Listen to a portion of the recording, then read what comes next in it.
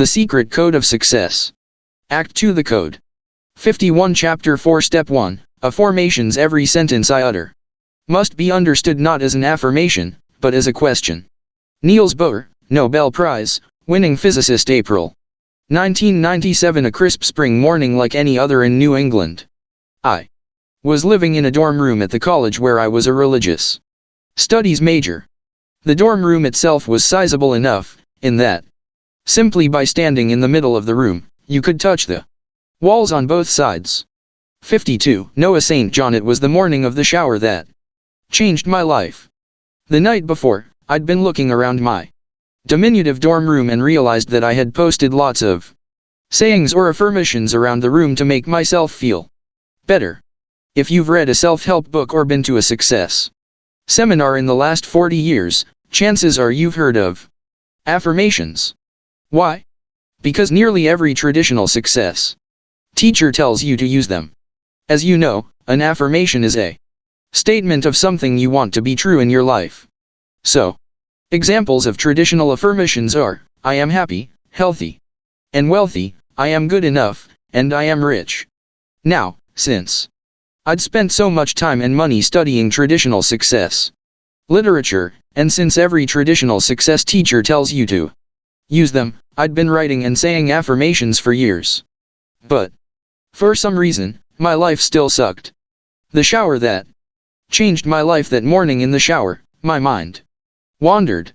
I began asking simple but profound questions about the nature of life, my life. Questions like, if I've been doing what they told me to do, and saying these affirmations for so many years, how come my life still sucks? And, if I've been saying these positive statements to myself for years, how come I still don't feel good about myself? And, there must be a better way to get me to believe something good about myself. But what is it? That's when it hit me. No, not the soap. I realized that the human brain is always asking and searching for answers to questions. In that moment, I realized that thought itself is the process of asking and searching for the answers to questions. If that's true, I reasoned, then a simple question formed naturally in my mind, the question that changed everything. Step 1. Affirmations. 53 If human thought is the process of asking and searching for answers to questions, why are we going around making statements that we don't believe? I couldn't think of a good answer to that question. That's when everything changed for me and for my tens of thousands of students, who call themselves the faithful, around the globe, who've since learned how to apply what I discovered in the shower. Let me show you what I mean. Why affirmations don't work as advertised. We all know that an affirmation is a statement of something you want to be true. So an example of a traditional affirmation might be, I am rich. Alright, let's try it. Say to yourself right now, I am rich. Try it again. I am rich. Did you hear what just happened? In your mind? A voice that said something like, yeah. Right. Let me ask you a question. Tell the truth.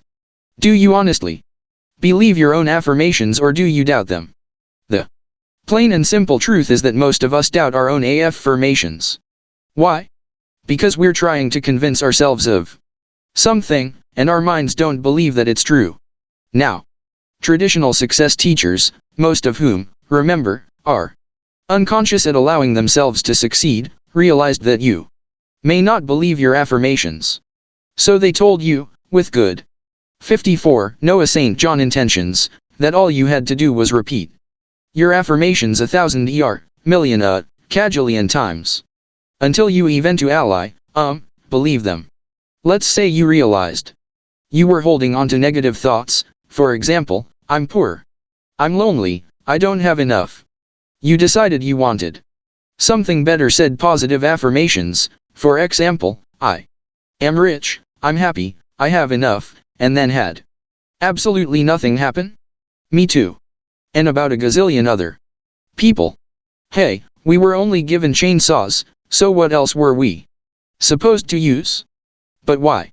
Why didn't affirmations work for most of us?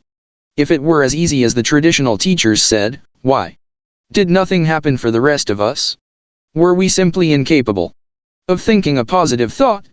Were we not smart enough, motivated enough, educated enough, or did we just not try hard enough? The answer is, none of these. The answer is, you were given the wrong tool to do the job. You were told you could change your mind using statements when your mind responds naturally to questions. You were told you could overcome negative beliefs using statements when it's so much easier to overcome them using questions. You were told to tell when you should have been shown how to ask. What in the world do I mean? What every problem you'll ever face. Really we typically fear, try to avoid, ignore, or get away from problems. But really, a problem is simply a question that hasn't been answered yet.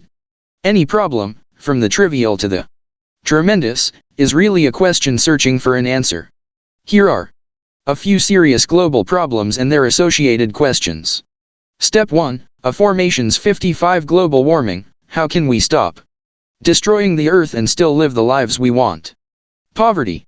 How can we equally distribute the wealth of the world so that people don't have to go without the basic necessities of life?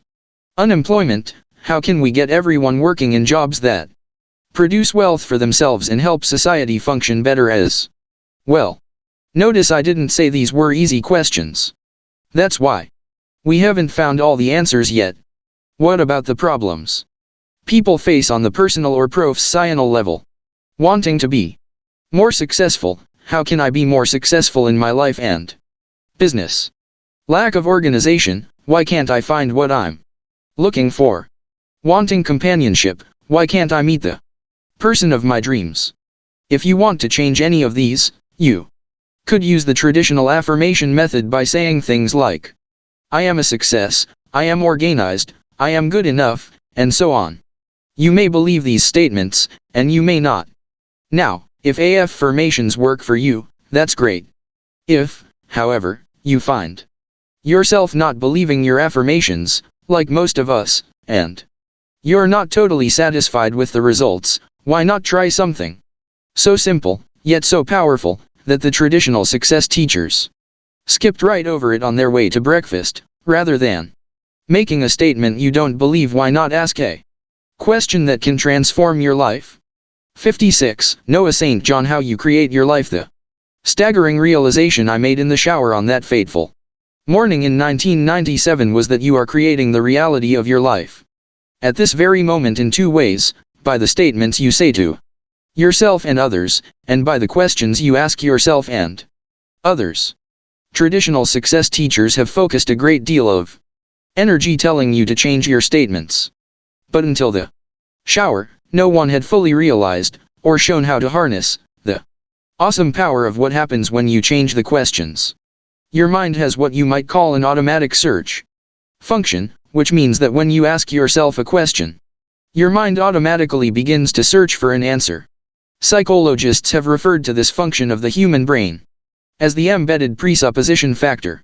The greatest teachers throughout history have taught the truth of the statement, as you sow, so shall you reap. This is often called the law of sowing and reaping. Emerson called it first law, or the law of attraction, which means that what you focus on, the thought seeds you continually plant, will grow and bear fruit. Traditional teachers told you to change your thinking if you want to change your life. And that's quite correct. What they told you, however, was almost exclusively to change the statements you're making, while almost completely ignoring the questions you're asking. Yet, even as far back as biblical times, we've been reminded, you have not because you ask not, and ask and you shall receive. If you only change the statements you say without changing the questions you ask, you're missing out on the fastest, easiest way to change your life that's ever been discovered. Step 1. Afformations 57. How a 13-year-old girl cured her compulsive worrying. I got a call one day from Mary, a professional salesperson from Wisconsin who had attended one of our secret Code of Success workshops. The first words out of her mouth were, "Your work has been life-changing." To me. When I asked her what she meant, she told me the following story: after attending your seminar and learning how to Use affirmations. I realized that if it could work for me, it could also work for my 13-year-old daughter Stephanie. She's a high achiever who gets all A's in school, but she's also a chronic and compulsive worrier. Stephanie worried so much that she had severe sleeping problems. She'd lay awake many nights worrying, until finally she'd come into our bedroom and wake us from a sound sleep so we could comfort her. We tried everything. We read to her. We prayed with her. We were even considering taking her to therapy. Still the worrying and the sleepless nights continued. She would cry and ask me, why do I worry so much? It broke my heart because I couldn't help my own daughter. Finally, when I heard you teach affirmations at your seminar, I realized this could be the answer I'd been praying for. When I came back from your seminar, I taught Stephanie how to use affirmations, and we talked for a long time about what questions would make the most difference in her life. She was as excited as I was. The questions we came up with were, why am I worry-free? Why do I enjoy a full night's sleep? Why do I put my trust in God's hands? Why do all my friends love me? Why do I love me? 58. Noah St. John. Now she's a different kid. From the very first day she started using affirmations, it was truly miraculous. Like turning on a dime, Stephanie's worrying stopped. She also became much happier, more relaxed, and seems to be at peace in her own skin. And you know how hard that can be for teenagers. Nowadays, especially teenage girls. Your books were first self-help books I've ever read where I actually did the exercises. Thank you for making such a difference in our lives. Mary then told me that not only did affirmations improve her own business and enable her daughter to quit worrying, she also started sharing affirmations with everyone she met. When her husband Scott told her that he wasn't passionate about his work, Mary began affirming, why is the right calling coming to Scott? Within weeks, he landed his dream position. And get this, it was a position at Stephanie's high school, exactly where he wanted to be. How's that for manifesting? Empowering vs. disempowering questions. Do you know what most people are doing with their lives? Most people are unknowingly asking negative, disempowering questions and wondering why they're not getting the results they dream of. Let's examine these empowering versus disempowering questions. We'll start with disempowering questions, because while they're the kind you may be most familiar with, they're also the ones you want to get rid of as soon as possible. These are questions like, why am I so afraid? Why doesn't anyone love me? How come I never get the breaks other people get? No one asks these questions consciously or on purpose, but you may be asking them without knowing it. Step 1, Affirmations 59. Try this. Consciously ask these disempowering questions out loud. See how you feel when you ask yourself, why don't I have enough money? How come I'm so lonely? Why am I such a loser? Why can't I do anything right? Doesn't feel too good, does it? The ultimate result of asking disempowering questions, whether conscious or not, is that you manifest what you focus on.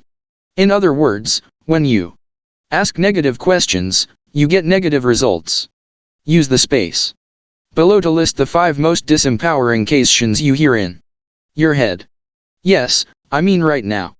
They may have come from someone in your past, or it could be something you made up on your own. It's vital that you know exactly what your hidden disempowering questions are, so you can begin to consciously turn them around. Note, you might want to write the date next to your questions, so when you return to this book later, you'll see just how far you've progressed. Please do this right now. I'll be right here when you get back. The 5 most disempowering questions I hear in my head. 1, 2, 3, 4, 5. We're pretty bad, aren't they? Are you ready to find a better way? 60. Noah St. John. Empowering questions equals the right questions. Now that you've identified what your individual disempowering questions are, you may be asking, what are empowering questions and how can I start asking them instead of the negative ones? Glad you asked. Empowering Questions cause your mind to focus on what you have versus what you lack. Asking empowering questions leads to feelings of self-esteem and a positive self-image because your mind automatically begins to focus on what's right about you, instead of what's wrong with you. Empowering questions, therefore, lead directly to answers that tell the truth about who you really are. Let's change your disempowering questions from the previous list to empowering questions. How? Simply reverse the negative questions to positive. For example, if your disempowering question is, "Why am I such a loser?" your empowering question would be, "Why am I such a success?" All right, grab your pen and get ready to experience the difference. 5 new empowering questions I'm going to start asking. 1, 2, 3, 4, 5. Pretty cool, huh? Step 1, Affirmations 61. Did you notice something shift in your mind? Guess what? You've just taken the first step of the secret code of success. The purpose of affirmations is to change your disempowering questions to empowering questions. By doing this, you will gain conscious control of the thought seeds you're planting, which will, through the law of attraction, change your life. How an insurance salesman went from $1,500 a month to $120,000 a year. Brandon, an insurance salesman from Utah, called our offices one day and I happened to pick up the phone. I liked him immediately. He was warm, open, and told me that he had spent over $30,000 on every self-help program under the sun, yet he was still only making about $1,500 a month. Brandon had heard about our programs and decided to invest in the home study materials we offer. Here's what happened next. In Brandon's own words, after spending over a decade and more than $30,000 on everything from books, tapes, and seminars to actually becoming certified as an NLP practitioner, what has happened to me as a result of using affirmations is nothing short of amazing.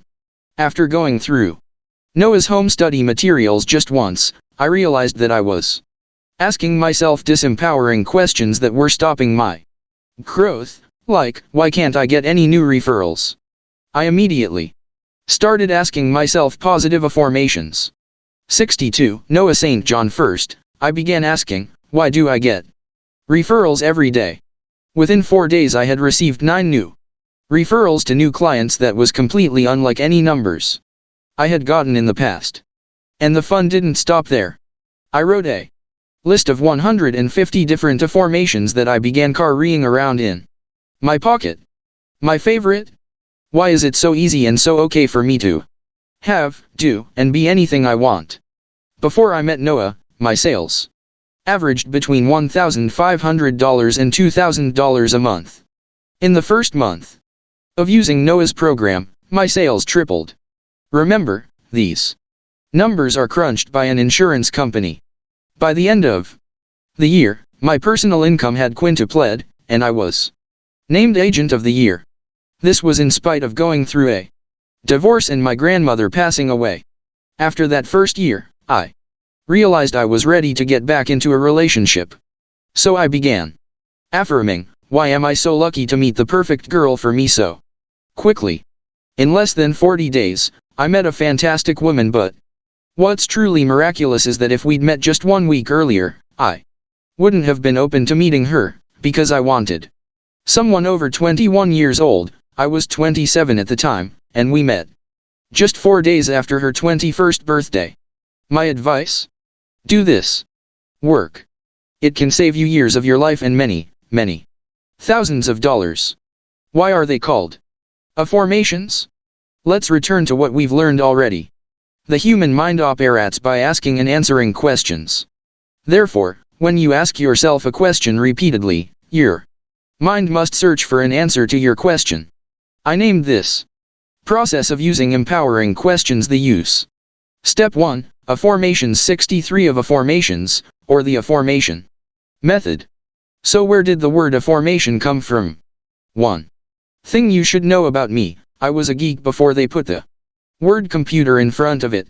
In high school, I didn't have shoulder-length hair, I had shoulder-width hair. As a geek, one of My favorite subjects was Latin.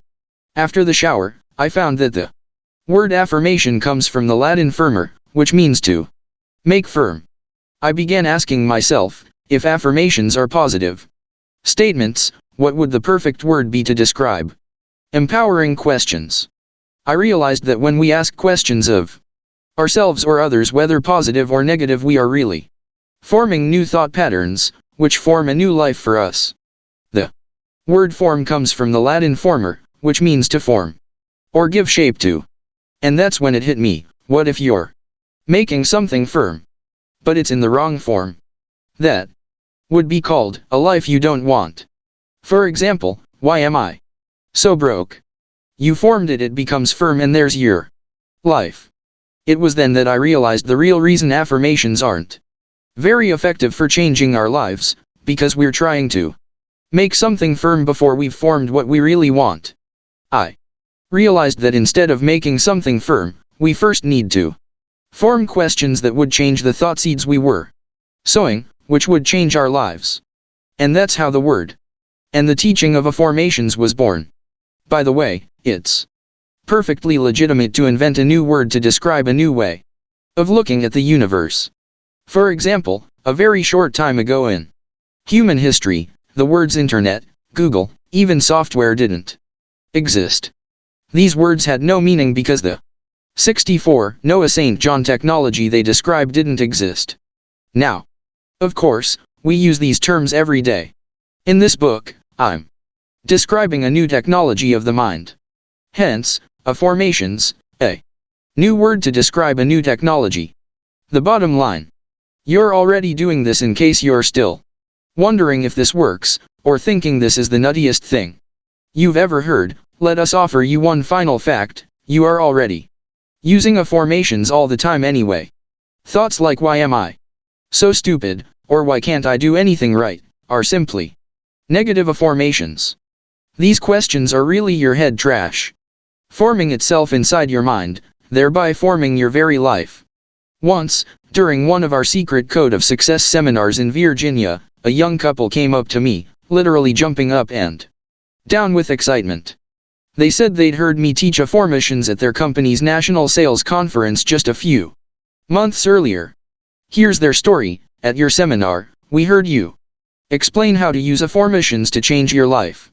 We'd been doing affirmations for the past 4 years just as we were instructed. We made affirmation tapes, said them to one another, placed them on our refrigerator, even hung affirmation signs in the shower.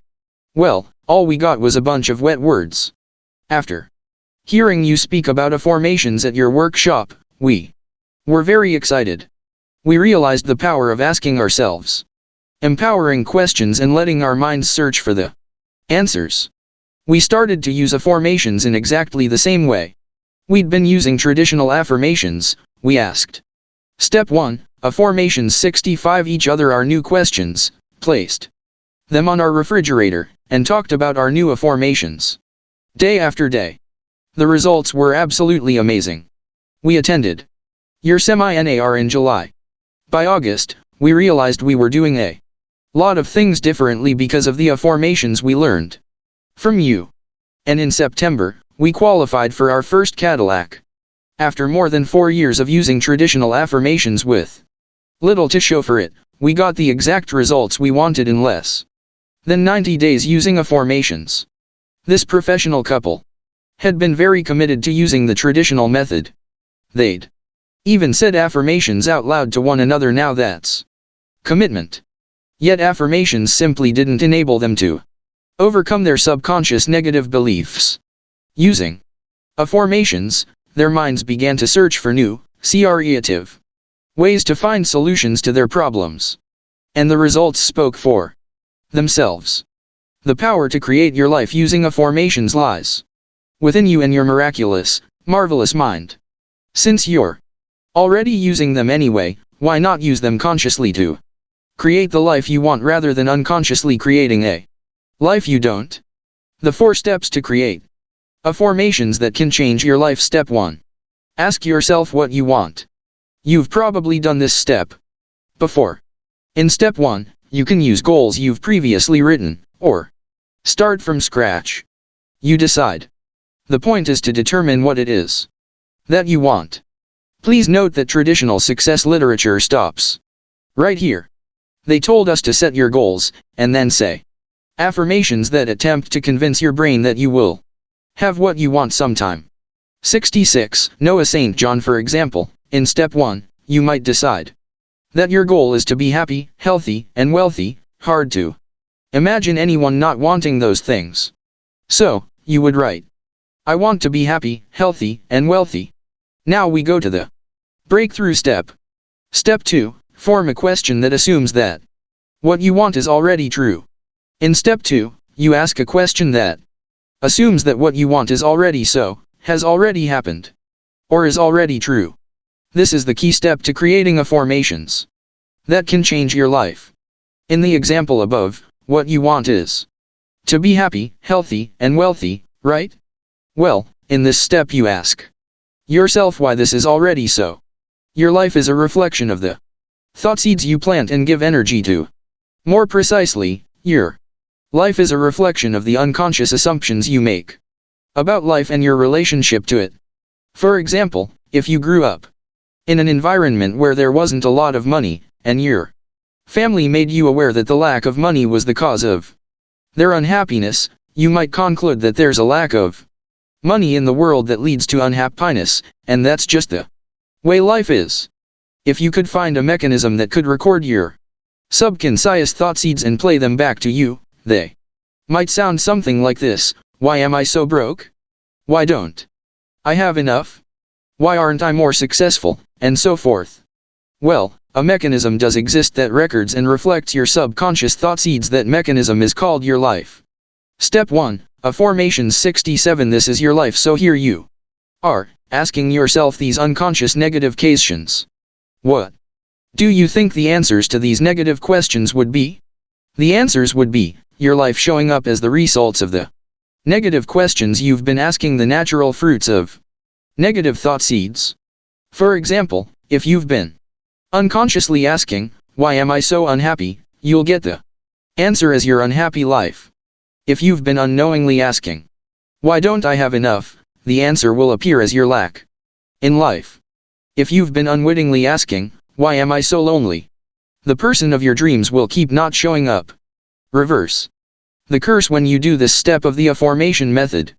You will take what has been subconscious, hidden, and make it conscious, visible, and take what is negative, disempowering, and make it positive, empowering. Let's reverse all the negative questions shown above. The reverse might look something like this: why am I so happy? Why do I have enough? Why am I so loved? These questions may seem unfamiliar, even crazy, to you right now. But what if you allowed yourself to accept those questions as the truth about your life?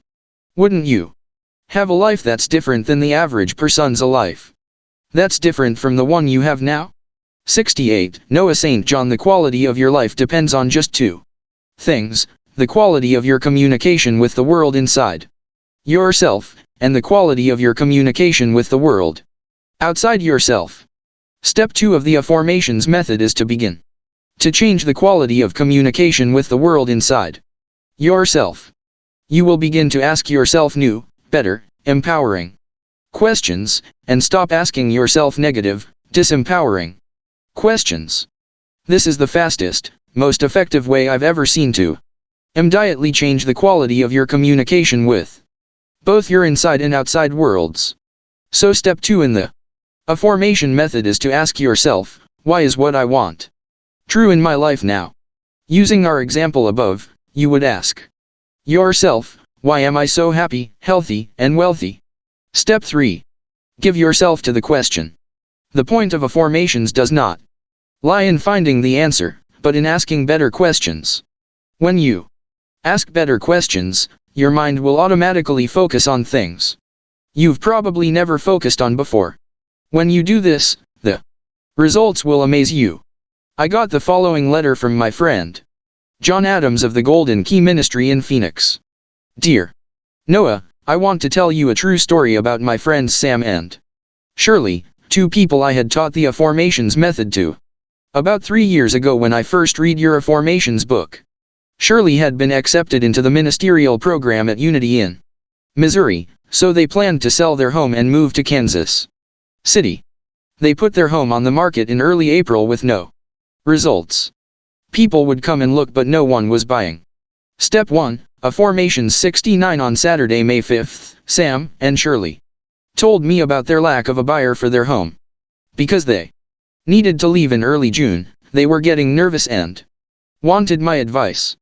I suggested they go through every room in their home, bless it, and begin affirming, why is this house now easily sold to the right party for the right price? That was Saturday. The next afternoon, a couple came and looked at the house. On Tuesday, they made an offer, which was too low. Sam and Shirley kept their affirmation going and made a higher counter offer which was accepted on Tuesday afternoon. Everything went through quickly and the deal closed on May 31st. Sam and Shirley are on their way to Missouri as true believers. Let's say you want to find a new restaurant in your city. You go to Google and type the keyword restaurants and the city you're in.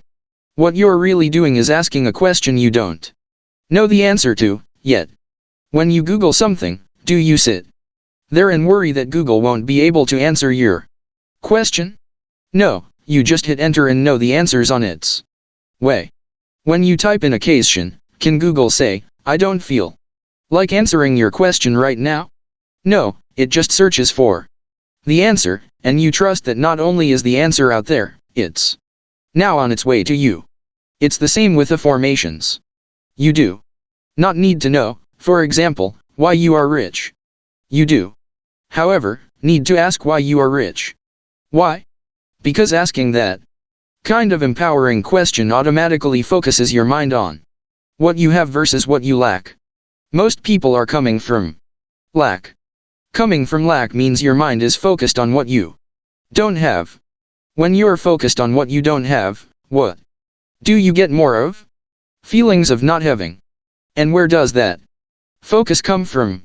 From the questions you are unconsciously asking. Your mind operates like Google 70, Noah St. John, only on a much more powerful level. That's because Google can't change its questions, it can only do what it's asked. You, however, can consciously choose your questions. Once you ask a question of your mind, whether or not you know it, your mind automatically starts to search for the answer without your conscious volition. Which brings us to the fourth essential step of the affirmations method, the final one you must do if you want this method to work for you. Step 4, take new actions based on your new assumptions about life. You are, right now, making hundreds, perhaps thousands of unconscious assumptions about life and your relationship to it. These assumptions form the basis of how you go through life. Positively or negatively, with confidence or shyness, from lack or from enough, from love or from fear. For instance, if you assume that life is for you, you will naturally take actions based on the belief that things will work out for the best, and your results will naturally follow. If you assume that life is against you, however, then your actions will be hesitant, based on fear and why bother, and your results will naturally follow. The affirmations method makes conscious and clear that which has, until now, been subconscious and hidden. For example, a confident person will have an easier time in life, whether building relationships or building a business. Traditional teachers told us that we should be confident. But where does the behavior of confidence really come from? It comes from your hidden subconscious assumptions about how life is going to treat you. You are continually forming assumptions about life and your Step 1, affirmations 71 relationship to it, but these assumptions are nearly always subconscious, so hidden, you don't even realize they're there. As a result, the great percentage of your actions are governed by assumptions you may have formed years, even decades ago. If you grew up with the assumption that life is lack, what would your actions be? How confident would you be about building your business or meeting new people? Remember, the point of the affirmation method is not to find the answer to your questions. The point is to change what your mind automatically focuses on. Since you are now Going to form positive questions that assume that what you want is already true, your mind has no choice but to find a way to make it so. Can you see how this process must, by definition, change your life? How you'll know when it's working? One question I hear a lot about affirmations is, how will I know when it's working? This question, by the way, typically comes from people who haven't tried it consciously yet. Many people who start using affirmations report an almost instant feeling of calm and peace of mind. However, the affirmations method is based on science, not magic. You cannot ask yourself, why am I so thin and healthy, while continuing to eat unhealthy foods, and expect to lose weight.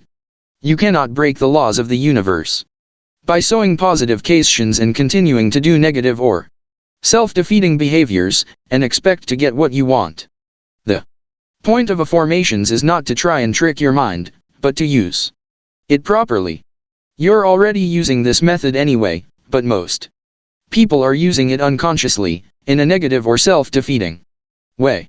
Use affirmations, but don't worry about doing them right. There's more going on in the subconscious mind than science will 72 Noah St. John probably ever figure out. But using affirmations will enable your mind's automatic search function to produce remarkable results in your favor, rather than negative ones you don't want. How to use the rest of this book? The rest of this book includes the top 10 most powerful affirmations I've used and taught my students for the 7 steps of the secret code of success. Naturally, since the number of affirmations you can create is literally infinite, don't feel confined by these 10. We've left room for you to write your own affirmations that suit your individual situation. You can also refer to my other books in the affirmation series. See additional resources at the back of the book, come to one of our Secret Code of Success seminars, or visit secretcodebook.com. Use them, go over them again and again, and write them out as you would your traditional affirmations, but notice that affirmations may flow much more easily for you. That's because, rather than trying to force yourself to believe something that you don't really believe, you'll be forming new assumptions about life and your relationship to it, based on what you really do want. I know of no other method that can yield such dramatic results with so little effort. Using affirmations, you can take direct, conscious control of your subconscious thoughts, change the questions, change your results, and change your life. For more information on how to use affirmations to get what you want twice as fast with half the effort, visit www.affirma-tians.com. Step 1. Affirmations 73. A quick recap. 1. The human mind works using questions. Human thought is really the process of asking and searching for the answers to questions. 2. Traditional success teachers have told us for decades to use affirmations or positive statements to get what we wanted. The problem is, affirmations don't really work because you're trying to convince yourself of something you don't believe. 3. The author discovered affirmations, which are empowering questions, not statements, that immediately change your subconscious thought patterns from negative to positive. Because your mind automatically starts to search for the answers to questions, asking empowering questions immediately changes your focus from what you don't have to what you have. For the 4 steps of the affirmations method are: 1. Ask yourself what you want. 2. Form a question that assumes that what you want is already true. 3. Let your mind search for the answer. 4. Take new actions based on your new assumptions about life. 5. You can use affirmations in any aspect of your life: money, health, relationships, weight loss, sales, etc. Use affirmations and you can begin to manifest what you want twice as fast with half the effort. 74. Noah St. John. Next actions. List 3 things you can do from this chapter in the next 7 days to use affirmations for faster, better results in your life, career, and relationships. 1, 2, 3. Top 10 affirmations for step 1. 1. Why am I so rich? 2. Why am I so happy?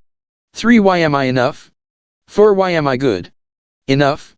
5. Why do I have what it takes to succeed? 6. Why do I have the courage to do what I love?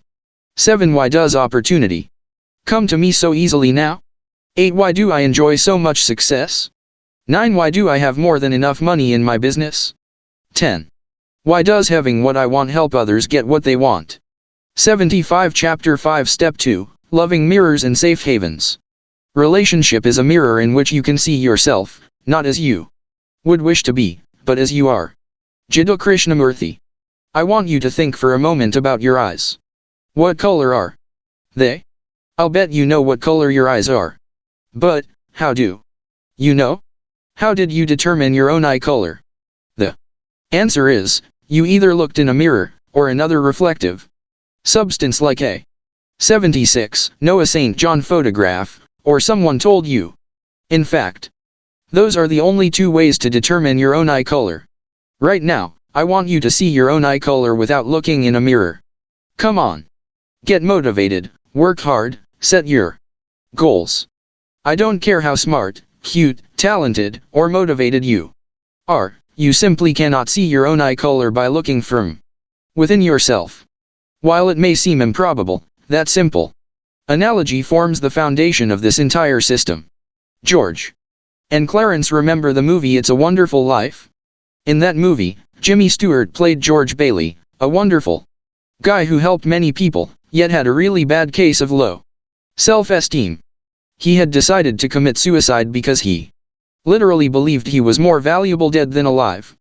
Remember that insurance policy. Then Clarence, his guardian angel, came down from heaven and showed him what life would have been like if George had never been born. That's when George understood for the first time that his life had value and meaning. That's why his paradigm shifted and he realized that his was, in fact, a wonderful life. Now, what do you think would have happened if George Bailey had looked in a mirror and said to himself, I'm good enough, I'm smart enough, and gosh darn it, people like me? What if he had simply thought positive and tried to psych himself up? What if he had set his goals and said, I'm gonna get motivated now? What if he had used visualization techniques, or affirmations, or vision boards? Do you really think that would have created such a powerful transformation in his life? Me neither. What I have just shown you is one of the great and sad ironies of traditional success programs, because they've tried to get us motivated by telling us to set our goals, and that we should believe in ourselves. Step 2, Loving Mirrors and Safe Havens. 77. Let me ask you a question. When you set your goals, whom are you going to? You are going to yourself. Yet, who is the worst person to know what you are truly capable of? You.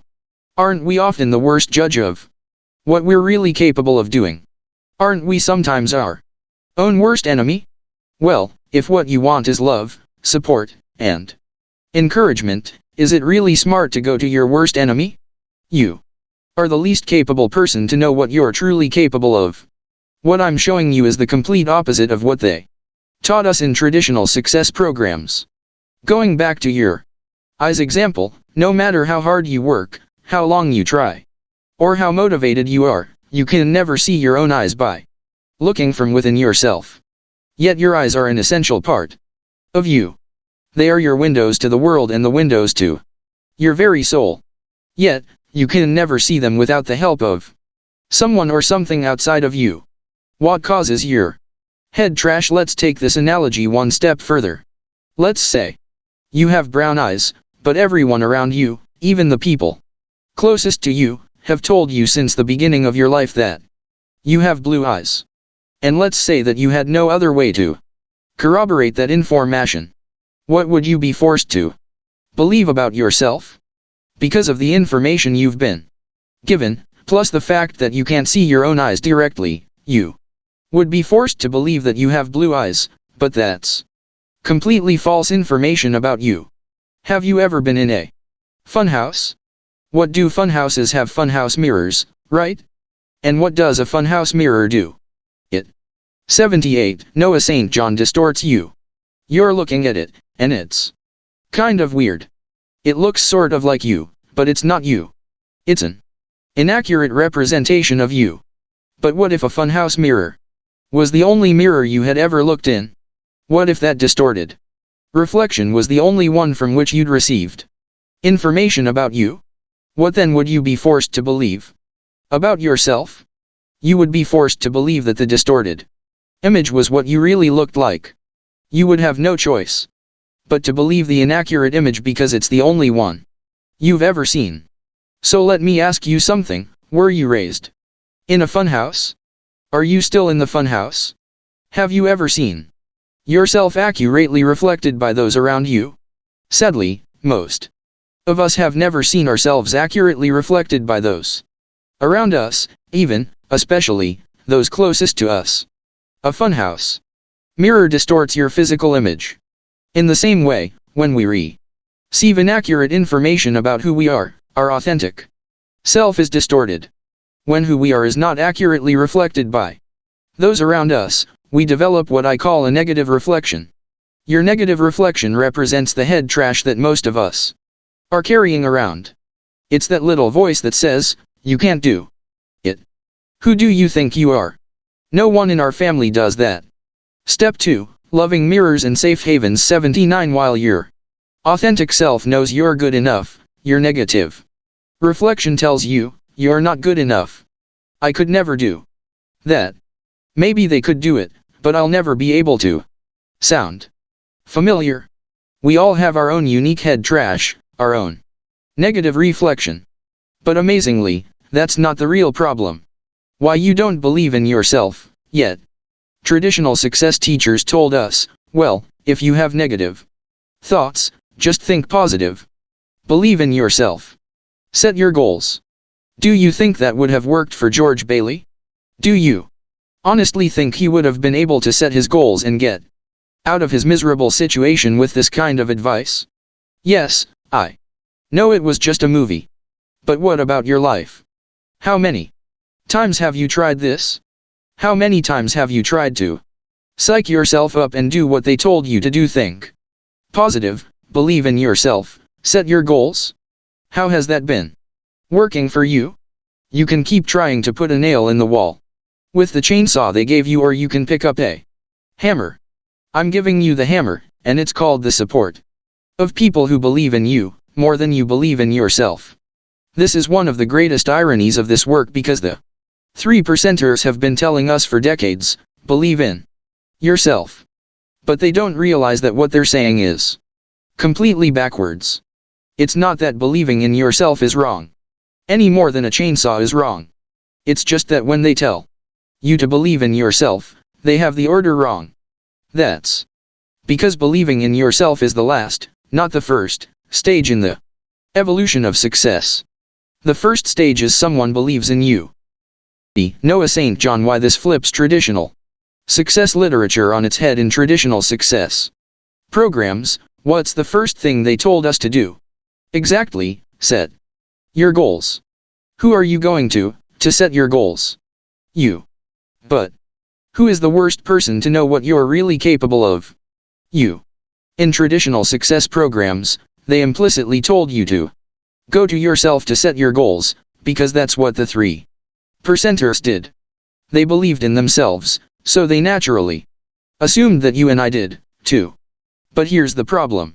When I asked them exactly how they came to believe in themselves, every multimillionaire I've ever coached or become friends with has finally told me that they would not have achieved their level of success without the loving support and encouragement of someone who believed in them when they didn't even believe in themselves.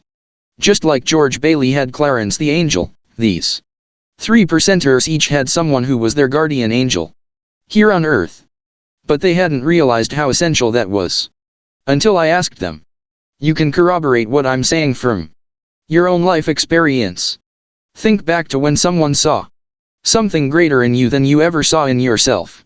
Remember that time when someone looked at you and saw that greatness in you, that spark, that something in you that you never would have seen in yourself. Remember that? Maybe it was a coach, a teacher, or a mentor. Maybe it was a parent, spouse, or friend.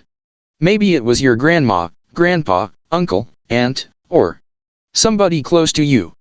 Whoever it was, they saw something in you, encouraged you, and said, I know you can do this.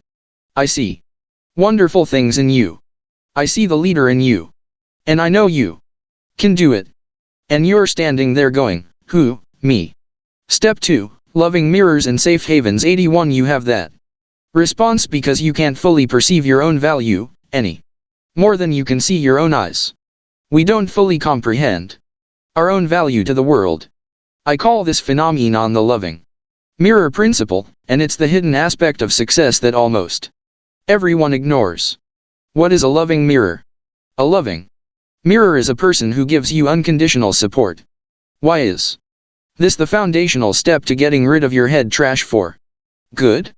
Just like you can never see your own eyes by looking from within yourself, you can never fully understand your true value from within yourself.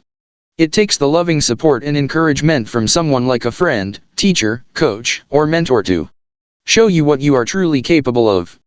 There's a scene from the movie Facing the Giants that has become very popular online, because people have passed it from friend to friend hundreds of thousands of times.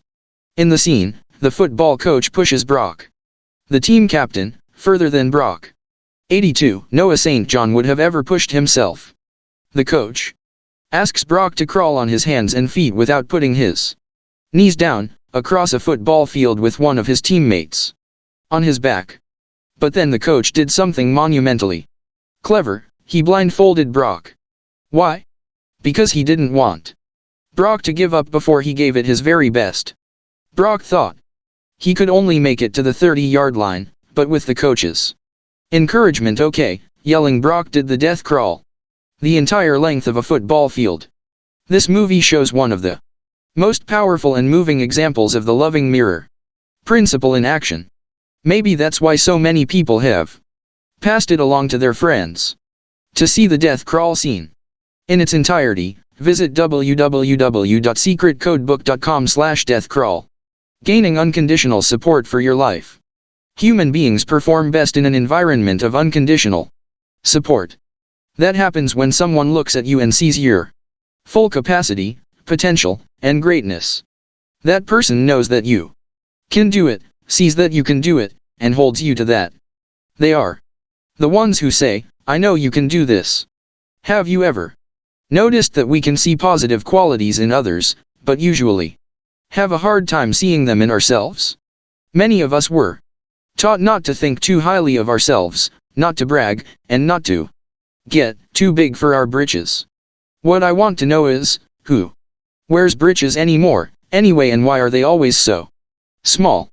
The point is, many of us are afraid of being called arrogant or stuck on ourselves, and that's not at all what I'm suggesting. I'm merely pointing out that the most happy, successful people in the world became that way because someone believed in them, usually more than they believed in themselves. You might say, but Noah, I don't have anyone who believes in me. That's the number one objection I hear when I present this step at my Step 2, Loving Mirrors and Safe Havens 83 seminars. You need to realize, that's the very point.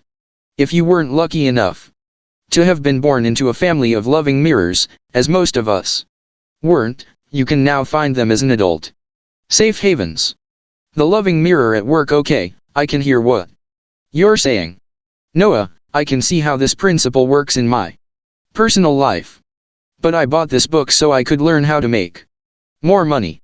Now you're telling me all this touchy-feely stuff? What about work, business, my career? It's a dog-eat-dog world out there. How does this principle apply to the everyday demands of my business? That's the second most common objection I hear in my seminars. Now, last time I checked, you have to do something in order to get the thing called money. Generally speaking, you can't walk into a room and say, okay, everybody, love me and give me lots of money. If that's your job, I want your job. The way it typically works on the planet Earth is, first, you provide value to other human beings, and only then do they give you the thing called money. Because you have to do something in order to get the thing called money, it's clear that work is conditional. Yet, we've already seen that human beings perform best when they're supported unconditionally, when someone believes in you more than you believe in yourself. How, then, do we solve the conditional/unconditional dichotomy? We solve it with what I call the safe haven. A safe haven is someone who sees your capacity and potential, someone who holds you to a higher standard and keeps you accountable to the demands of business. In other words, the safe haven doesn't let you get away with not living up to what you're really capable of. 84. Noah St. John, your personal trainer. A great example of this is a personal trainer. If you've ever worked with a personal trainer, you know she's basically a drill sergeant. Hopefully, an encouraging one, but a drill sergeant nonetheless. She'll say things like, "You can do this, and you've got to do it. Let's go." Left to our own devices, what do we do when we work out? We go, "Time for sit UPS. Ready? 1, 2, okay, I'm good." But a good personal trainer would never let you get away with that. You're there working and sweating, saying, "I can't do it," but she's there going, "Yes, you can." You, "No, I can't." Her, "Yes, you can." You, "No, I can't." Her, "Yes, you can." You pause, "Hey, I did it." Your trainer pushes and pushes you because she knows you can do it. She has confidence in you, and gets that performance out of you that you didn't believe you could do. That's the safe haven. You're saying you can't, they're saying, "Yes, you can." A safe haven gives you the unconditional support you need, and holds you to a higher standard than you would ever hold yourself to. And he does it because he believes in you, even when you may not believe in yourself. Loving mirrors and safe havens form the core of the secret code of success, for the very reason that you can't see your own value. If you don't do this step, there's no reason for you to do anything else. Why? Because every 3%er had at least one loving mirror show them their value at one point in their lives. And that, without their conscious awareness, is precisely what gave them permission to succeed. Bottom line, if you want to be happy and rich, you must find loving mirrors for your life and safe havens for your business. There is no way around this. Step 2. Loving mirrors and safe havens. 85. They called him Butterfingers. There was once a pro football wide receiver nicknamed Butterfingers because, even though he was a first-round draft pick out of college, in his first pro season, he couldn't catch the ball. A super talented kid from a small town in Mississippi, his coaches and fellow players saw his raw ability. But because his team was based in San Francisco, he was thousands of miles from friends and family. He was lonely, and to top it all off, he felt he was letting his teammates down. So he went to his coach and told him he was going to quit. His coach, a very smart man named Bill Walsh, said this to him: "Son, I'm not going to let you quit. I've seen what you can do out there. God has gifted you with the ability to play this game. I know you're a long way from home, but your teammates believe in you. I believe in you. I know you can do it, and I'm not going to let you quit, because I think you're going to be one of the greatest receivers this game has ever seen." After Bill Walsh said this to him, the light went on. This young man became the hardest working man in the NFL. His workouts became the stuff of legend. He would run drill after drill after drill, the first one on the field in the morning and the last one to leave. They would have to turn the stadium lights out on him. And by the end of his first season, Jerry Rice was on his way to becoming the greatest wide receiver in the history of the game. He owns every NFL record for wide receivers, including most career receptions. 1,549 yards receiving, 22,895, that's over 13 miles, and touchdowns receiving, 197. All this happened because one man, Bill Walsh, believed in him when Jerry Rice couldn't even believe in himself. So if you think what I'm teaching here sounds touchy-feely, let me assure you, this principle is the most powerful, results-creating, bottom-line focused method to get your foot off the brake that's ever been identified. It's also the hidden principle that every happy, successful person, team, or organization has. Used whether or not they know it. 86. Noah St. John gaining unconditional support. For your business. Not one of my multi-millionaire friends has ever told me, oh, yeah, I did it all by myself. I didn't need anybody. If you insist on being the lone wolf, and many of my students did when they first came to me, that's precisely why they were struggling. Then my work with countless thousands of students shows that you are going to struggle for a long, long time. Trying to succeed without the support of others is like standing on a gold mine, digging away with a teaspoon. Many people right now are standing on a gold mine, digging away with their teaspoons called, don't ask for help, or I don't have anyone, while right under their noses stands a brand new, never used backhoe called their loving mirrors and safe havens. That gold, that treasure, lies inside you, so let's start uncovering it together. Get rid of the bully in your head. Here's the first exercise you need to do to get rid of your head trash and get your foot off the brake. You didn't think you were going to get away with just reading, did you? Remember, this is a course of action.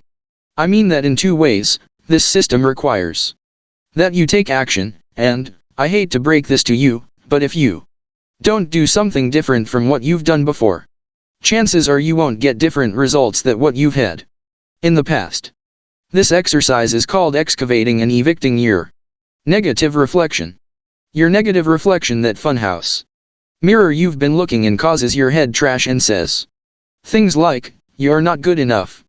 So the first thing we need to do to Step 2, loving mirrors and safe havens. 87. Get your foot off the brake is to excavate your negative reflection, get it out in the open, and then evict it. Tell it to take a hike.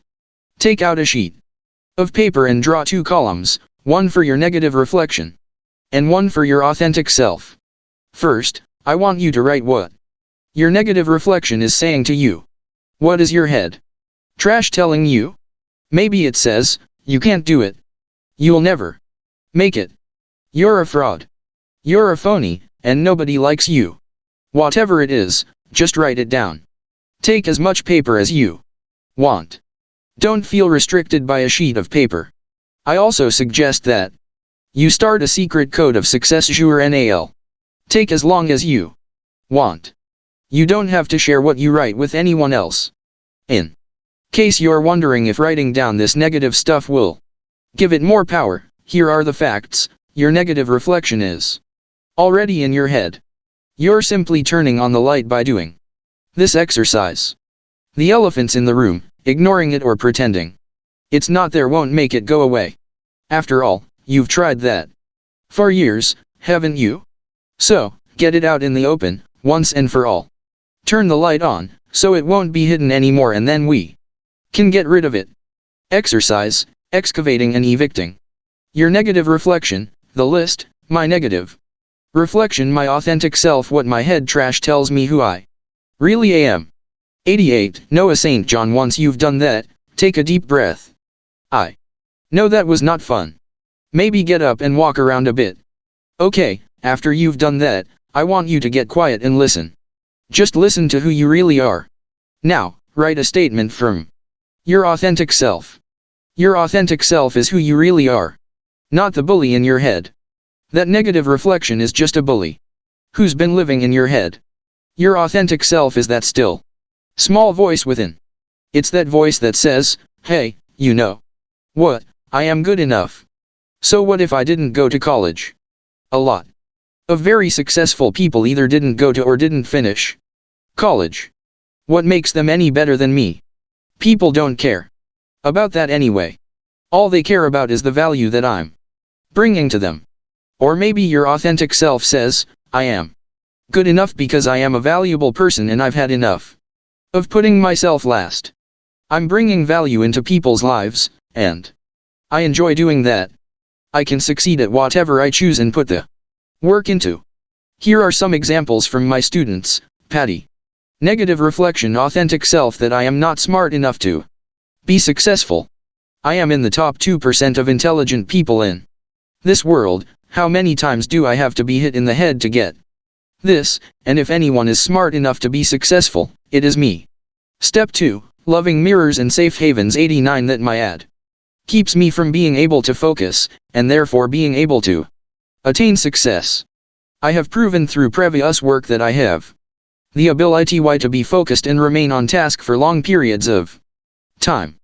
Claire negative reflection authentic self not sexy God was nice to me too fat attractive Piper my negative reflections tell me that I'm not competent, not good enough, that I intimidate and offend others, and that I'm not perceived as authentic. My loving mirror and safe haven are my wonderful husband and my national sales director.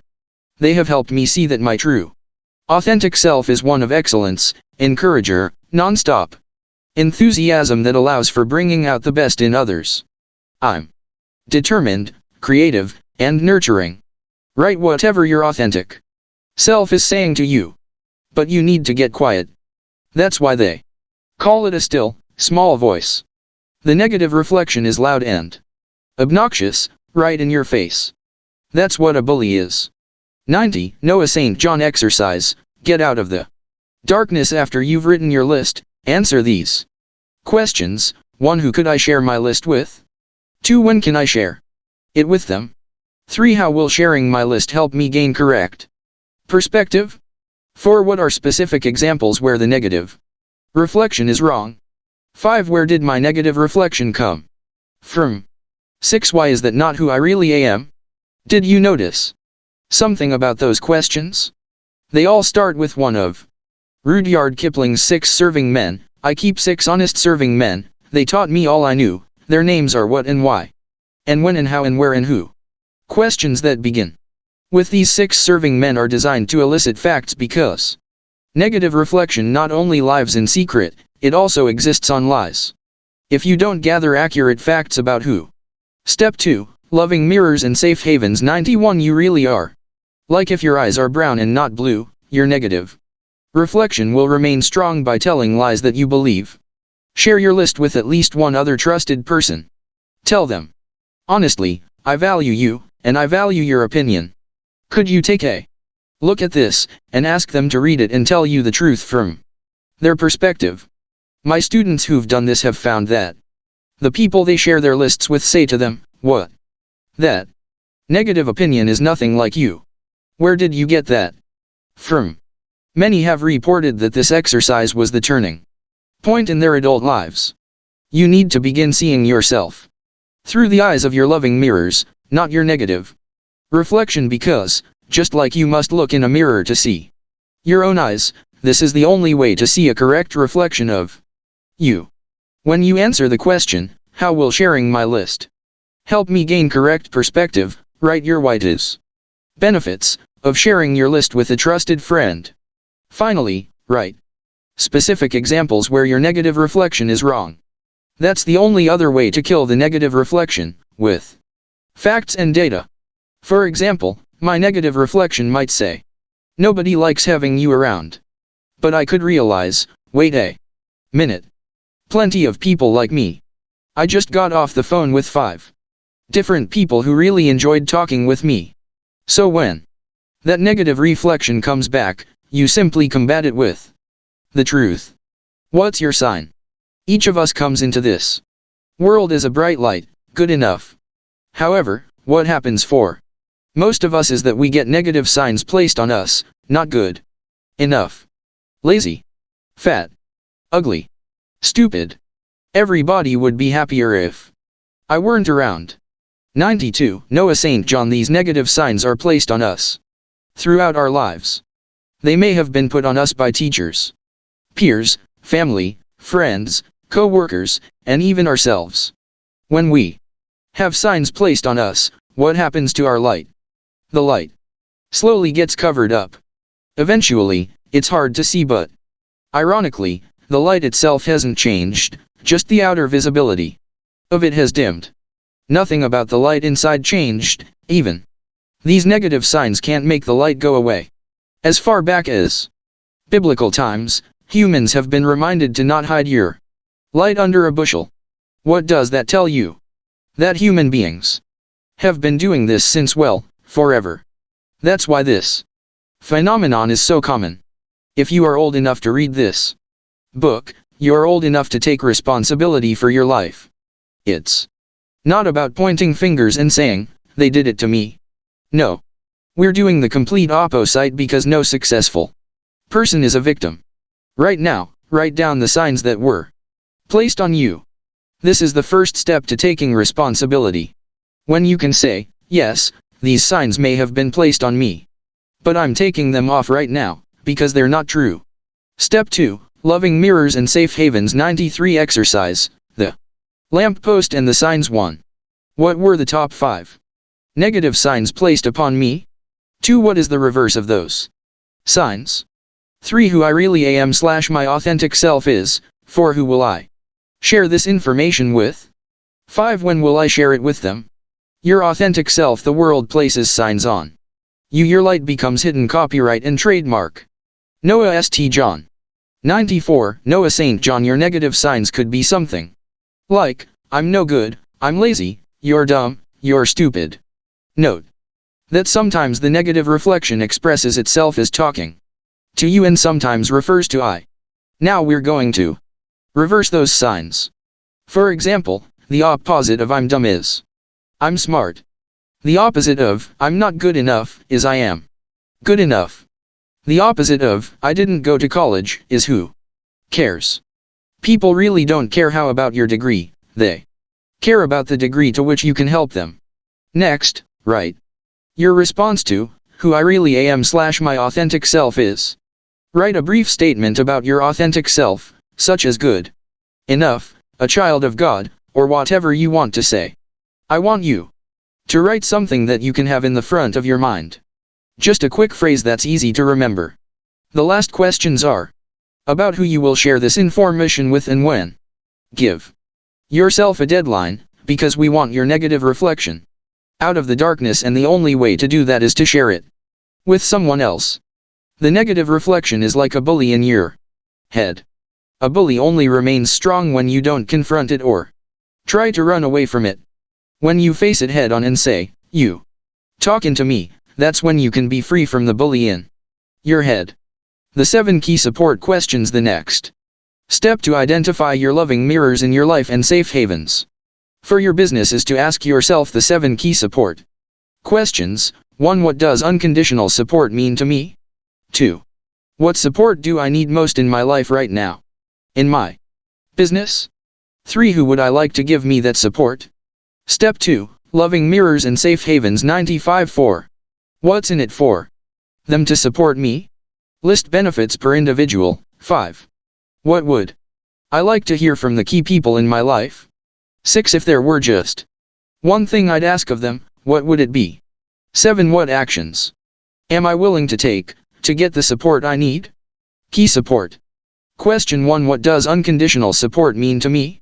I can't tell you what unconditional support means to you. You probably don't know what it means to you. Why? Because you've probably never asked yourself about this. I bet that you didn't realize that it's not only vitally important for your success, but it's the most essential step to get your foot off the brake. You can't get around this, and none of the 3%ers did, either.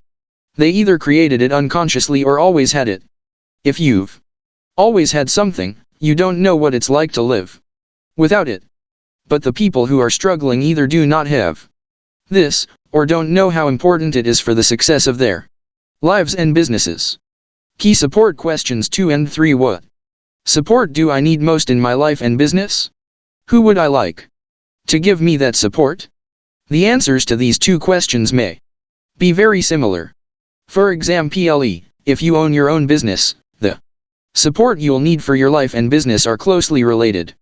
However, I want you to think about the difference in the support you need for your life, apart from your business. I'm assuming you have a life that is separate from your business. If you don't, we'll fix that in step 4. For example, in your life, you might need your spouse to help with the housework, or you might decide you need a housekeeper. In contrast, in your business, maybe you need an executive assistant 96 Noah St. John Tant or a director of marketing. Maybe you need help with a piece of equipment, or maybe you need your upline to work with you more. Use your secret code of success. Journal and write as much as you want. Key support question 4. What's in it for them to support me? All human behavior is built on two things: why tis and why not tis. Pros and cons, costs and benefits, these are all why tos and why not tos. Nobody does anything that they don't perceive will benefit them. So if you want to get somebody to do something for you, you'd better find out how it's going to benefit them. For example, I often conduct teleseminars where I promote other authors' programs. Why would I do this? The other author benefits by getting free publicity, plus my web team does all the work. I benefit because more people hear about me and it promotes goodwill among my colleagues. How's that for why tis? Now, I could have approached other authors and said, hey, do this, because I want more people to hear about me. Do you think anybody would have said, gee, where do I sign? No, I'm pretty sure they would have replied, who the heck cares about you? That's why I made it ridiculously beneficial to them, so they'd have to be crazy not to do it. Free publicity for them, and they don't do any work. Now you're talking. It's the same thing when you're asking for support. What could be the benefit to them? Direct selling or network marketing is the clearest example of this. Do you think your upline will benefit from supporting you? When you start to succeed, what happens to them? Their bank account gets bigger, that's what. When you get your foot off the brake, everyone above you starts to win more. Gee, I wonder if your upline wants you to succeed more? Think about this carefully, because when you stop talking about the benefit to you and start communicating the benefits to them. Step 2, loving mirrors and safe havens 97. That's when you start to gain the leverage you need to succeed.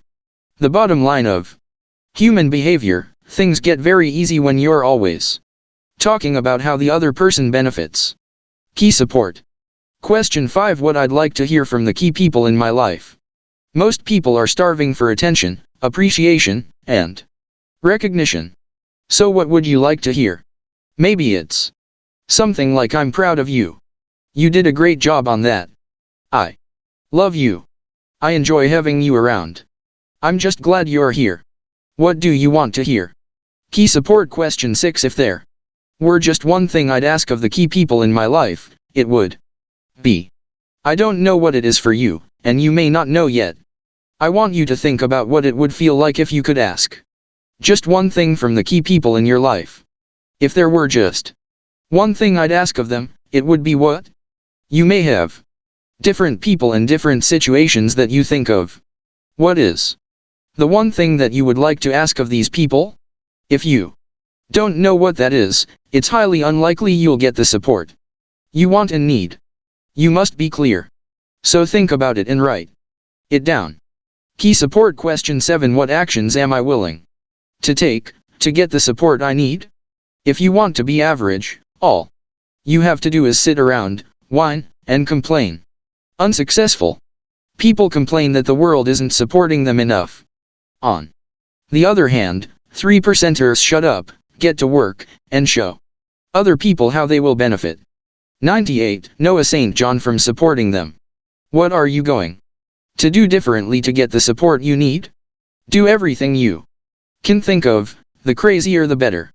Hey, if what you've been doing up until now worked, you'd already be successful. By definition, therefore, what seems crazy to you might be the one action that makes all the difference. Interview time. After you answer the 7 key support questions, it's time to do something with the information you learned. Earlier, I mentioned that you need to find loving mirrors for your life and safe havens for your business. Well, here's where we're going to do it. Now, I could just tell you to walk up to your potential loving mirrors and talk to them. But, what would you say? You don't think I'd leave you hanging like that, do you? Instead, I'm handing you the script so you don't have to worry about what to say. You can be as transparent as this and say to your friend, you're a very important person to me. I'm making some big changes in my life, and I'd like you to be a part of it. I'm reading a book by this guy Noah St. John, and he told us to interview the most important people in our lives, because he said that the most Successful people have other people who believe in them. Your friend might say, "What are you talking about?" So just explain it. Simply and honestly. Tell them that these are the questions you are supposed to ask. Let them know exactly what you're doing. Tell them, "I want to make some big changes, and you're an important part of that. I was wondering if I could ask you these questions. Is that okay with you?" What are they going to say? "No, I don't want to talk to you because you just made me feel good." Wouldn't you like it if somebody said something like this to you?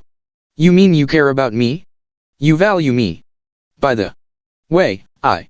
Step 2. Loving mirrors and safe havens. 99 can pretty much guarantee that no one has ever said this to them. Think about it. When was the last time someone said something like this to you? You can do this on the phone or in person. You can go out for coffee, lunch, or just hang out. Many of my students have done this via email, because naturally, you can have loving mirrors and safe havens on the other side of the world just as easily as in your hometown. That's fine, too. So, here's your script. You don't have to reinvent the wheel. It's right here. Exercise. Interview your loving mirrors and safe havens. 1. What do you get out of me being in your life? 2. What have you gained from our relationship? Please be specific. 3. What would be missing if I weren't in your life? 4. What do you see as my strengths? 5. What can I do differently to improve our relationship? 6. If there were one word or phrase you'd use to describe our relationship, what would it be? 7. On a scale of 1 to 10, how would you rate our relationship? 8. If anything less than 10, what can I do to make it a 10? These questions are very straightforward, but I do want to highlight questions 7 and 8. Jack Canfield taught me these, and they are 100. Noah St. John. 2 of the most brilliant questions I've ever seen in human relations. Question 7. On a scale of 1 to 10, how would you rate our relationship? Ask, then listen.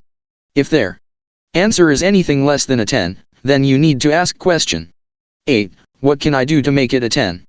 Jack often says that he and his wife ask each other these 2 questions every week, whether he's calling from Kuala Lumpur or at home with his family. They take the time to ask each other these questions on a scale of 1 to 10, how would you rate our relationship, and what can I do to make it a 10? Can you imagine how close, how loving their relationship is? They're both taking the time to ask, what can I do to make this a better relationship? Who does this? It's staggering. If you're in business, I highly recommend that you ask your team, department, employees, and even your vendors these 2 questions. Go to every important person in your organization and say, let's do this. Let's get to a 10. You will have just earned their loyalty. Where you come from, I don't mean where you were born. I mean that, when you're doing this process, where you come from is even more important than the questions you ask. You must come from a place of authenticity, not need. You can't defend. Why? Because when you defend, you lose. For example, let's say you ask someone, on a scale of 1 to 10, where would you rate our relationship, and she answers, it's a 4. You react defensively, a 4. What are you talking about? I'm always doing stuff for you, and I'm always nice to you. If you do that, you've just lost. Although you may not like to hear what she's saying, you've got to suck it up. Take a deep breath. Calmly say, wow, a 4. That's not very good. So, what's going on that I don't know about? See what you did there? You gave the other person permission to. Step 2. Loving mirrors and safe havens. 101. Tell you the truth. She might say, well, you never listen to me. You interrupt me all the time, and you didn't let me finish telling you that story. This is your moment of truth. If you can let her tell her truth without defending yourself, then you've won. The number one thing human beings are silently aching for is simply to be heard and not be made wrong. Everyone is dying to tell their story. What if you became the one person who doesn't make them wrong for it? You don't have to agree with everything that everyone says. But you don't have to make them wrong, either. All you are doing is listening. You can say something like, "Wow, I had no idea I was doing that. I'm sorry. I'll do better next time." And it's even better if you mean it. The end of excuses. You can have excuses or success, but not both. If you come in with your excuses, like, "I was sick that day, I wasn't feeling well. Somebody did this to me when I was 6 years old," you've just diminished yourself in that person's eyes and you lost that opportunity to grow. Everybody's got excuses. Unsuccessful people are winners and victims. Don't be one of them. Say, "Wow, I didn't know I was doing so poorly. What can I do to make it better?" On the other hand, you might be pleasantly surprised. Maybe the person you ask says that your relationship's a 9. Then, you can say, "Wow, a 9 is pretty good. What can I do to make it a 10? Give people permission to give you their honest answer. Then, you'll have that confidence to know, "Hey, I can do better next time." Give people permission to be truthful with you this time. And you'll find they're more likely to support you next time. 102. Noah St. John. A final way to finding your loving mirrors and safe havens comes with one additional benefit. Every other success program implicitly tells you to go to yourself to find the strength to complete it. However, the very point is that most of us don't believe in ourselves enough to finish what we start. When you gain unconditional support from others, this ensures that you no longer need to depend on your own willpower to get your foot off the brake. Therefore, if you find yourself getting stuck in your life or business at any time in the future, simply go back to this step and do the exercises again. I have found, in working with thousands of students, that as we let ourselves succeed at higher and higher levels, we consistently need to shore up the support that got us there. The secret code of success, therefore, is the only personal improvement system with the fail-safe step built right into it. When you do this step, you won't have to depend on your own willpower or psych yourself up anymore. Because, as we've seen, those are very limited resources to begin with. Now, you can simply do what the 3%ers have been unconsciously doing all along, letting other people believe in you, and allowing them to support you on your journey to a richer, happier life. A quick recap. 1. Just like you can't see your own eyes by looking from within yourself, you cannot determine, or even understand, your own value by looking to yourself. That's why you need the unconditional support of other people to become the person you were meant to be. 2. Loving mirrors are people who give you unconditional support in your personal life, and safe havens support you in your professional life. The main difference is that a safe haven sees your step 2, loving mirrors and safe havens 103 personal potential while holding you accountable to the demands of business. 3. The loving mirror principle flips traditional success literature on its head, because the traditional teachers have told you to believe in yourself. The truth is, believing in yourself is the last thing that happens. Before you can ever believe in yourself, you must have someone else believe in you. 4. Do the exercises in this chapter to find your loving mirrors and safe havens. This will be a lifelong process. Most people, including the author, started this process with no loving mirrors or safe havens. However, keep focusing on what's right with the people in your life, and you will begin to attract the kind of people who can support you in your journey to success. Next actions, list 3 things you can do from this chapter in the next 7 days to gain and give a more fulfilling level of unconditional support for your life and business. 1, 2, 3 Top 10 affirmations for Step 2. 1. Why do I have so many loving mirrors in my life? 2. Why do I have so many safe havens in my business? 3. Why am I a loving mirror and safe haven to the people in my life? 104. Noah St. John. 4. Why do I take responsibility for gaining the support I need to succeed? 5. Why do I have the courage to ask for the support I need? 6. Why am I always in the right place at the right time with the right people? 7. Why do I gain and give Support in equal measure? 8. Why do so many great people support me? 9. Why do I attract so many leaders to my business? 10. Why do I have permission to be who I really am? 105. Chapter 6 Step 3 Systems of Support. Put a good person in a bad system, and the system will win every time. W. Edwards Deming. Think about your house. What is your house, really? At its core, your house consists of two things: structure and systems. Your house's structure is its particular style, Cape, Ranch, Victorian, etc., and includes how its individual parts are arranged, number of rooms, sizes of the rooms, where they're placed, and so on. Your house's structure is its parts. 106. Noah St. John. Secondly, your house consists of systems. Systems make your house's parts serve a function. Your house's systems include electric, heating, ventilation, plumbing, and so forth. These systems give you a space in which you can live comfortably. That is the function of a house. If your house's systems don't work properly, you've got a building sitting there that's not much fun to live in. When is the only time you ever think about the systems in your house? Exactly, when they break. You only think about a system in your house when it's not working. The only time you ever think about your plumbing is when your drain gets stopped up. You never think about electricity until you go to turn on a light and nothing happens. Think about your body.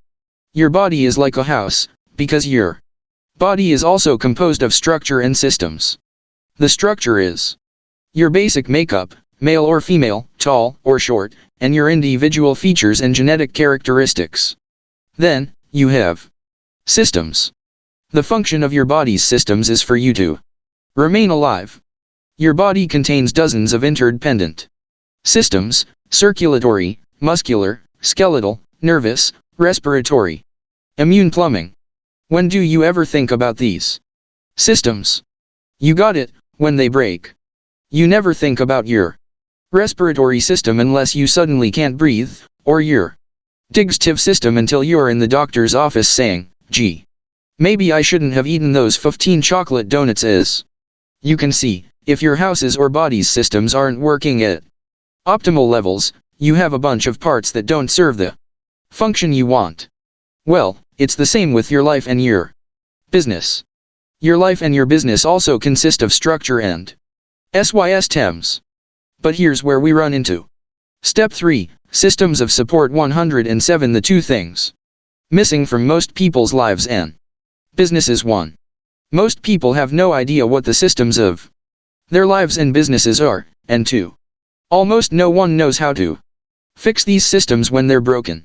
Most people are doing something like this: "Oh my God, I'm so overwhelmed. I don't know what to do. I've got too much to do and too little time. I'm broke. I've got no money. I'm overweight. What am I gonna do?" What is the function of your life? Of your business? Most people have never asked these simple, but essential questions. In fact, they don't even know what the question is, let alone how to answer it. After working with tens of thousands of grateful students, I've come to realize something both profound and simple. I'm not trying to tell you the meaning of life, but it seems that the highest function of an individual's life is to live in the manner in which you choose. That means to be able to choose the life you really want. And the function of a business?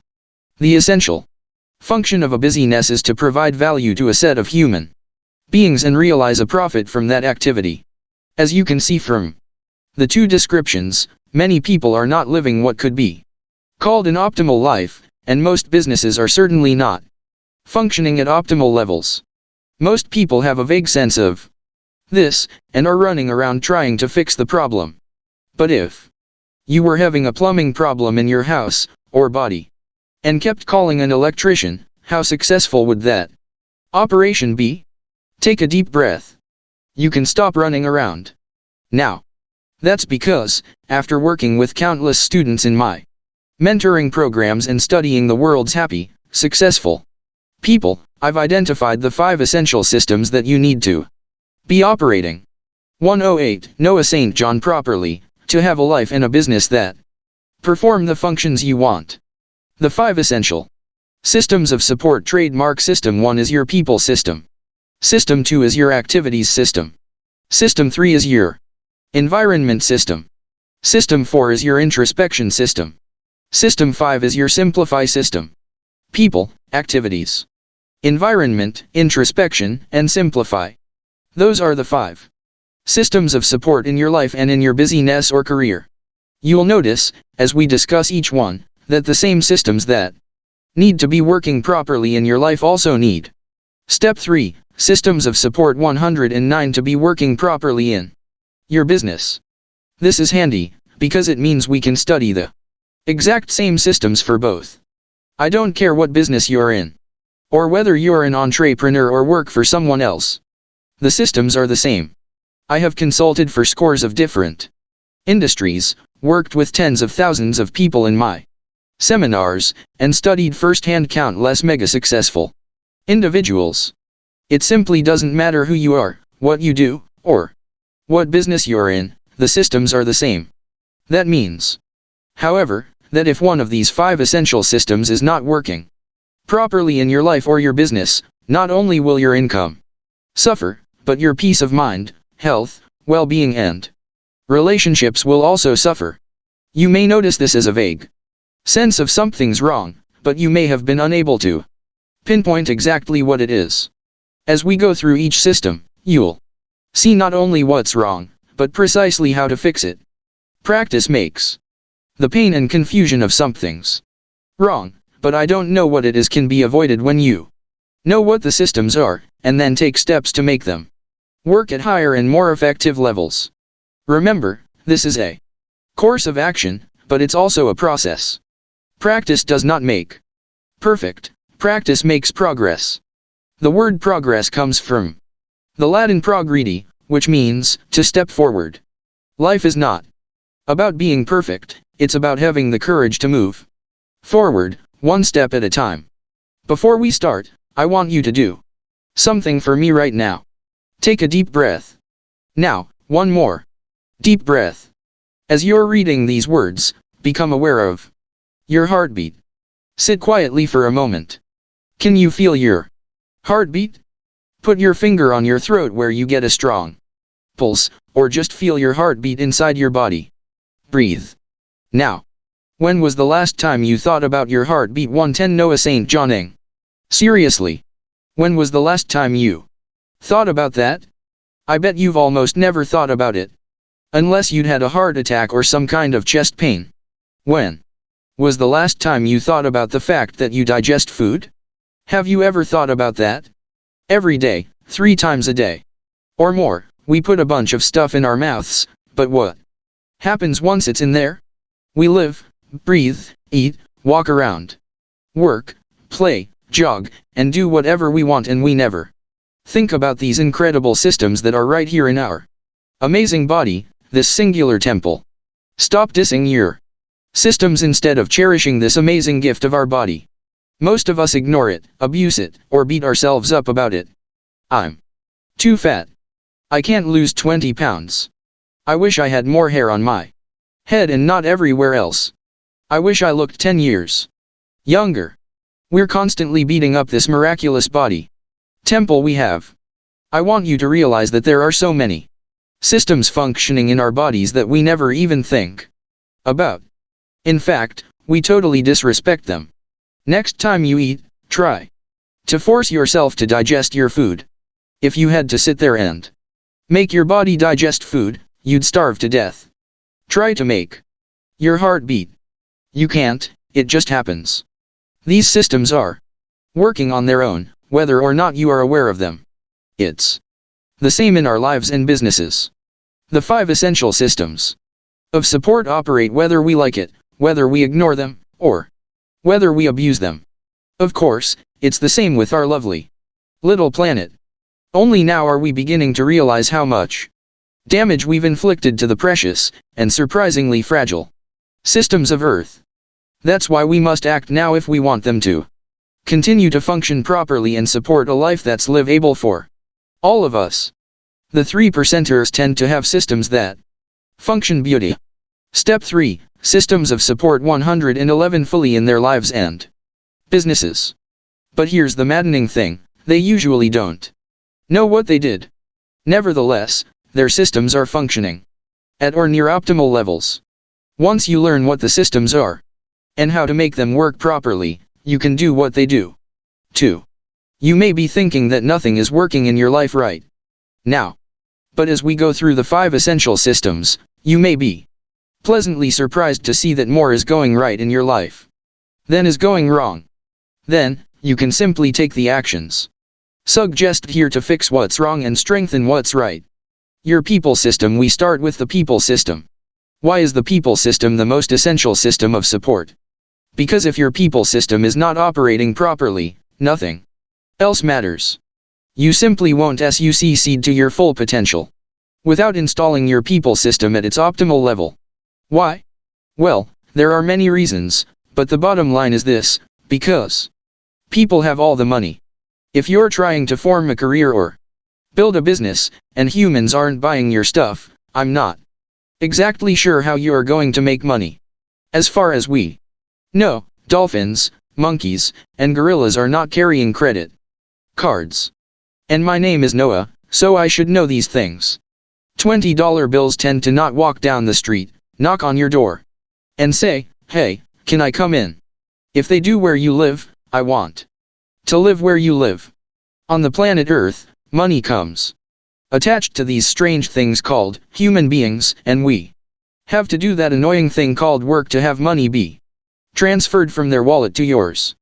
Therefore, if you want to have more of the thing called money, you'd better install your people system. 112. Noah St. John. The 5 A's of your people system. There are 5 actions that all happen to start with the letter A that you must master to properly install your people system. The 5 A's of your people system are: 1. Acknowledge. 2. Ask. 3. Accept. 4. Accountability. 5. A form people system first. A equals acknowledge. The first A of your people system is acknowledge. Why is that the first A of your people system?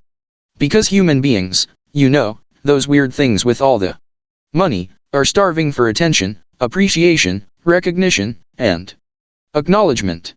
Research has shown that people will do more for acknowledgement than for money. Who would you rather work for? Someone who pays you $1 million a year but demeans, embarrasses, and humiliates you, or someone who pays you $100,000 a year but who praises, acknowledges, and appreciates you? Sure, you might work for the first boss for a while, but you'd look at that paycheck every month and ask yourself, is this really worth it? We humans are strange creatures. We think we want money, and we do, but many people are shackled by the golden handcuffs and stuck in high-paying, low-fulfilling jobs. There are dozens of ways to acknowledge the people in your life, at work, and at home. What it really comes down to, though, is your willingness to do so. That's because every one of us is where Step 3, Systems of Support 113ing an invisible sign that says, "Please make me feel important." The problem is, you have that sign too. That's why everyone is waiting for someone else to make them feel important first, before they're willing to do it for others. If you can be that 1 person in a million, and this number is pretty accurate, who acknowledges other people first, you are on your way to optimally installing your people system. People system. Second A equals ask. Imagine that you and I are in a big room with hundreds of other secret code of success students, gathered together to study these principles. Of course, this is exactly what happens in our seminars, so it's not too difficult to imagine. Would you find it difficult to ask the people in this room for support? Would you feel embarrassed, shy, or hesitant to ask people for the support you need? When I ask my seminar audiences if they find it hard to ask for the support they need, even from people that they know, more than 70% say yes. Why are we so afraid to ask? It all comes down to a 4-letter word starting with F. That word is, of course, fear. What word were you thinking about? What causes the fear of asking? It's really the fear of rejection. It's the fear that the told, "Shut up, go away and don't bother me," Maybe not in so many words, but we got the point. Many of us have that background where we were essentially told to go away. We took that with us as adults, and we continued to believe that's how life is. I invite you to notice that very successful people do not have a problem asking. You've heard that the 114 Noah St. John best salespeople keep asking for the sale. Not that they are hounding people, they simply keep asking. There's a huge difference between hounding and asking. You might say, I don't want to be rude. I don't want to bother people. And you are right, you shouldn't be rude or bother people. But what if you're presenting an opportunity that would truly benefit that other person? If you're adding value to others, don't you owe it to them, and to yourself, to at least ask if they're interested? A few years ago, a friend who'd taken my seminars told me that the company she worked for really needed my help. She gave me a person to call at the company's headquarters, the head of convention services. When I told this person what my friend had said, she replied, "No, thanks. We're all set." Click. That was weird, I thought. Maybe I caught her on a bad day. So I called back a month or two later just to check in. "No, thanks." Same response. This actually happened a couple more times until I got a clue. I called my friend back and asked, "Are you sure I'm talking with the right person?" She gave me another name, this time a vice president who oversaw the company's regional conventions. I dialed, fully prepared to be shot down again. The VP asked me what I did. I said, I show people how to get rid of their head trash. She asked me how my system worked. I told her about the results people were getting in a matter of weeks, even days. She said, "That sounds good. Let me have someone call you back." Yeah, right, I thought. The next day, I got into work and there was a message, "Noah, this is underscore underscore underscore underscore. I just spoke with our VP and we'd like you to speak on a cruise to Mexico for 2,000 of our international sales people. We'll fly you first class to Los Angeles and you'll have to speak for a couple of hours. You can relax for the rest of the 4-day cruise. Oh, and we're putting you in one of the master cabins on the ship and we'll pay for everything." Alrighty then. My point, if I had stopped at the first no, I wouldn't have. Step 3, Systems of Support 115 flown first class and stayed in a master cabin on a cruise ship to Mexico, and get paid to do what I love. However, I didn't keep asking the wrong person when that wasn't getting the result I wanted. Many teachers talk about how important it is to keep asking and be persistent. But the point they missed is that persistence is a behavior. As we learned in an earlier chapter, behavior cannot be created at the level of behavior. Therefore, to create the behavior of persistence, you must find your deeper why to gain the courage to ask, you must understand the value you bring to others. One reason our company has grown so quickly is because we're ridiculously clear about the value we bring to people. People who want that value come to us and tell their friends to buy from us, too. Here's what we do at SuccessClinic.com. We teach people how to get their foot off the brake in their lives, careers, and relationships, and show them the steps to double their income in 90 days while working less. If you want that, come to us. If you don't want that, don't come to us. Now, it's one thing to go around saying stuff like that, and quite another to prove it. We have unassailable proof that our system works. Not only do lots of famous people endorse our system, but regular people like you and me tell their personal stories of how they've doubled, tripled, even quintupled their incomes in less than 180 days because of what they learned from us. You can do this, too. Present your value to others, ask if they're interested, and if they say no, so what? You're no worse off than you were before you asked. You already didn't have the thing, right? So you haven't lost anything, have you? And, who knows, keep presenting your value to others, and one day, the right person will say yes. 116, Noah St. John People System 3rd A equals accept the third A in your people system is to accept. This is a very subtle, but oh, so powerful concept. When I first started teaching this system 10 years ago, I was teaching people to acknowledge and ask, but I felt like something was missing because people kept getting stuck at this level. Finally, I realized what was wrong. I saw that people were missing this powerful but subtle concept, which is to accept support from other people. It sounds bizarre, but many people can't accept the support that's right in front of their faces. Ironically, to accept support is actually a higher level than to ask for support, and I'll prove it to you. Think about a time when you had a birthday, anniversary, or holiday where you received gifts. Have you ever received a gift that was better than anything you asked for? Something better than anything you dared to ask for? When I ask this question in my seminars, nearly every hand goes up, because this has happened to nearly everyone at least once.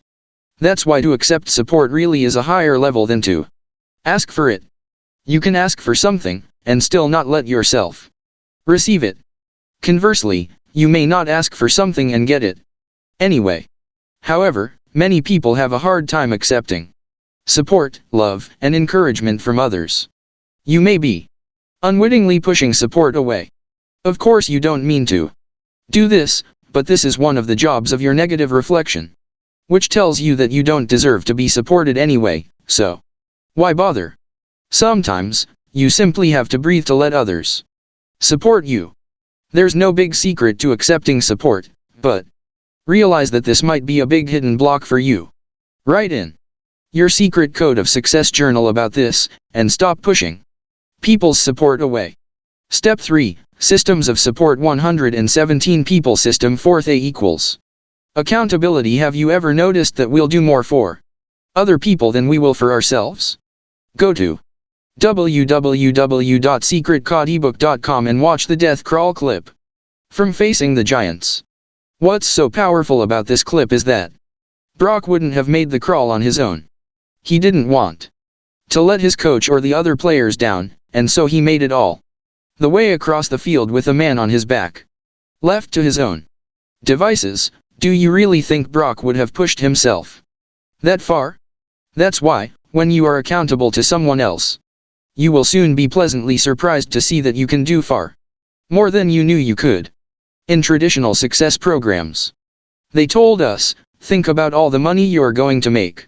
Think about the new car. Think about how rich you'll be, and so on. They told us to visualize the things we'll have when we're successful, and told us that would motivate us to take action. So, why that didn't work for most of us? We think we want things, but really, it's experiences we want. It's not the Ferrari we want the feeling of specialness and importance we think the Ferrari will give us.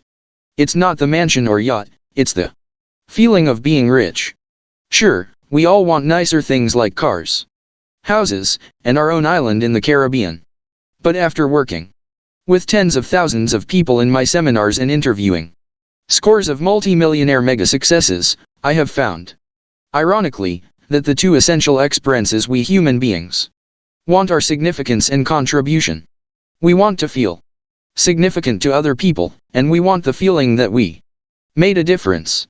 Sure, we want $1 billion, and there's nothing wrong with having lots of money.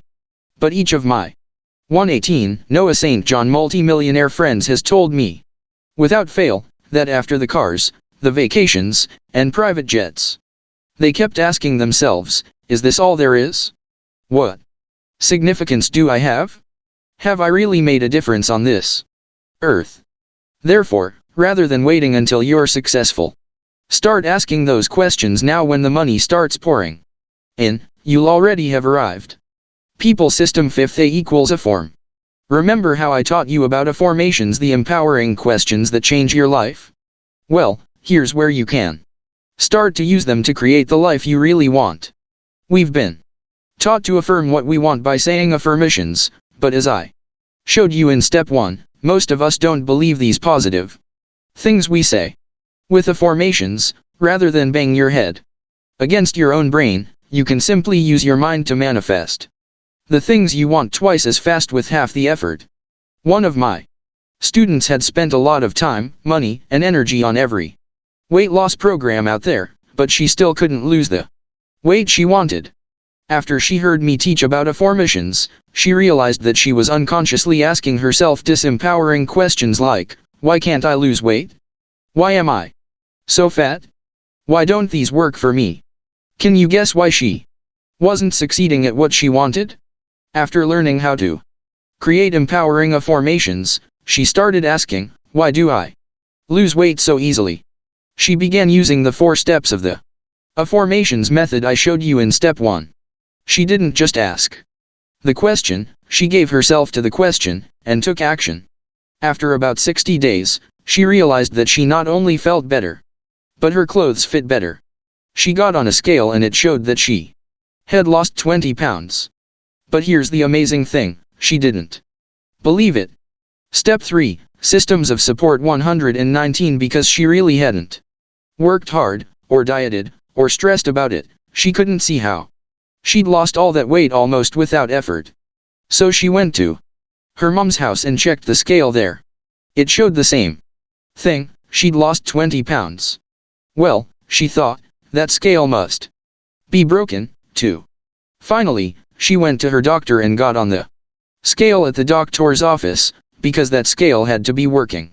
The scale at the doctor's confirmed what she herself didn't even believe. She had lost 20 pounds in 60 days without stress or dieting. What I think is so amazing about this story isn't even that she lost all that weight. The amazing part is she didn't believe her own results, because they had come too easily. How's that for manifesting? The moral of the story? Don't affirm for the life you really want and then let yourself enjoy it. Exercise, installing the 5 A's of your people. System 1.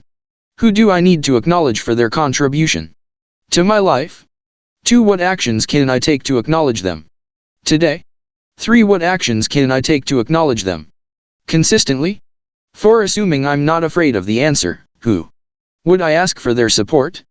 5. What can I do to accept the support of people who want me to succeed? 6. Who can I be accountable to for my success? 120. Noah St. John 7. What will happen if I don't feel accountable to someone for my success? 8. What are my top 10 affirmations I can use to install my people system? Your activities system. The next system of support is your activities system. This is how you spend the hours and days of your life. I know it sounds simple, but we live our lives in days. Not weeks, not months, not years, but days. If you feel out of control, if you have too much to do and too little time, there are 2 simple questions that can transform the days of your life and explode your personal productivity. Exercise, the 2 questions that can explode your productivity. Column A. Column B. What would I love to do more of? What would I love to do less of? Activities that fill my tank. Activities that empty my tank. Step 3, Systems of Support 121. In column A, list your answers to, what would I love to do more of? This is a list of activities that fill your tank. In column B, answer, what would I love to do less of? These are the activities that empty your tank. By the way, did you notice that to fill your tank and empty your tank are success cliches? You didn't think I was going to let myself get away with that, did you? By now, you should know that I'm here to bust traditional success cliches. We've heard these phrases a million times, but what does it really mean to fill your tank and empty your tank? Your 3 human resources. There are 3 resources or commodities that we can use as human beings. They are time, energy, and money. That's all we have on the earth. Of our 3 human resources, which do you think is the most valuable? Some people say energy is the most valuable, because all things are energy. Your body, your computer, your coffee mug, anything you and I can touch in the universe is energy. All things are made of molecules. Molecules are made of atoms, and atoms are energy. We learned in high school that energy is infinite. Energy can be neither created nor destroyed, it just is. Since energy is infinite, It can't be the most valuable commodity. What about money? Money is just a form of energy. The way money works is, you have some and everyone else has all the rest. Since money is just a form of energy, money is also, for all intents and purposes, infinite. Therefore, money can't be the most valuable commodity either. The reason time is the most valuable human commodity is because it is the only resource that can never be replaced. All of Bill Gates' billions can't buy 1 minute of yesterday. 122. Noah St. John. Therefore, when we talk about how to fill your tank, we're talking about activities that give you more of your human resources of time, energy, and money. And when you empty your tank, it means activities that take away one or more of your 3 human resources. You may be thinking, but Noah, you just said that I can't get more time. So, how can filling my tank mean I get more time? Good catch. The fact is, you can't get more time, but you can create either more productive time or more unproductive time. Productive time means doing activities that move you toward what you want. Unproductive time means you are either doing activities that do not move toward what you want, or actually move you away from what you want. For example, you might say you want to lose weight, but you spend all of your time sitting on the couch eating potato chips and watching TV. You're not using your resources very productively. Now are you? You can't stay the same because all things deteriorate here on Earth, all things break down due to the physical law known as entropy. That's why you're either moving toward something you want or you're not. That's productive or unproductive. That does not mean you should be working all the time. Productive time also includes taking goal-free zones, which we'll talk about in step 4. For now, I'd like you to fill out those 2 columns above. Many times in my seminars when people do this step, they're blown away by how much time they're spending on activities that empty their tank. Gee, I wonder why they feel like a failure. Once you've filled out those columns, answer these questions. Exercise, installing your activities system 1. What reasons, excuses, have I been giving for not doing the activities in column A? Step 3, Systems of Support 123. 2. When are those reasons, excuses, not valid? 3. What activities can I do from column B? Just get them over with. 4. What activities can I delete from column B? Just eliminate them. 5. What activities can I delegate from column B? Let somebody else do them, and to whom?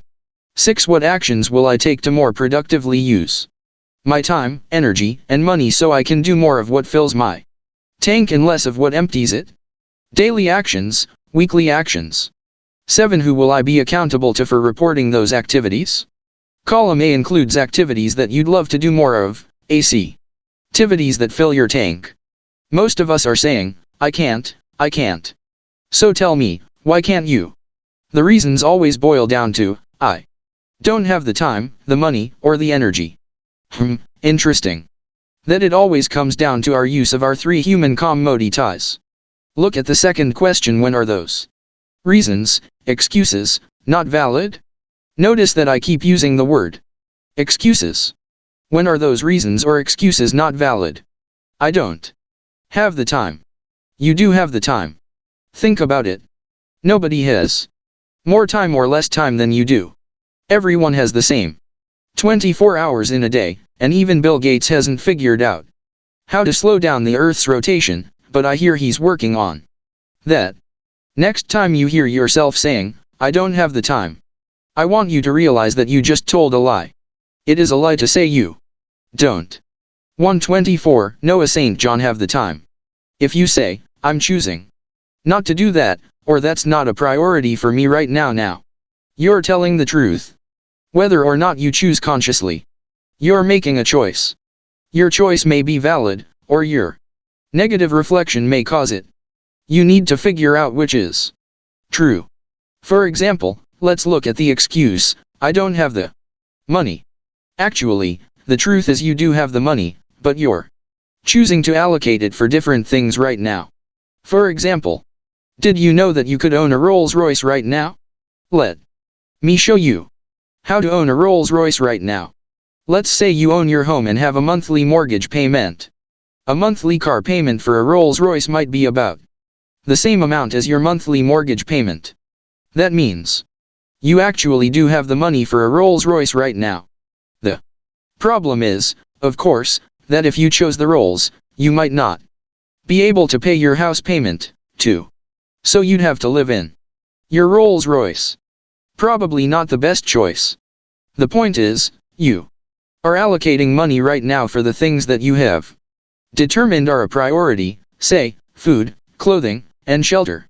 So, even though many people don't believe me when I say this, you do have the money for most of the things on your list.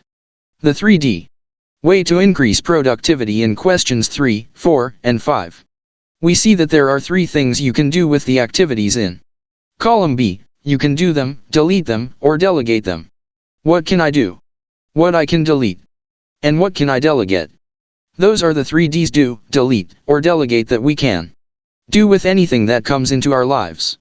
In question 3, what activities can I do from column B? Just get them over. Step 3, systems of support 125 with. These are what you want to do less of and just get rid of. I'm sick of thinking about it. I don't want to do it, but I am going to just get it over with. This might be bookkeeping, accounting, your newsletter, or any number of other tedious to you activities. Like swallowing your medicine or going to the dentist, sometimes it's best just to get them over with. Question 4 is, what activities can I delete from column B? Just get rid of them. I'm not even going to do it. It's just not going to happen. Forget it, I want to take it off my plate. These are the things you want to delete. Now, look at question 5, what activities can I delegate from column B and to whom? This is the key to maximum success with minimum effort. The 3%ers have mastered the vital skill of delegation. If you want to truly increase your productivity, the most important D is to delegate. Why? Because that's where you start to multiply your effectiveness and gain leverage in your life. This is what happy, rich people do. Happy, rich people gain great leverage by delegating. Do you think Donald Trump goes around building all those big buildings? No. He goes around telling people, do this, this, and this, in his weird New York accent. He's a master delegator. Now, I'm not saying we have to be like Donald Trump. Maybe for you, you need to delegate the laundry. I have found delegating to be the hardest step for most entrepreneurs, because they either say, I don't have anyone to delegate to, or because they don't trust anyone to do things as well as they do. If that's your belief, you've just signed up for the Struggle Express. In question 6, list what actions you can do to more productively use your 3 human resources. List the daily and weekly actions you can take to make better uses of your time, money, and energy. Why should you make this list? So you can do more of what you want to do and less of what you don't want to do. The final question to install your activities system is, who will I be accountable to for reporting these activities? You may be 126, Noah St. John accountable to your whole group, or just to one other person. You might say, this is what I'm going to do. I'm going to do, delete, and delegate at higher levels. If you catch me not doing this, I want you to call me on it. Give your people permission to catch you not doing this. This is called positive peer pressure, telling everybody that you're going to do something positive. If you fall short, everyone will see that, and you'll be embarrassed. Since no one wants to be embarrassed, that's a big why not to, you will take action. Ironically, with higher levels of accountability, you are actually doing less and having more. Remember, the goal is maximum wealth with minimum effort. I don't know about you, but that sounds pretty good to me. Finally, the right tool. Over the last 40 years, we've been inundated with time management tools of every kind. From Post-its to planners to Palm Pilots, the market is flooded with tools and gizmos that have tried to help us become More productive. The problem with traditional time management tools, however, is this: they haven't made us much more productive, and they certainly haven't made our lives any easier. Think about it: are you working less than you were 5 years ago, or more? Are you spending less time doing email, answering messages, and trying to find information, or more? Are you finding it easier to manage all the information coming at you, or are you working harder than ever just to keep up? The answer, for most of us, is, are you kidding?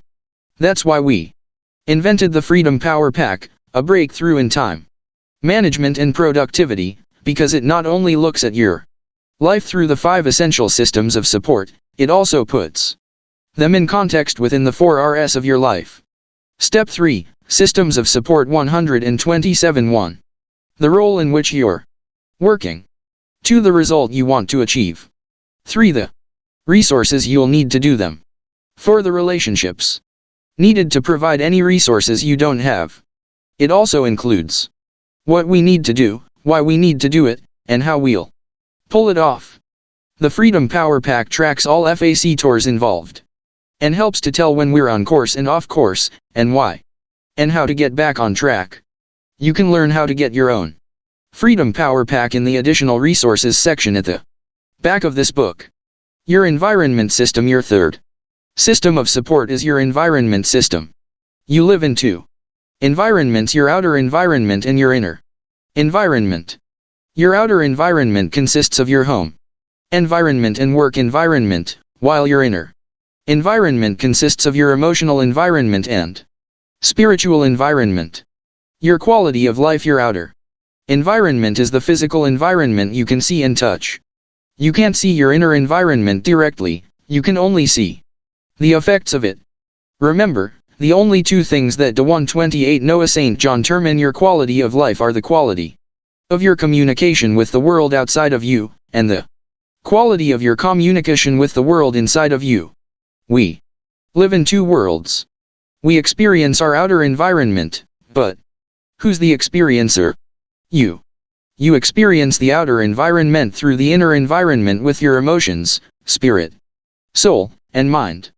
Get out of your familiar zone. During my live seminars, I ask people, how many people feel that clutter is a problem in your life? About 75% of the hands go up. Why do we have such a problem with clutter? While I could give you a lot of surface answers, it always comes down to fear. Fear keeps us in our familiar zone. You've heard a million times that you need to get out of your comfort zone. But consider this: let's say you're driving down the road of life with 1 foot on the brake. You're aware that you're holding yourself back, and you don't like it. You wouldn't be reading this book if that weren't true. Now, here's my question to you: is that feeling comfortable? Is the feeling of going down the road of life with your foot on the brake comfortable? You and I both know that it isn't comfortable at all. In fact, it's decidedly uncomfortable. It is, however, familiar. When you look at that word familiar, what does that word look like to you? Right, family. Family is the root of the word familiar. Some people in my seminars say, family liar. The point is, you don't need to break out of your comfort zone because your comfort zone doesn't exist. You need to break out of your familiar zone. Step 3, Systems of Support 129. You may be familiar with clutter. You may be familiar with holding yourself back. You may be familiar with stopping yourself from success. In fact, it's certain that you are. But you're probably not very comfortable. The purpose of this book and my teaching is to get you out of your familiar zone of pushing success away, and get you familiar and finally comfortable with allowing yourself to succeed to your full potential. Clearing the clutter. I've always said that if I ever got into another business, it would be the self-storage business. Why? Because people are obsessed with buying stuff. And when there's too much stuff in the house, do they get rid of it? No, they get another storage unit. You can't even get the car in the garage. Your poor car has to sit outside because you've got so much stuff in the garage. If this sounds familiar to you, You're not only in good company, you're in the vast majority. Why do we need to get rid of clutter? The essential reason is that if you have physical or emotional clutter, meaning inner or outer clutter, it is very difficult for something better to come in. That is just another one of those laws of the universe. I didn't make this up, I just report the facts. Have you ever noticed that when you clear stuff out, you feel better? I know you've noticed this. After one of my students cleared the clutter from her outer environment and inner environment, she told me that her business doubled in just 3 weeks. Another one of my clients couldn't see the rug in her office because she had so much clutter. When she cleaned out the clutter, she told me she took out 17 garbage bags of clutter from her little office. Guess what? In 30 days, she made enough extra money in her business to replace the carpet that she couldn't see before. 130. Noah St. John. Clearing the clutter works. Just accept it and use it for your ultimate benefit. Exercise, installing your environment system. 1. What are the biggest blocks in my home environment? 2. What are the biggest blocks in my work environment? 3. What are the biggest blocks in my emotional environment? 4. What are the biggest blocks in my spiritual environment? 5. What actions can I take this week to clear the clutter from my outer environment? 6. What actions can I take this week to clear the clutter from my inner environment? Environment system. Questions 1 and 2. What are the biggest blocks in my home and work environments? You can write down 10, 20, or more blocks. Be honest about what your biggest blocks are in your outer environment. In your home environment, it may be the squeaky door, the window that has to be replaced. The stairs are a problem. I can't get into my garage. Whatever your blocks are and you know what they are, write them down. What about your work environment? I can't find my papers. I don't have the right software. I don't know where my computer is. I have an old computer that doesn't work properly. And clutter doesn't just mean a bunch of junk. It might mean. Step 3, Systems of Support. 131. That you need tools you don't currently have. Would you expect to build a nice house with just a hammer, a screwdriver, and 2 nails? You need all the correct tools and materials to do the job. If you need a laptop, software, an assistant, a new phone, or any other tools, those could be some of your biggest roadblocks. Write what's missing that you know you need. Your head trash is going to say, I don't have the money. What else is new? Just write it down anyway.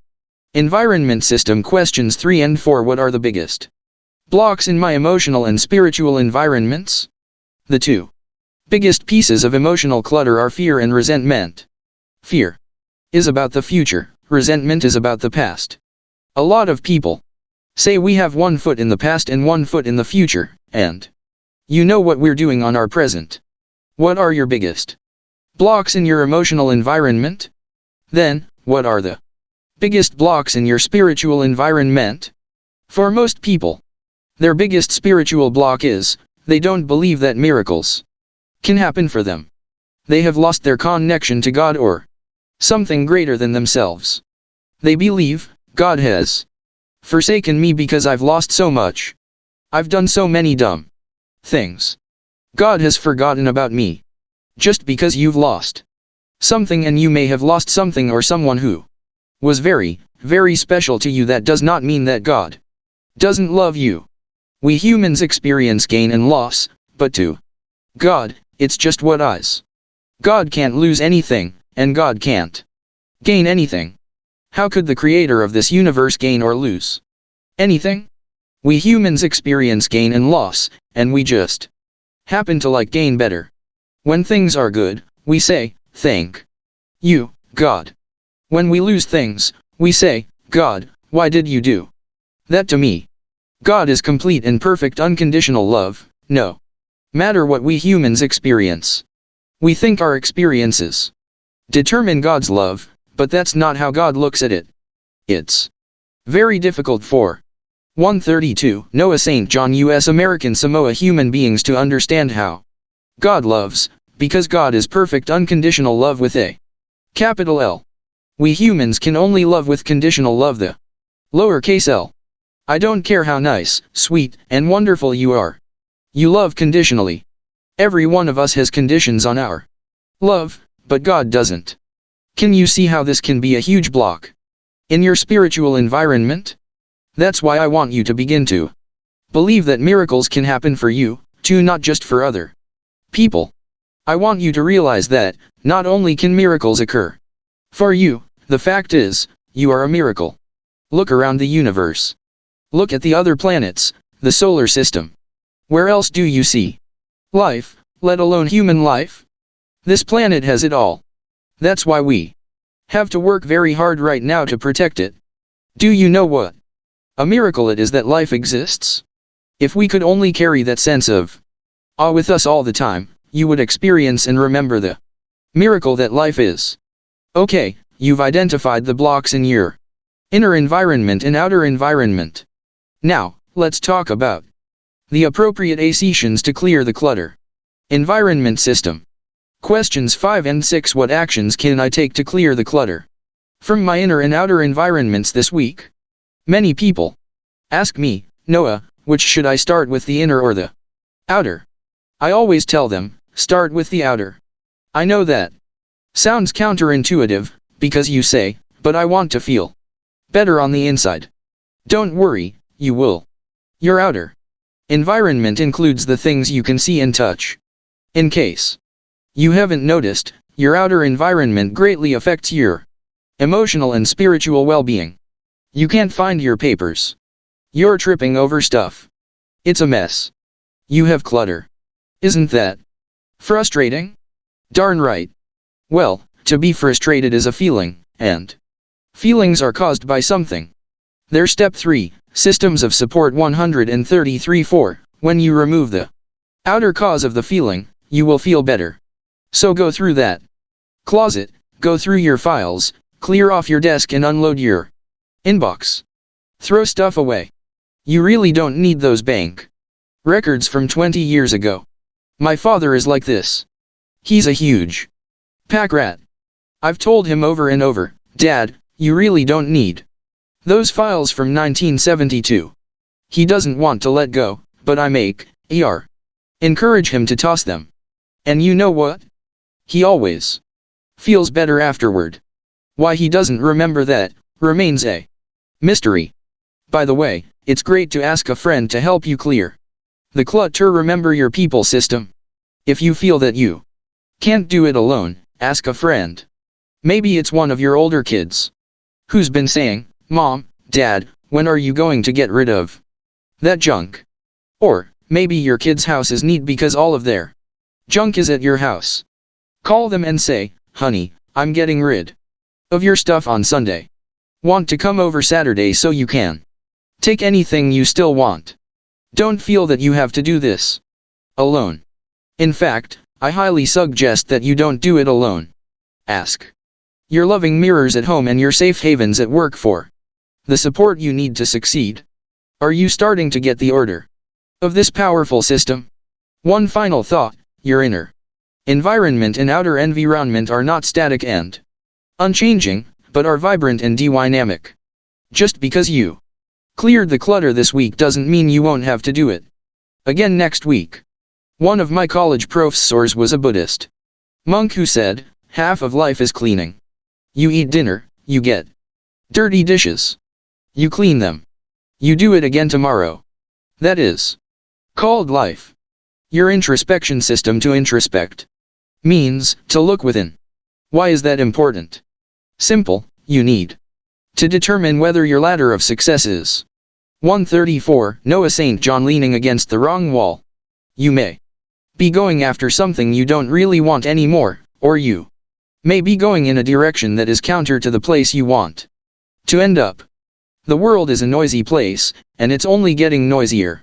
When you walk in nature or go to the beach and you quietly look at the clouds, sand, trees, mountains, or water, have you ever noticed that you feel better? I'm not saying you have to go to the mountains or the beach every day. I'm saying that you need to install your introspection system in your life, to allow you to check your internal and external progress daily. Exercise. Installing your introspection system. 1. What actions can I do today that allow me to introspect? 2. When is it easiest for me to do them? 3. What successes did I have today? 4. What did I accomplish today that I'm proud of? 5. Am I going in the right direction? Is my company/team/career going in a direction I really want? 6. What actions can I do to get and keep us on track? Yes, I know you're busy. Yes, I know you've got a million things to do today. So what makes you think that not introspecting will make your day and your life any easier? Whether or not you like it, the 3%ers find the time to introspect daily, and they're just as busy as you are. They may. Step 3. Systems of Support 135. Not sit there and meditate. Although many of them do, but they certainly have a system in place to ensure that they are going in the right direction. What needs to get done, gets done. Have you ever noticed that what needs to get done every day, gets done? Let's say you're going through your day as usual, when suddenly the phone rings. Someone says that your best friend is in the emergency room and you'd better get over there right now. Do you say, "Sorry, I'm too busy"? Or do you drop everything and rush to the ER? Now, was go to hospital on your to-do list today? Of course not. But your why tos of being with your best friend outweighed your why not tos, and you acted on your true priorities. You do not need or want to have an emergency to take care of something as important as yourself and your peace of mind. Most people are waiting for their lives to happen, then wondering why they're not happy or rich. If you don't install your introspection system, the crush of information and to-dos can overwhelm even the most peaceful of us. Daily introspective exercises can include heavy checkmark journaling, heavy checkmark meditating, heavy checkmark prayer, heavy checkmark reading sacred literature, heavy checkmark walking in nature, heavy checkmark gardening. These are all actions that are introspective because they allow you to look within and reconnect with your authentic self. What can you do that allows you to get back in touch with 136, Noah St. John, that still, small voice? That's your authentic self. Your introspection system will allow you to get back in touch with your intuition, higher self, or whatever you wish to call it. This is part of all of us. We've all had a hunch that turned out to be right. But how many times has the reverse happened? You do something, look back after the fact and say, "I knew I shouldn't have done that." We've all done this. That's why we need to strengthen our connection to our authentic self so we can make better choices in the moment of decision. Acknowledge your successes just as you're going to start acknowledging others, your people system. Guess what? You also need to acknowledge your own successes. Most of us do the exact opposite and beat ourselves up for what we didn't do. We look at our to-do list and say, "Oh, I didn't do that and I didn't do that." Instead, acknowledge the things you did. Humans are motivated by success, not failure. If you truly want to motivate yourself by what works, before you go to bed each night, acknowledge the things you did right that day. Yes, you did a lot of things right today. Write them down, think about them, and focus on them. What you focus on grows.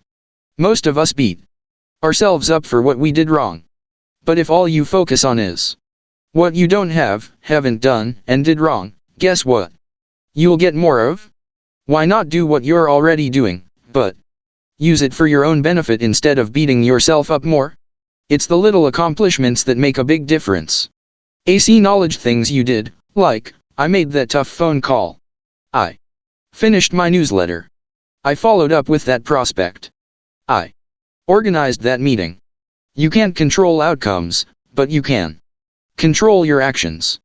Step 3, Systems of Support 137. You can't control whether somebody buys your stuff or whether you get the promotion or a million other things. But you can control what you do to influence those things, and your response to what happens. And even if people say no, you can keep going because that's what successful people do. Your Simplify system. When we Look at the four preceding systems: people, activities, environment, and introspection. They lead to one natural, logical conclusion: the need to simplify. As I said before, the world is a noisy place and getting noisier. We don't live in the information age, we live in the information overload age. There is simply too much information, too many interruptions, too many channels, too many emails. Ironically, when we have too many choices in life, our stress level goes up, because now we have the added stress of having to make the right choice. I want you to write the following sentence in big letters, and put it by your desk, where you'll see it every day. Simplify your life. Streamline your business. Let's say you're driving down the highway and decide you want something to eat. You see the Golden Arches and pull into a McDonald's. You walk in and say you want a Big Mac. Does the 15-year-old behind the counter say, "Oh, hold on a sec. How do we make a Big Mac again?" Sure, people at fast food chains mess up, but there is a system that is both streamlined and simple. How do we know it's simple and streamlined? Because the result is the same no matter where in the 138 Noah St. John world you go, and because it's often the first job the people who work there have ever held. While you can argue the quality of food, it's hard to argue with the success of such a streamlined operation. Every successful company and organization has streamlined their systems. Conversely, the individuals, teams, departments, companies, and organizations who haven't streamlined their systems are not operating anywhere near full capacity or potential. You can do this for your life, and you can certainly do this in your business. And the place to start simplifying is the process of delegating. Exercise. Installing your Simplify System 1. What tasks am I doing now that would I like to delegate to someone else? 2. To whom would I like to delegate those tasks? 3. What is my win in the delegation? 4. What is their win? 5. What is the larger win? 6. What actions can I do to delegate today more than I did yesterday? You might say, "But Noah, I don't have anyone to delegate to." Yes, I've only heard that one a billion times, too. Well, for a long time, I didn't have anyone to delegate to, either. For me, just getting through the 2,517 emails I get per day was a huge time-sucking activity, and it was emptying my tank. Once I identified my win, their win, and the larger win, I was finally able to delegate that task, and my productivity went through the roof. Step 3. Systems of Support 139. Win x win x win equals win. 3. You've heard of the concept of win-win, which means I win and you win, or mutual benefit. But there's another, higher level of any negotiation, which I call win cubed, win to the third power. Win 3. Win cubed equals win times win times win. It means I win, you win, and the world wins. True leaders don't just focus on their win and the other person's win, but also the win for the world.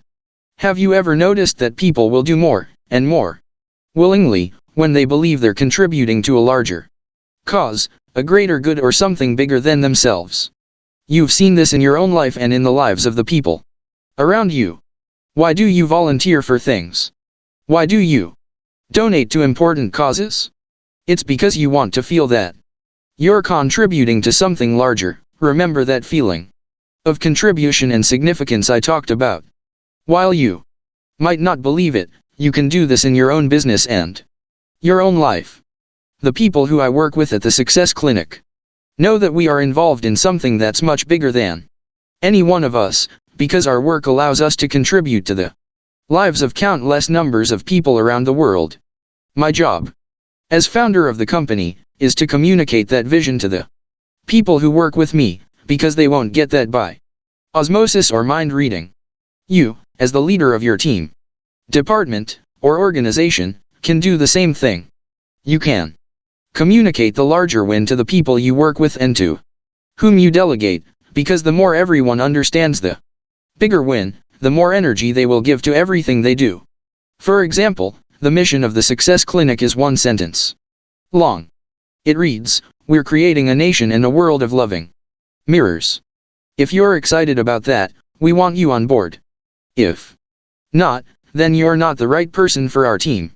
140. Noah St. John. If you're saying, well, I just want a paycheck, then frankly you won't be happy on our team. There's nothing wrong with wanting to collect a paycheck and go home. It's just that our team is comprised of people who are psyched about touching millions of lives and raising the consciousness of the earth.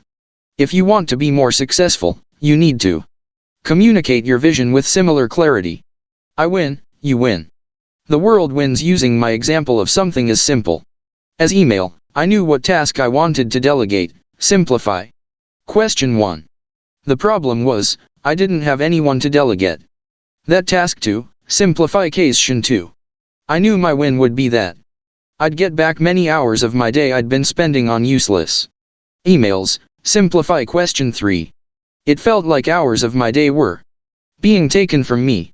In addition, I felt exhausted and angry after trying to get through all those emails. I know you understand this. We're all faced with tasks that drain our time and energy. So my win was obvious and clear. Then, I determined their win. Simplify. Question 4. Even though I didn't have anyone at the time, I simply realized that, with the task of email, my new assistant's win, whoever she was, would be, she'd get paid. Even before I found her, I determined that in receiving a good salary, she'd win. Second, since I wouldn't have to read all that junk email, I would genuinely appreciate her. I remembered that most people will do more for appreciation than for money, although in this case, she'd get both. Finally, I identified the larger win. Simplify. Question 5. Because my new assistant would be contributing to helping me be more productive and happier, she would also know that we're now able to help more people and make a larger difference in the world. Therefore, when I delegate a task as seemingly innocuous as email. Step 3. Systems of support. 141. My time is freed. She gets the feeling of significance and contribution, and the world as a whole wins. While you may think all this sounds rather grandiose, it works nonetheless. As a leader, you must communicate all 3 wins to yourself and to your team. It's not other people's responsibility to determine their win or the larger win. Rich, happy people communicate all 3 wins, whether or not they realize it. That's why they have so much of what the rest of the world wants. You don't have to be a great public speaker or orator, but if you want to enjoy maximum wealth for minimum effort, you must understand and effectively communicate the 3 wins not just to others, but also to yourself. True wealth is much more than getting a bigger paycheck. While it's fine to want and get more money, true wealth means helping more people, touching more lives, and improving the world. That's why simplifying your life and streamlining your business and installing all 5 essential systems of support will enable you to enjoy more wealth and happiness with far less effort. A quick recap. 1. There are 5 essential systems of support that must operate properly for you to enjoy more wealth and happiness. Just like your house and your body, if these systems aren't functioning optimally, you won't be very happy with the results. 2. The 5 systems of support are people, activities, environment, introspection, and simplify. If one or more of these systems is not operating optimally, your success and peace of mind will be quite limited. 3. Your people system consists of your ability to acknowledge, ask, accept, have accountability, and a form. 4. Your activities system means doing more of what fills your tank and less of what empties it.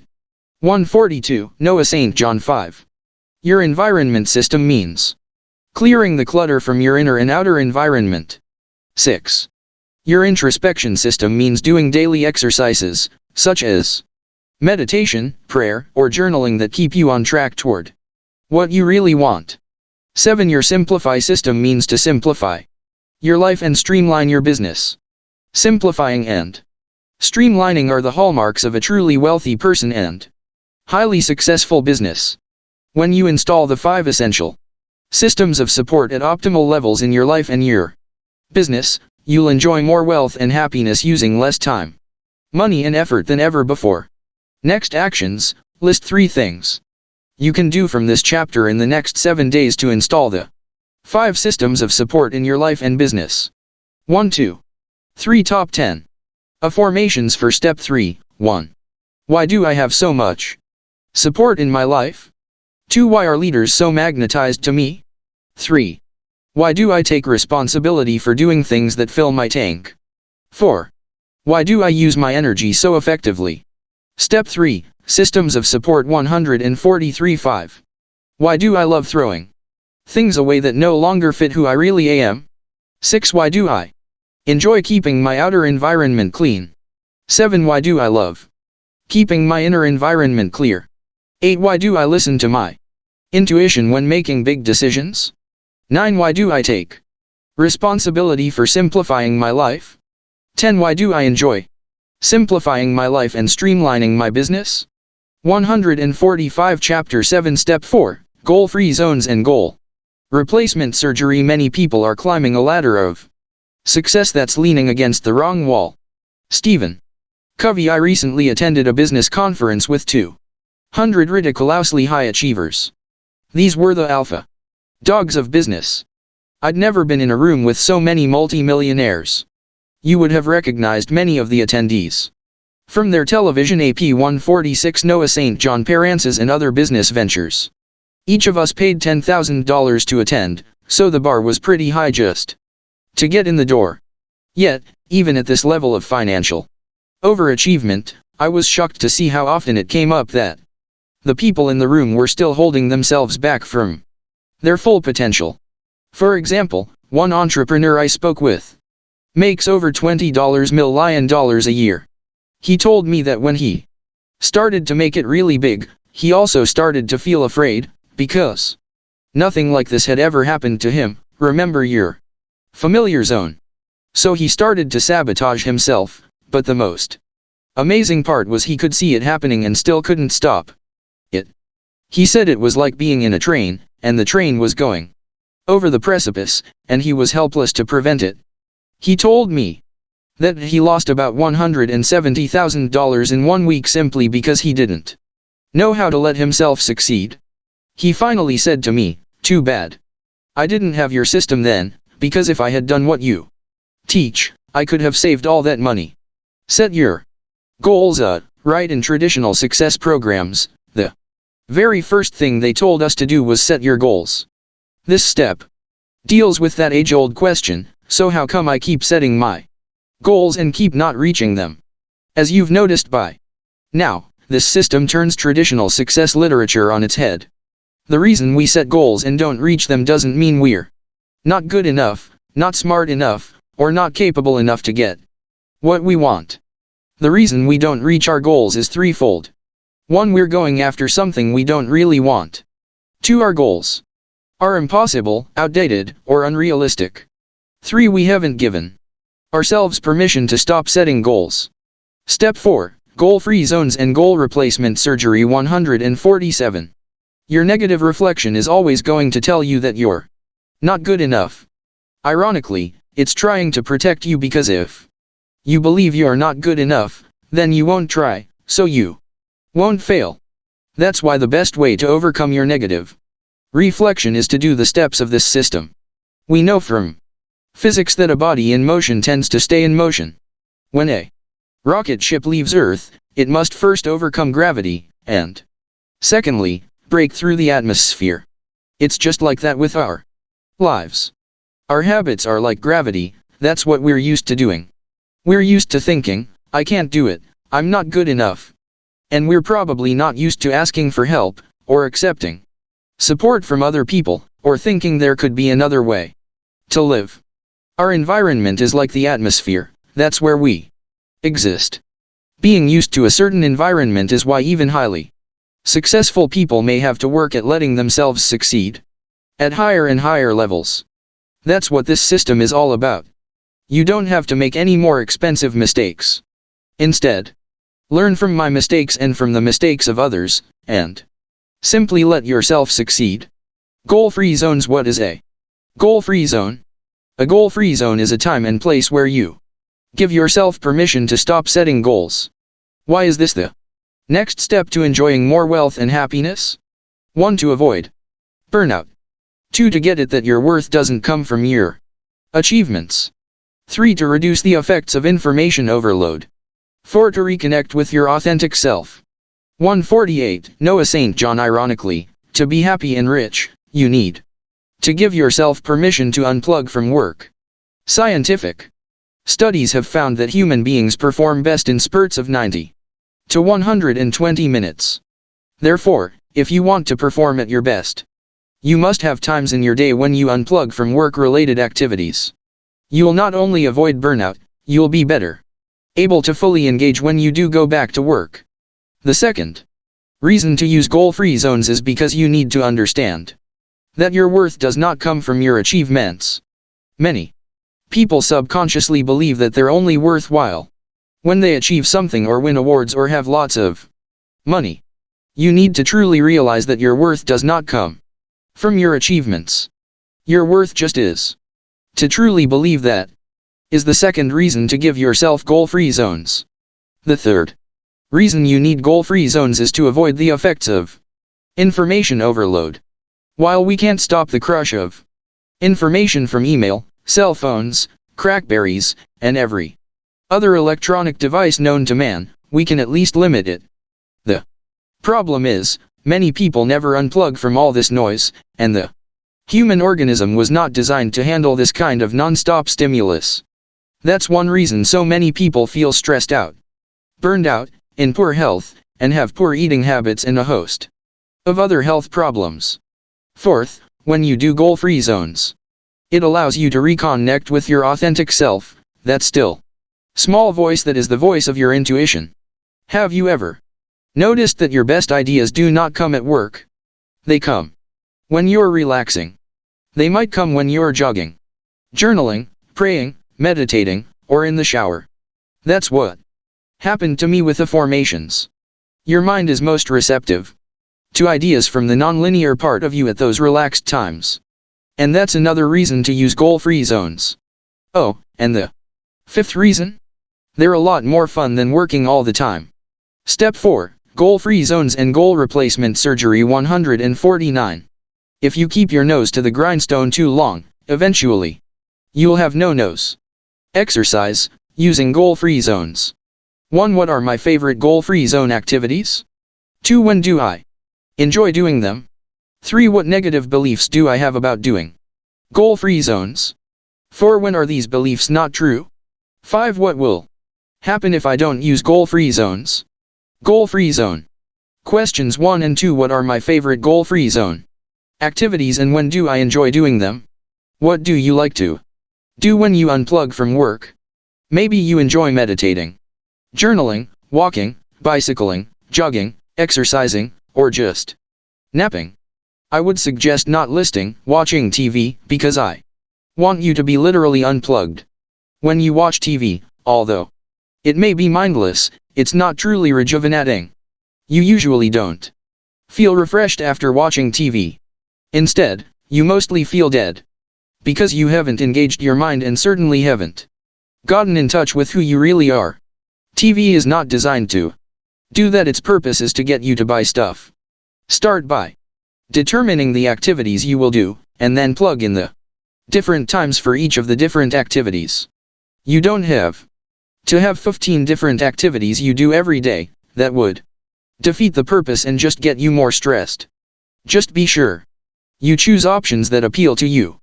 For example, my favorite goal-free zone is napping. To write this book, for instance, I had a routine of writing for 90 minutes and then taking a 15-minute nap. Then, I'd come back to writing, feeling refreshed and ready to go. 150. Noah St. John. Sometimes, I'd go for a walk and enjoy the sunshine and suddenly, an idea would pop into my head. But usually those kind of creative ideas would not occur to me as I was sitting here writing. It took the active process of getting away from my writing to allow my creative intuition to kick in and let itself be heard. You might only choose a few activities that you really enjoy, and that's all you need for your goal-free zones. If you only do a few activities to rejuvenate and renew, as well as give yourself permission to unplug every 90 minutes, you will Be ahead of all the people who are totally stressed out. We see health problems every day, such as obesity, stress, and burnout. And we just accept them as normal. They may be normal in today's society, but they're certainly not natural in terms of what makes us. If you want to be rich, you cannot be normal. The people making millions every year are not normal because by definition, normal equals not very successful. Is the majority of the population happy and rich? Nope. Therefore, if you want to be happy and rich, you must do things that normal people either don't or won't do. The great news is, leaving normal means you don't have to do what most people do, which is spend most of their lives broke and miserable. If people give you a hard time, remember this great quote: I may be weird, but you're broke. Goal-free zone. Question 3. What negative beliefs do I have about doing goal-free zones? I can hear you now. I don't have the time, I don't have the money, I don't have the energy. Sound familiar? How about this one? I can't afford it. I don't deserve it. My father taught me to work hard. My boss will never let me do this. Step 4. Goal-free zones and goal replacement surgery. 151. I don't have any time because of the kids. Whatever your beliefs are, write them down. Goal-free zone. Question 4. When are these beliefs not true? When is it a lie that I don't have the time? Only every day. Every ion on Earth gets the same 24 hours each day. Even Warren Buffett can't stop the Earth's rotation, although I hear he and Bill are still working on that. You make time for the things that are truly important, whether or not you're doing it consciously. But don't lie to yourself and say that you don't have the time. I can hear you saying, but Noah, you don't understand. I'm busy doing a million other things. I've got all these other responsibilities. No. Kidding. That's exactly what we're talking about. I just want you to understand that when you say that you don't have time, you are lying to yourself. Remember, what needs to get done, gets done. Do you recall our example of your best friend in the hospital? You got there, even though go to hospital wasn't on your to-do list. The point is, when something becomes a priority for you, you find a way to make it happen. That is the ultimate expression of your why is and why not is. When something is important enough to you, you find a way, no matter what the cost. What I'm doing here is exposing your negative reflection. You may say to me, Noah, I don't have the time to do this. That, as we've just seen, is a lie. But you could say to me, Noah, I haven't made this a priority in my life. Now that statement is accurate. If you're not taking goal-free zones, you have simply not made it a priority in your life yet. Once you realize that, you can start to live on the level of conscious choice, not subconscious no choice. What about the excuse of, I don't have the money? How much money does it take to meditate? To journal? To walk in nature? To get up from your computer?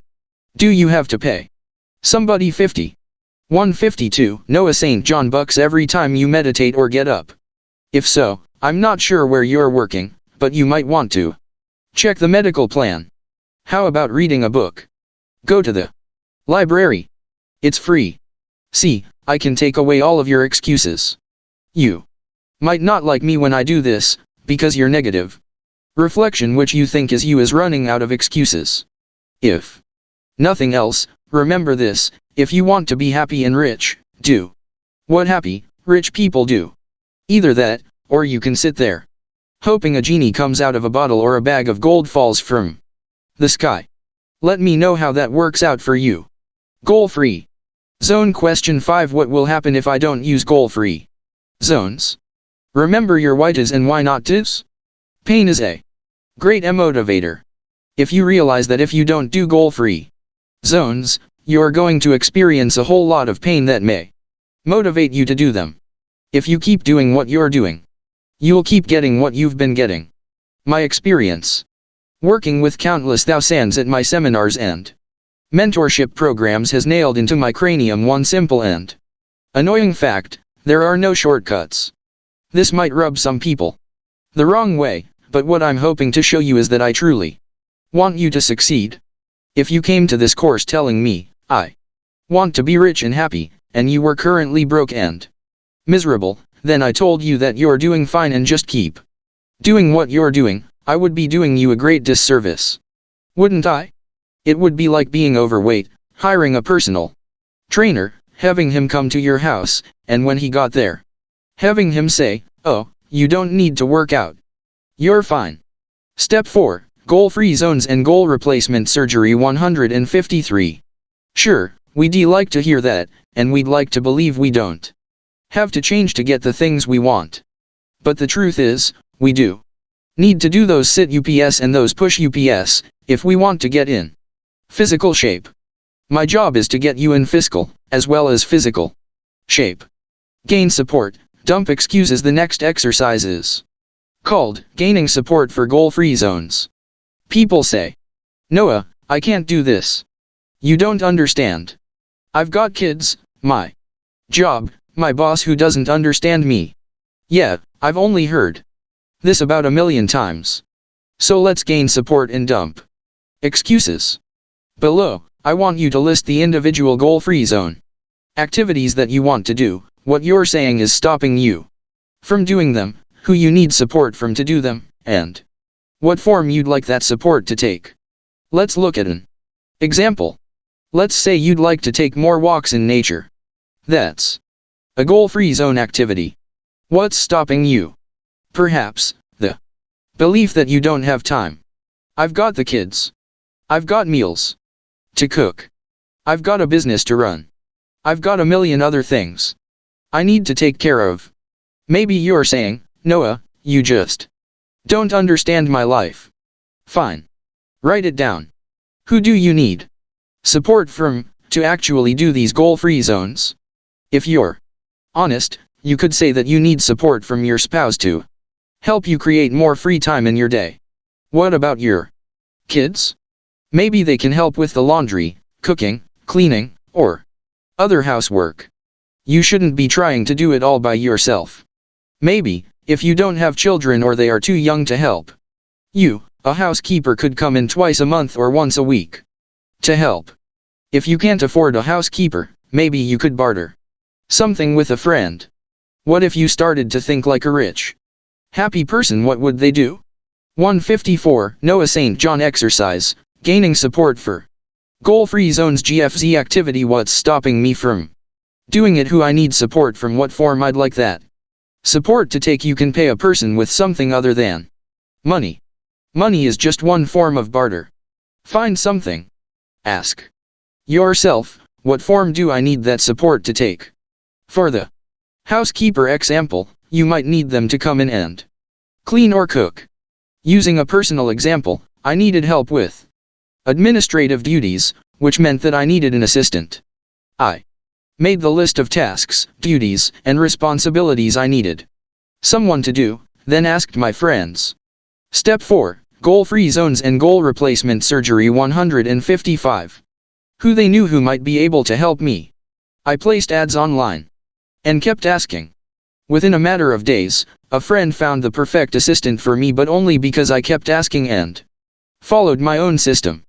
How to not change your life. I hate to be this obvious, but if you're telling me that you want to be rich and happy, then start doing what rich, happy people do. Rich, happy people are not any smarter than you. Trust me. I've met lots of them. They're very average people. No more hardworking, or intelligent, or charming than anyone else.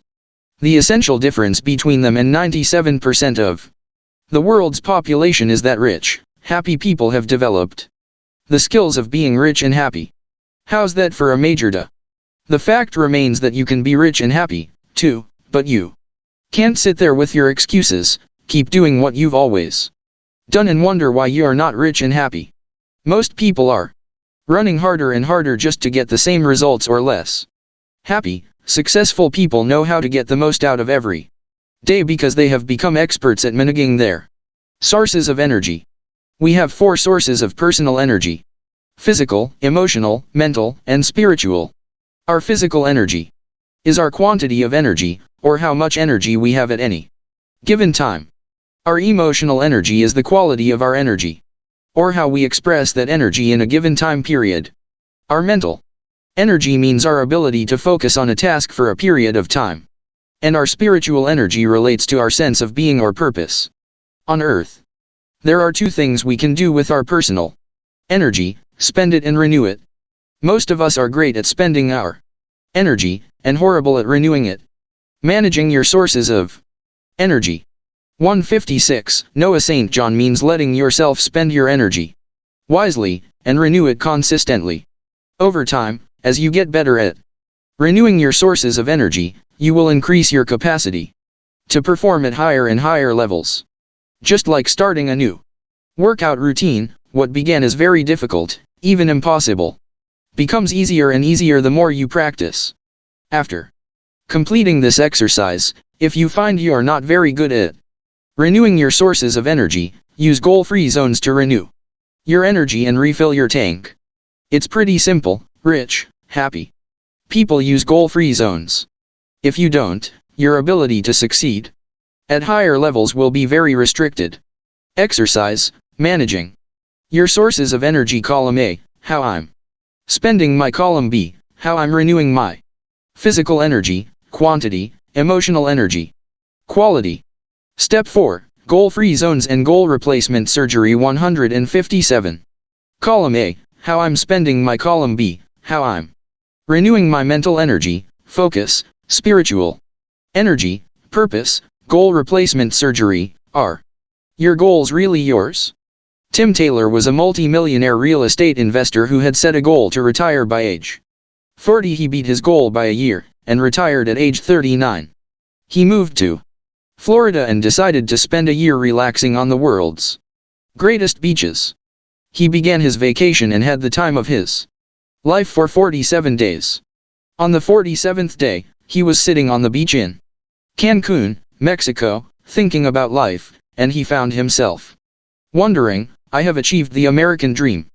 I'm rich, successful, and retired at age 39. So why do I feel empty? He canceled the rest of his trips and went on a search for meaning in his life. A friend told Tim to attend one of my seminars. After taking my course and completing the steps, Tim realized. 158. Noah St. John that even though he had made millions in real estate, he now wanted to do something else with his life. He wanted to be a real estate success coach, to share his knowledge, to help others achieve their dreams. Does Tim's story resonate with you? Do you want to do something with your life but you're not quite sure what it is, or how to get there? Or maybe you've been going after something that you don't really want anymore. Or maybe you just need to understand why you're going after what you've been going after. You may need to perform goal replacement surgery. Performing goal replacement surgery. What is goal replacement surgery? When I discovered success anorexia, I realized that one of the hidden reasons so many people have their foot on the brake is that they're going after something they don't want anymore. Or, they're going after goals that aren't theirs. Or, they're going after goals that somebody told them they had to do, and inside they don't want to do it. Whatever the reason, their inner or outer circumstances have changed, but they're still on the treadmill, running after something they don't really want anymore.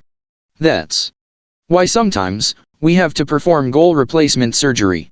3 kinds of goals require goal replacement surgery. 1.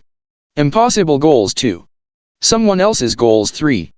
Goals you don't really want anymore. Step 4. Goal-free zones and goal replacement surgery. 159. Impossible goals. What is an impossible goal? An impossible goal is just what it sounds like, a goal that can't be done.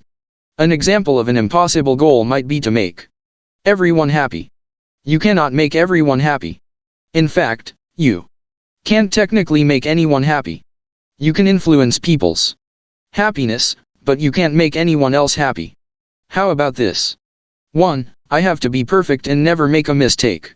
Yeah. That's the key to success, alright. Notice how perfect all the rich, happy people are. Are you getting the humor here? How about this impossible goal? I have to sell 100% of my prospects. Come on. I don't care if you're handing out $20 bills, there are people who wouldn't take what you're offering. I wouldn't recommend this, unless, of course, you come over to my house. Now, you may say, but I don't have any of those impossible goals, Noah. Fine. Just realize that none of these impossible goals are conscious. No one wakes up in the morning and says, I have to make everyone happy today. If I don't sell 100% of my prospects, I'm not good enough. I have to be perfect today. No one does this consciously. Impossible goals are not conscious, that is the very point. The reason we beat ourselves up for not reaching these impossible goals is because they lie in our subconscious mind, and that's what we're unknowingly reacting to. That's why the purpose of goal replacement surgery is to make that which has been subconscious, conscious, so you can examine your hidden, no longer valid goals and, if need be, let them go. Just like actual surgery on your physical body, you can't actually see what's going on inside of you, but if you're having a heart attack, might it not be a good idea to get in there and fix the problem? 160. Noah St. John. Someone else's / outdated goals. The next set of incorrect goals is someone else's goals.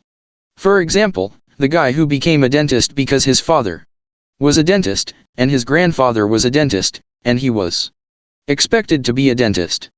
But he really wants to be an engineer, or a clothing designer, or an astronaut. Whatever it is, have you ingested goals from someone else that you don't really want? The third set of goals that require goal replacement surgery is outdated goals you don't really want anymore. Are you going after something you told yourself you had to do? For example, let's say you set a goal for yourself and you haven't achieved it yet. That's very common. But the question is, do you still really want this goal, or have you just held on to it so long, you think you should still want it? What Tim did after I taught him goal replacement surgery, Tim realized that he had been telling himself that he had to go back and build up his real estate investment company again, which he figured would take another 3 years and about $3 million. Once he did this step, which took him about 10 minutes, he asked himself, wait a minute. Why do I have to do that?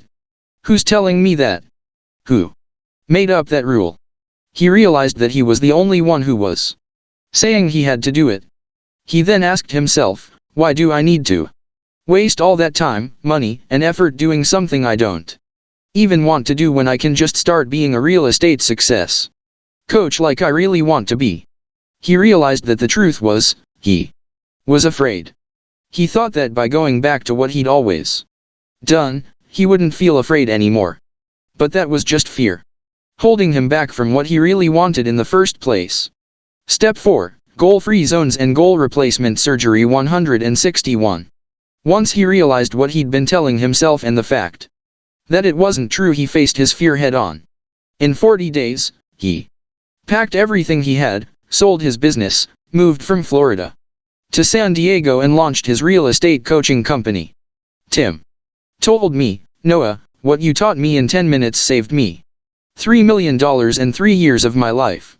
And in less than 180 days, I made more than $500,000 doing what I love. Maybe you won't make a cool $500,000 or save $3 million right away like Tim did. But what if doing this step helps you make an additional $1,000, or even $500 a month? Wouldn't that be a good return on your investment? This is what can happen when you do the steps I'm showing you. You might say, Noah, I don't have any impossible goals, and I'm not going after something I don't want. Great. If that's true, then simply skip this step. Most of the people I've worked with, however, have at least one goal they've been unknowingly going after that needs to be replaced. Exercise. Perform goal replacement surgery. 1. What are my current goals that need to be replaced? 2. Why do I have to do them and who told me I had to? 3. Why are they impossible goals, someone else's goals, or goals I don't really want anymore? 4. What principles do I choose to live by? 5. Why? 6. What actions can I do to replace my false goals with my true principles? 162. Noah St. John the First want to direct your attention to question 4. What principles do I choose to live by? Notice that I didn't ask you what your goals are. For this exercise, it doesn't matter what your goals are. I want to know what principles you choose to live by. Why? Because that's what's going to tell me who you really are and whether or not you'll reach your goals. In his seminal book, The 7 Habits of Highly Effective People, Stephen Covey writes about the nature of principles. He talks about the principles of fairness, integrity, honesty, human dignity, service, excellence, potential, and growth. Principles are not processes. They are the fundamental guidelines for human conduct. He writes, principles are essentially unarguable because they're self-evident. One way to quickly grasp the self-evident nature of principles is to simply consider the absurdity of attempting to live an effective life based on their opposites. I don't think anybody would seriously consider unfairness, deceit, uselessness, mediocrity, or degeneration to be a solid foundation for lasting happiness. What principles do you choose to live by? That's what I want to know about you. It doesn't really matter what your goals are. If you're saying, my goal is to be a millionaire, but the principles you are living by are unfairness, laziness, and mediocrity, the odds of you accomplishing your goal are approximately that of a camel's chance in a supernova. Once you have answered the question of what principles you choose to live by, you need to know why you are choosing that. That's question 5. Why? Because you're an adult. Nobody can tell you what to do or why. You make those decisions for yourself.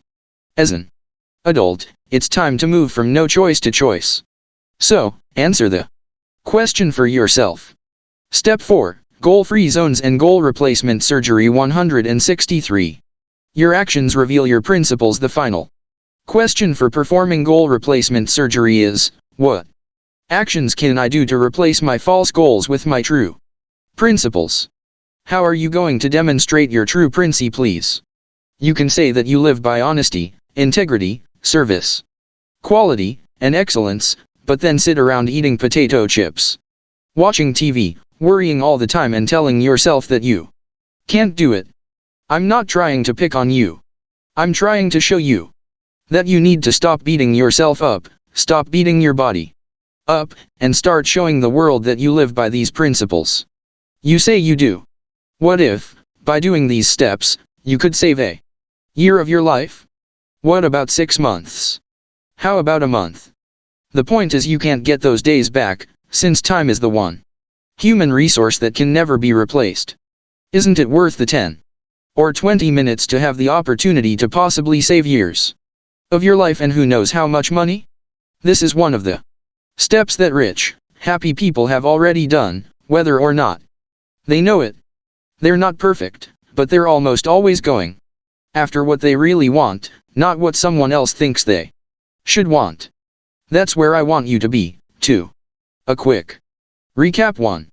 We've been inundated with set your goals information over the past 50 years. Yet, many people remain stuck, either because they feel guilt-tripped every time they stop, or they're going after goals they don't really want. 2. To dramatically increase your productivity, use goal-free zones, which are times in your day when you give yourself permission. Take a break from goal-related activities. Superstar athletes and business high achievers understand the importance of relaxing, renewing, and recharging. 164. Noah St. John 3. Don't feel guilty when you take a goal-free zone. But don't stress about it, either. Allow yourself a 10 to 15-minute break every 90 minutes. Scientific studies have shown that the human organism functions best when breaks are taken every 90 minutes. For goal replacement surgery means asking the question, are my goals really mine? Many people are going after goals that they either don't want anymore, or weren't theirs to begin with. 5. If you identify impossible goals, someone else's goals, or outdated goals that you've been going after, simply Release them and give yourself permission to go after what you really want. Next actions, list 3 things you can do from this chapter in the next 7 days to use goal-free zones and perform goal replacement surgery in your life and business. 1. 2. 3. Top 10 affirmations for Step 4. 1. Why do I love using goal-free zones? 2. Why do I have permission to unplug? 3. Why am I allowed to relax and renew every day? 4. Why do I take responsibility for renewing my energy? Step 4. Goal-free zones and goal replacement surgery 165. 5. Why do I get support in renewing my energy? 6. Why do I love going after what I really want? 7. Why do I have permission to be who I really am? 8. Why am I allowed to be, do, and have what I really want in life? 9. Why do I take full responsibility for living my dreams? 10. Why am I allowed to be who I really am and succeed?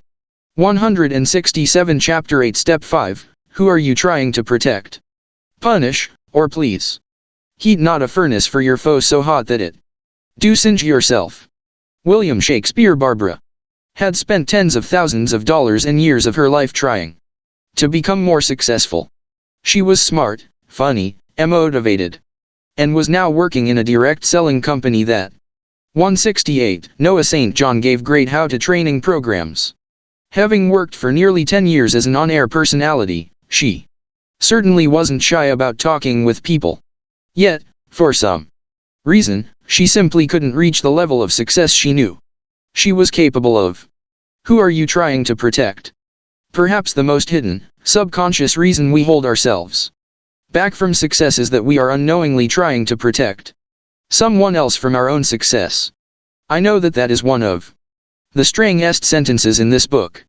Nevertheless, this phenomenon affects millions of men and women, nearly all of them without their conscious awareness. For example, when I asked Barbara this question, who are you trying to protect from you being more successful, it dawned on her that she was holding herself back from success to protect her husband. She realized, for the first time, that she was afraid that if she became the truly successful person that she knew she could be, his ego might be bruised. And what if he didn't love her anymore? What if he left her? See how all those hidden fears added up to one whopper of a why not to. Naturally, as Barbara was unknowingly holding herself back, she had no idea why she was doing it. That's why trying to protect someone from your success is one of the toughest why not tos to spot. Barbara's fears went something like this: what if I succeed and my husband's jealous of me? What if he doesn't appreciate what I do? What if I become too successful, and he leaves me? Again, she didn't know she was thinking these thoughts. She hadn't recognized her own head trash. Yet there it was, holding her back from success in an attempt to protect her husband, and in the end, protect herself from the pain of abandonment. Step 5. Who are you trying to protect, punish, or please? 169. Exercise. Who are you trying to protect? Who I'm trying to protect. Why? How it's helped me. Look at the 3 columns above. First, who am I trying to protect? In Barbara's example, I'm trying to protect my husband from my being more successful than he is. The second column is, simply, why? Why are you doing that? Barbara's answer, because I'm afraid he'll be jealous of me and leave me if I'm more successful than him. Finally, list how trying to protect that person has helped you. Barbara's answer sounded something like this: I don't have to fear my husband's being jealous of me if I'm not successful. If I don't succeed, then what does he have to be jealous of? So I'll keep myself down, so that I protect myself and him. I know that seems totally counterintuitive and not logical. But just like Mr. Spock pointed out in Star Trek, what made you think humans are logical? You may also be trying to protect your family from your success. The subconscious thinking goes something like this: Noah, what if I'm too successful, and I have to be away from my kids? What if I start to succeed really big, and I have to be on the road all the time? I could miss my kids' soccer games, ballet recitals, and, ultimately, miss my children. Growing up, I can understand why you would feel that way, and when you put it that way, doesn't it make perfect sense why you'd hold yourself back? So, how has holding yourself back helped you? 170. Noah St. John. The answer: if you're not too successful, you can be there for your family all the time. Look, I'm not telling you what success is. I'm not saying that if you're not a millionaire, then you're not successful. That's none of my business, and it's nobody else's business either. That's your choice. I don't care what kind of car you drive, where you live, how big your house is, or how much money you make. I mean that in a very loving way. My point is, I want you to be the one deciding, not your negative reflection. Once you have your foot off the brake, and you're driving in the direction you really want to go, that's when you have permission to be and do whatever you not your head trash choose. That's a massive, fundamental distinction that you can now make for yourself. Who are you trying to punish? Now, this is weird. Why would we try to punish someone by holding ourselves back from success? Let me give you an example. Back in my 20s, when I was living in Hollywood, I remember one day realizing that I was angry with my parents for not supporting me in the way I thought they should have. On that day, I also realized that I had spent years unwittingly trying to punish them. To help you understand this, here's how the logic went in my head. I'm mad at my parents because they didn't do what I wanted them to. So I'm going to punish them by not succeeding, so they can't point to me and say what a good job they did as parents. Ha! I'll show them. What benefit did I get from this? Simple. I got to hold on to my anger and never step out of my familiar zone. In case you are wondering whether I was a happy, successful person in those days, yeah, right. Step 5. Who are you trying to protect, punish, or please? 171. I want you to write this sentence in big letters and put it on your desk. The power of I'll show you. Never underestimate the power of I'll show you. Those 3 little words have driven more people to fail than anything else in the world. Ironically, those same 3 little words have also driven more people to succeed than anything else in the world. Why? Because they said I couldn't do it. Oh yeah? I'll show you. For instance, Mary Kay Ash was told by nearly everyone that she couldn't do it. As a woman in 1963 wanting to open a cosmetics company, her accountant and her attorney told her she was nuts. People around her told her she'd lose everything. To top it all off, just days before the company's opening, her husband died suddenly and unexpectedly. However, Mary Kay was driven by 3 powerful words: I'll show you. With her company today bringing in more than $5 billion in revenues, I think she showed them. You can think of dozens of successful people that this phrase has driven to succeed when everyone else said it couldn't be done. When somebody says, "You'll never be able to do that," it can either discourage you or drive you to succeed. Maybe people laughed at you when you sat down to play the piano, or hit a baseball, or start your own business, and maybe that gave you the attitude of, "I'll show you." Now you can use the power of I'll show you to your advantage. Don't use it to beat yourself up or hold yourself back. Use it to let yourself succeed. Never underestimate the power of I'll show you. 172. Noah St. John exercise. Who are you trying to punish? Who I'm trying to punish. Why? How it's hurt them. Who are you trying to please? Now let's look at the third subconscious reason people hold themselves back: the subconscious need to please others by either succeeding or not succeeding.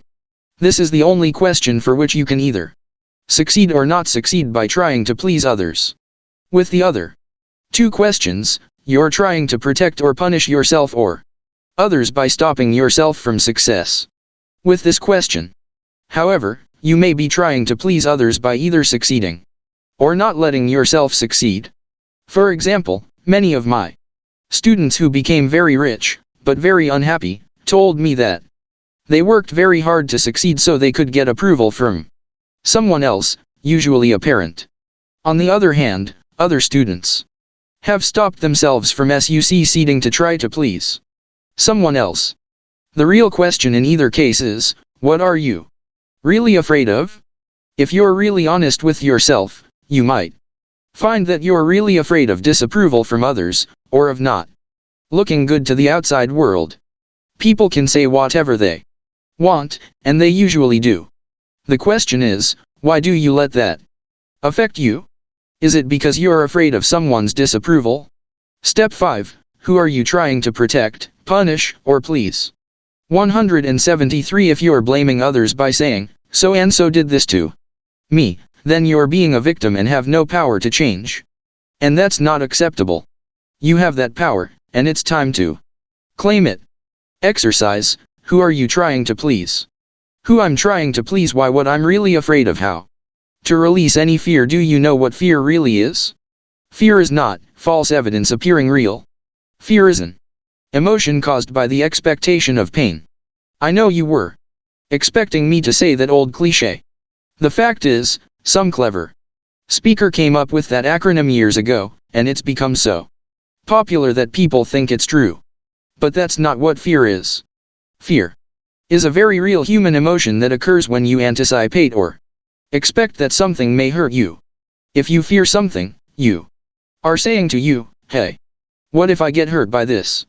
Ironically, the emotion of fear is there to protect you, but it can also hold you back from growing. We experience the feeling of fear when we perceive that we're 174. Noah St. John not in control. Fear is the emotional effect of absence of personal control over your situation. Therefore, there's an inverse relationship between control and fear. The more control we have over our situation, the less fear we feel. If we really want to conquer fear, we need a tool that enables us to gain, maintain, and protect our personal control. That's another reason we invented the Freedom Power Pack, because it gives you 3 personal control strategies, 1 maintenance strategies to maintain control, 2 enhancement strategies to improve control, 3 contingency strategies to regain control if we lose it. You can learn more about how to get your own Freedom Power Pack in the additional resources section at the back of this book. How can you release fear? One great way to overcome fear is to accept the pain that you might feel as a result of your actions. So, what if that person disapproves of you? Are you going to die? As far as we know, no one has ever died from disapproval. Sure, you might feel some pain when someone disapproves of you. Big deal. News flash, you're already in pain anyway. So you might as well go ahead and try whatever you're afraid of. You might just find that the words of Ralph Waldo Emerson were eminently true. Inside of us, we all know that on the other side of fear lies freedom. A quick recap. 1. Many people are unknowingly holding themselves back from success because they're trying to protect, punish, or please someone else. 2. To stop doing this, first, ask yourself, who am I trying to protect by being less than I am? 3. Then, ask yourself, who am I trying to punish by holding myself back from success? Step 5. Who are you trying to protect, punish, or please? 175. 4. Finally, ask yourself, who am I trying to please by succeeding or not succeeding? 5. Stop trying to protect, punish, or please others with your success by realizing the payoff you've received from your behavior, and then give yourself permission to be as successful as you like. Next actions, list 3 things you can do in the next 7 days to stop trying to protect, punish, or please others regarding your success. 1, 2, 3. Top 10 affirmations for step 5. 1. Why did I stop protecting others from my success? 2. Why did I stop punishing others by not succeeding? 3. Why did I stop trying to please people by not succeeding? 4. Why did I stop trying to please people by holding myself back? 5. Why am I allowed to be, do, and have exactly what I want on earth? 6. Why am I so happy? 7. Why do I no longer fear being truly happy and really rich? 176. Noah St. John 8. Why do I give myself permission to be as successful as I really want?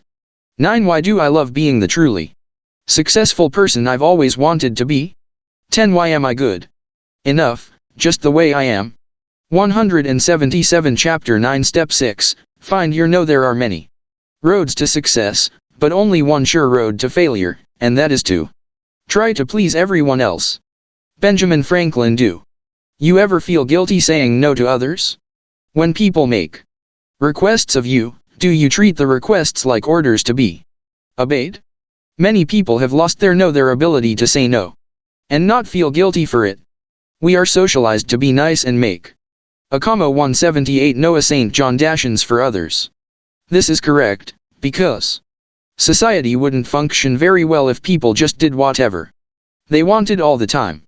However, some people have gone overboard and simply can't say no. 3%ers, on the other hand, understand the importance of sticking to your agenda when other people's agendas diverge from your own. Happy, successful people have learned how to disagree without being disagreeable. When you can say no with a smile, you will have mastered one of the most important steps of the secret code of success. Find your no. We're now at step 6, which is find your no. Because so many people have lost their no, it's essential to find it again. Now, I could just say to you, okay, it's important to say no. Got it? But it's much more complex than that. Traditional success teachers may have talked about the importance of saying no, but they haven't shown us how to do it. In working with tens of thousands of students at my seminars and mentorship programs, I've realized that saying no is not as easy as it sounds. If it were, there wouldn't be so many doormats or people pleasers out there. After working with thousands of people who had lost their no, I realized that there are 3 distinct aspects to find your no that you must master if you want to stop being a people pleaser and start living the life you were meant to. You must find your personal no, find your interpersonal no, and find your global no. Let's go through each of them in order. Step 6, find your number. 179 Find your personal no. While we know that many people have trouble saying no to others, has it ever occurred to you that you may have trouble saying no to yourself? In an earlier chapter, we talked about the fact that the only 3 resources we have on earth are time, energy, and money. Well, what if you're doing things that waste your precious human resources? Are you going to get where you want to go? Maybe, but it will sure take longer than it has to. Find your personal no. You examine the activities you're doing and determine which ones are draining your time, money, or energy that you've allowed to continue. We looked at your activities system in step 3, but have you actually installed this system properly yet? Exercise, find your personal no. 1 time dash, money dash, or energy draining activities I'm doing. Examples: procrastinating, smoking, worrying, overeating, etc. 2 why I'm doing them, and what it's costing me. 3 better uses of my resources of time, money, and energy. 4 actions I can take to reallocate my resources to get what I really want. Be honest. Are you procrastinating? Smoking? Overeating? Undereating? Binge spending? Spending too much time on the internet or on email? When I ask people in my seminars how many have a problem procrastinating, about 80% of the hands go up. Why do we procrastinate, and why is it so costly to your success? Procrastina 180 Noah St. John is, plain and simple, caused by fear. The fear of what? It depends. You might be afraid of not getting what you want, and you may be afraid of getting what you want. Once you've listed what you're doing that's draining your time, money, or energy, I want you to take a close look and ask yourself, why am I doing these things, and what is it costing me? For example, why do you procrastinate?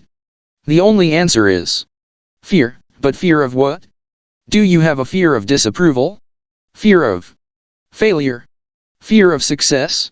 Do you have a fear of people not liking you, a fear of rejection? Do you find yourself asking, what if this doesn't work out, or even, what if I become too successful? Throughout this book, I've shown you that we stop ourselves from success because we're afraid to get out of our familiar zone.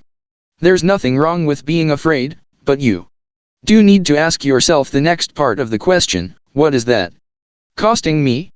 To say that it's costing you hundreds of thousands of dollars is probably very realistic. If you don't value your own time, money, or energy, the cost over your lifetime may be staggering. What if you smoke? I smoke because I'm addicted to it. If that's the case, what's causing that addiction? And what is that costing you? Maybe you're addicted to caffeine or chocolate. I want you to get very honest with yourself.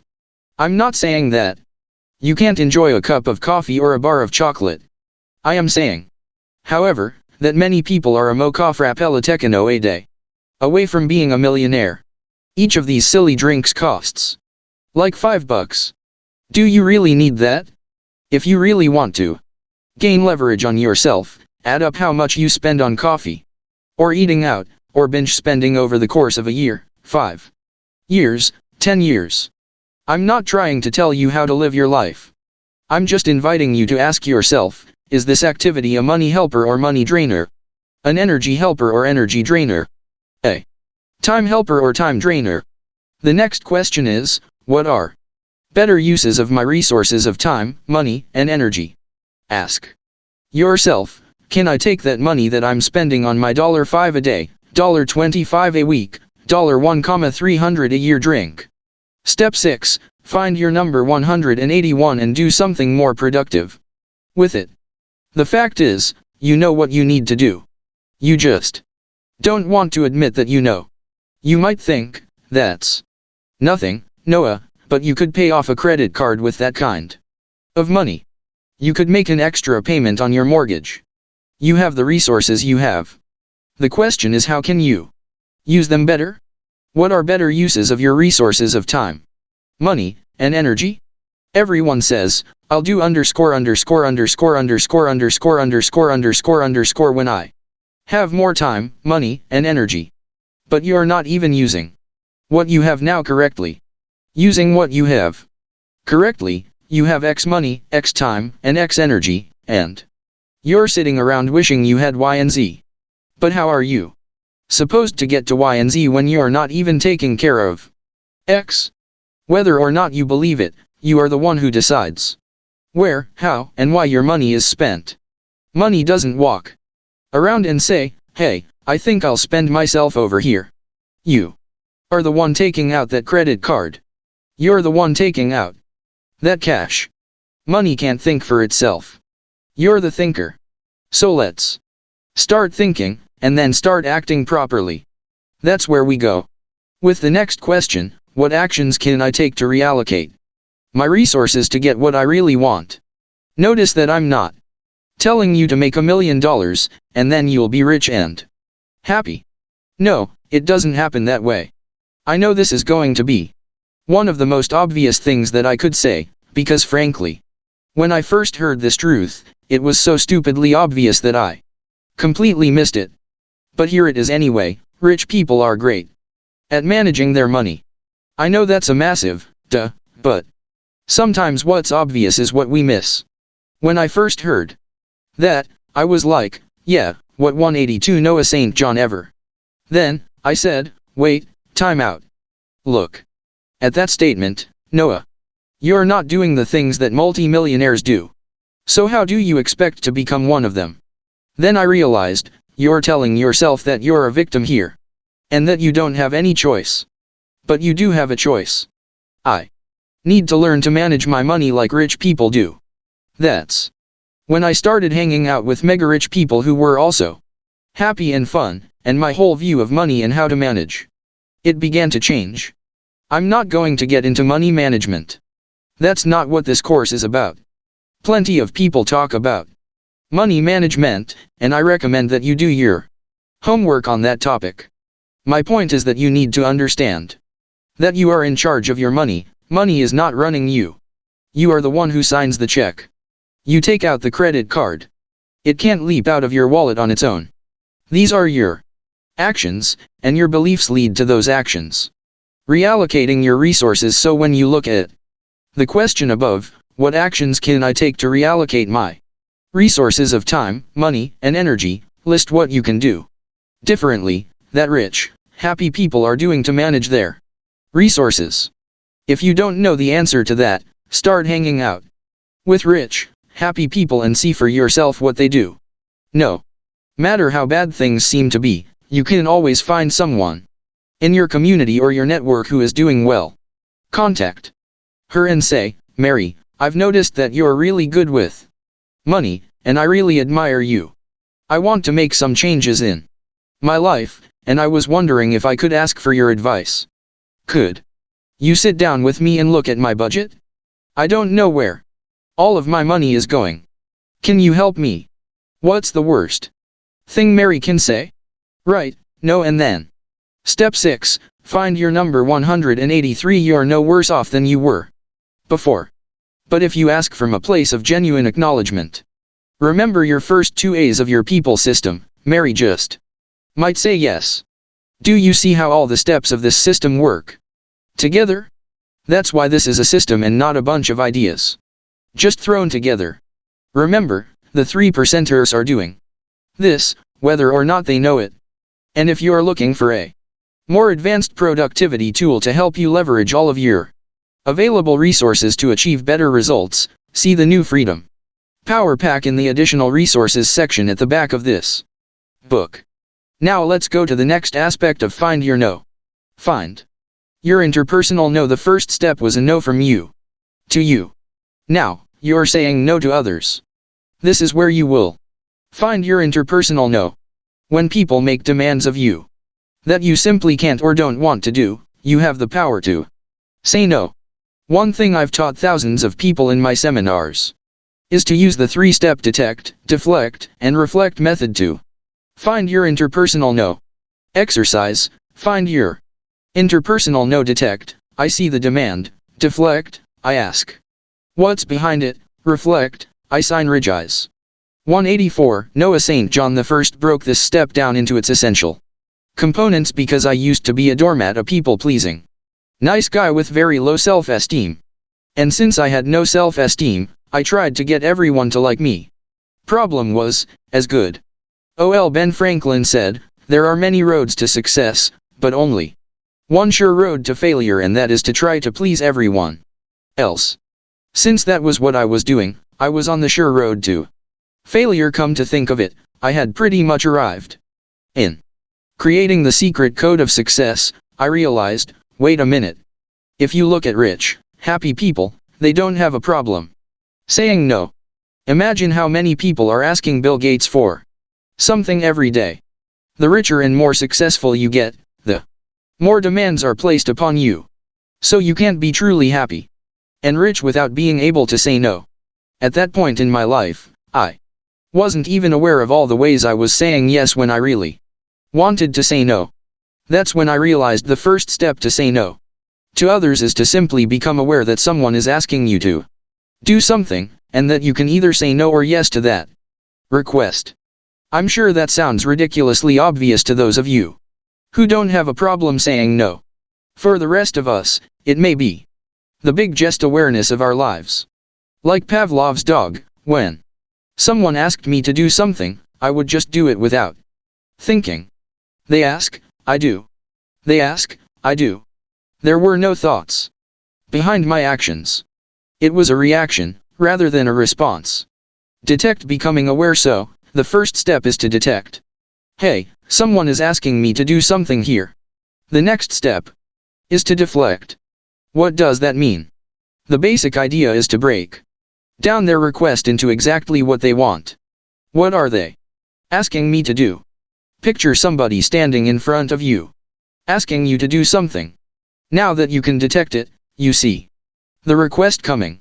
Step 6, find your number 185 at you, kind of like an arrow. Then you deflect that arrow.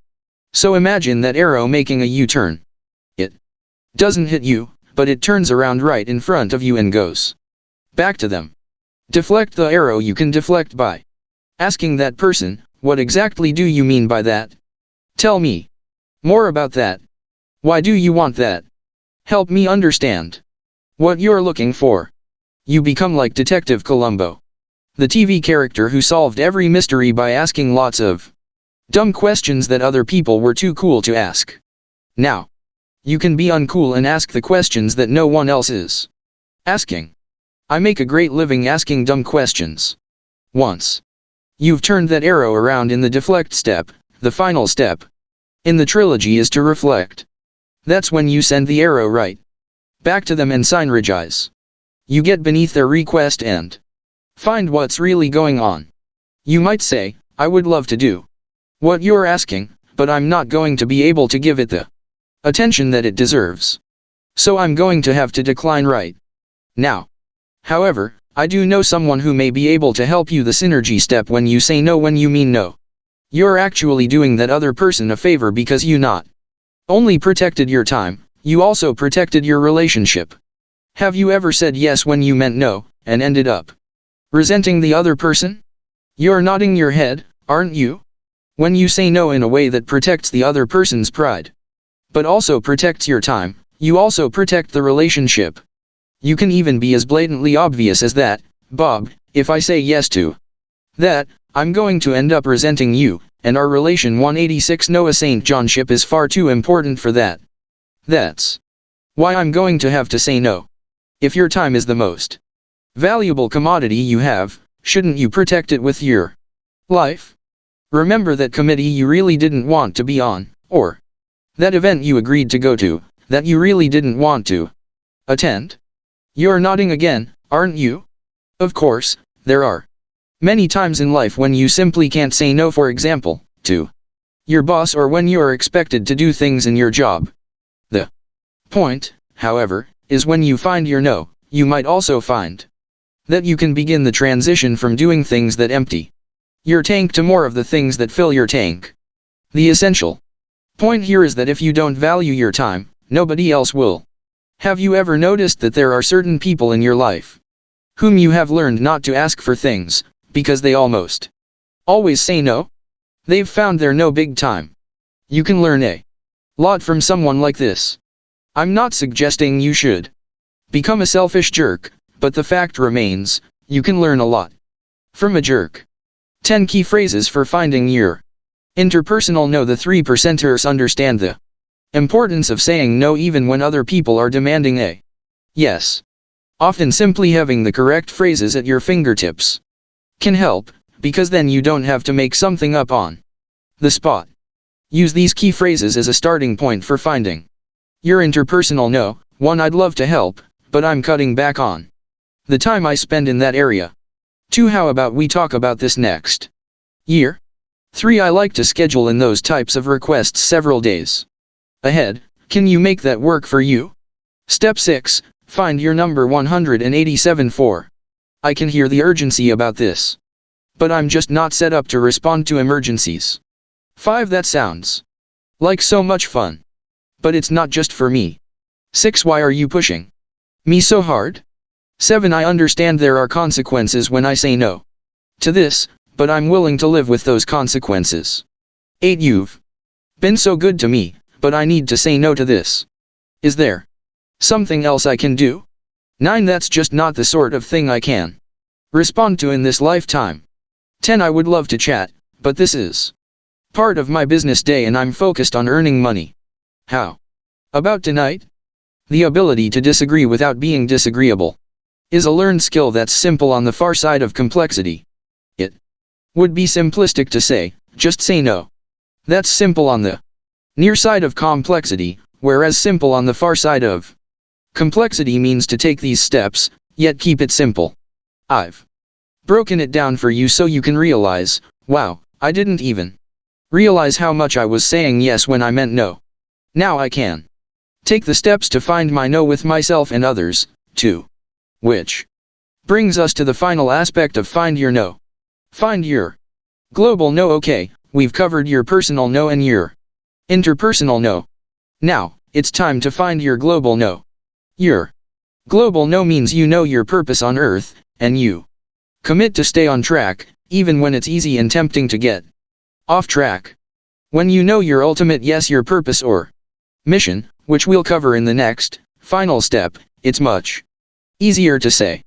188. Noah St. John no to what's not truly important and what doesn't fit in with your mission.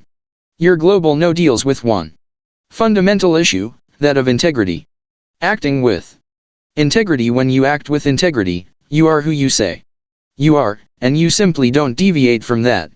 The problem is, in our modern society, it's very easy to deviate and try to take shortcuts. Does the word Enron mean anything to you? You can open up any newspaper and see stories about how people and companies tried to take shortcuts in the name of making more profits. The point, however, is that people run companies. Companies don't run themselves. There are always shortcuts.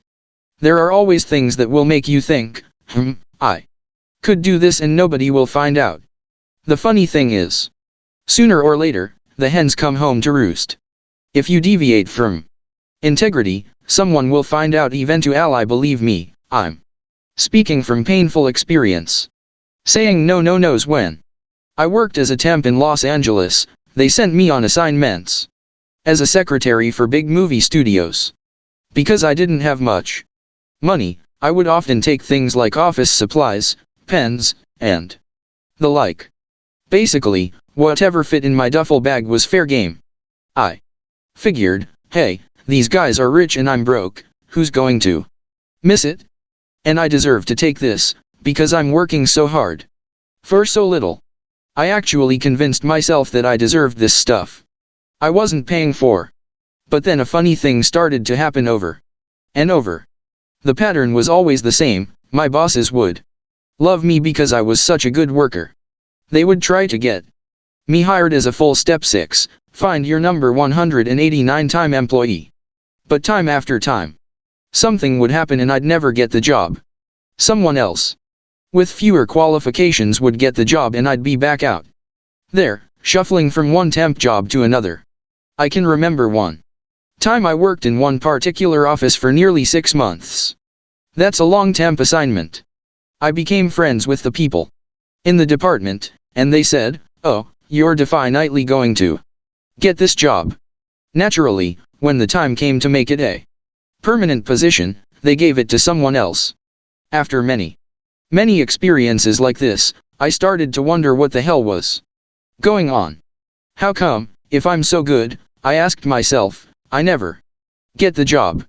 About this time, I started my studies of universal law and how your thoughts create your life.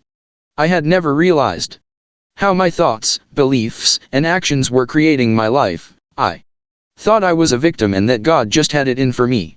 One day, I realized by stealing little things, I was telling God, I don't have money, so I have to steal from others.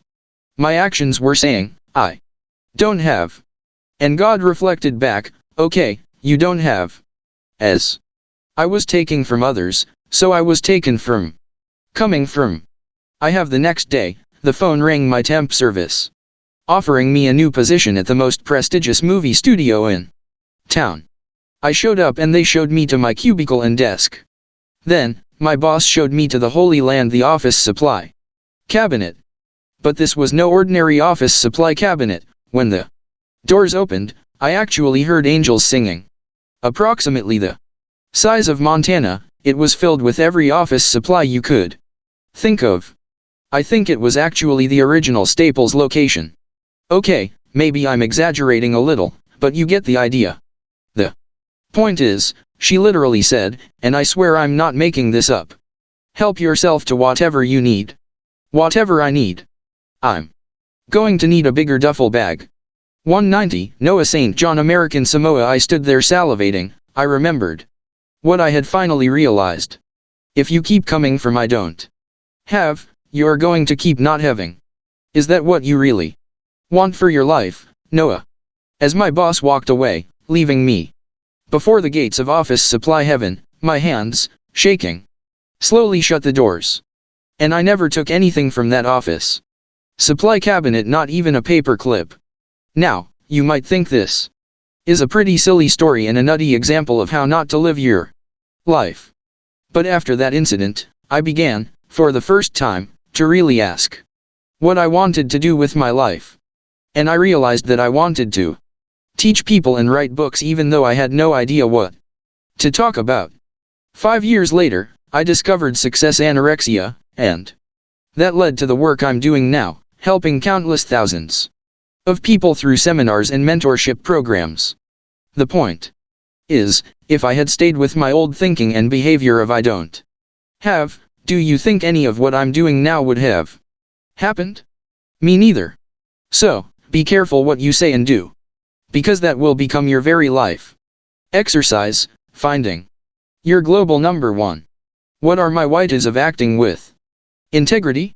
2. What will I gain if I act with integrity and purpose?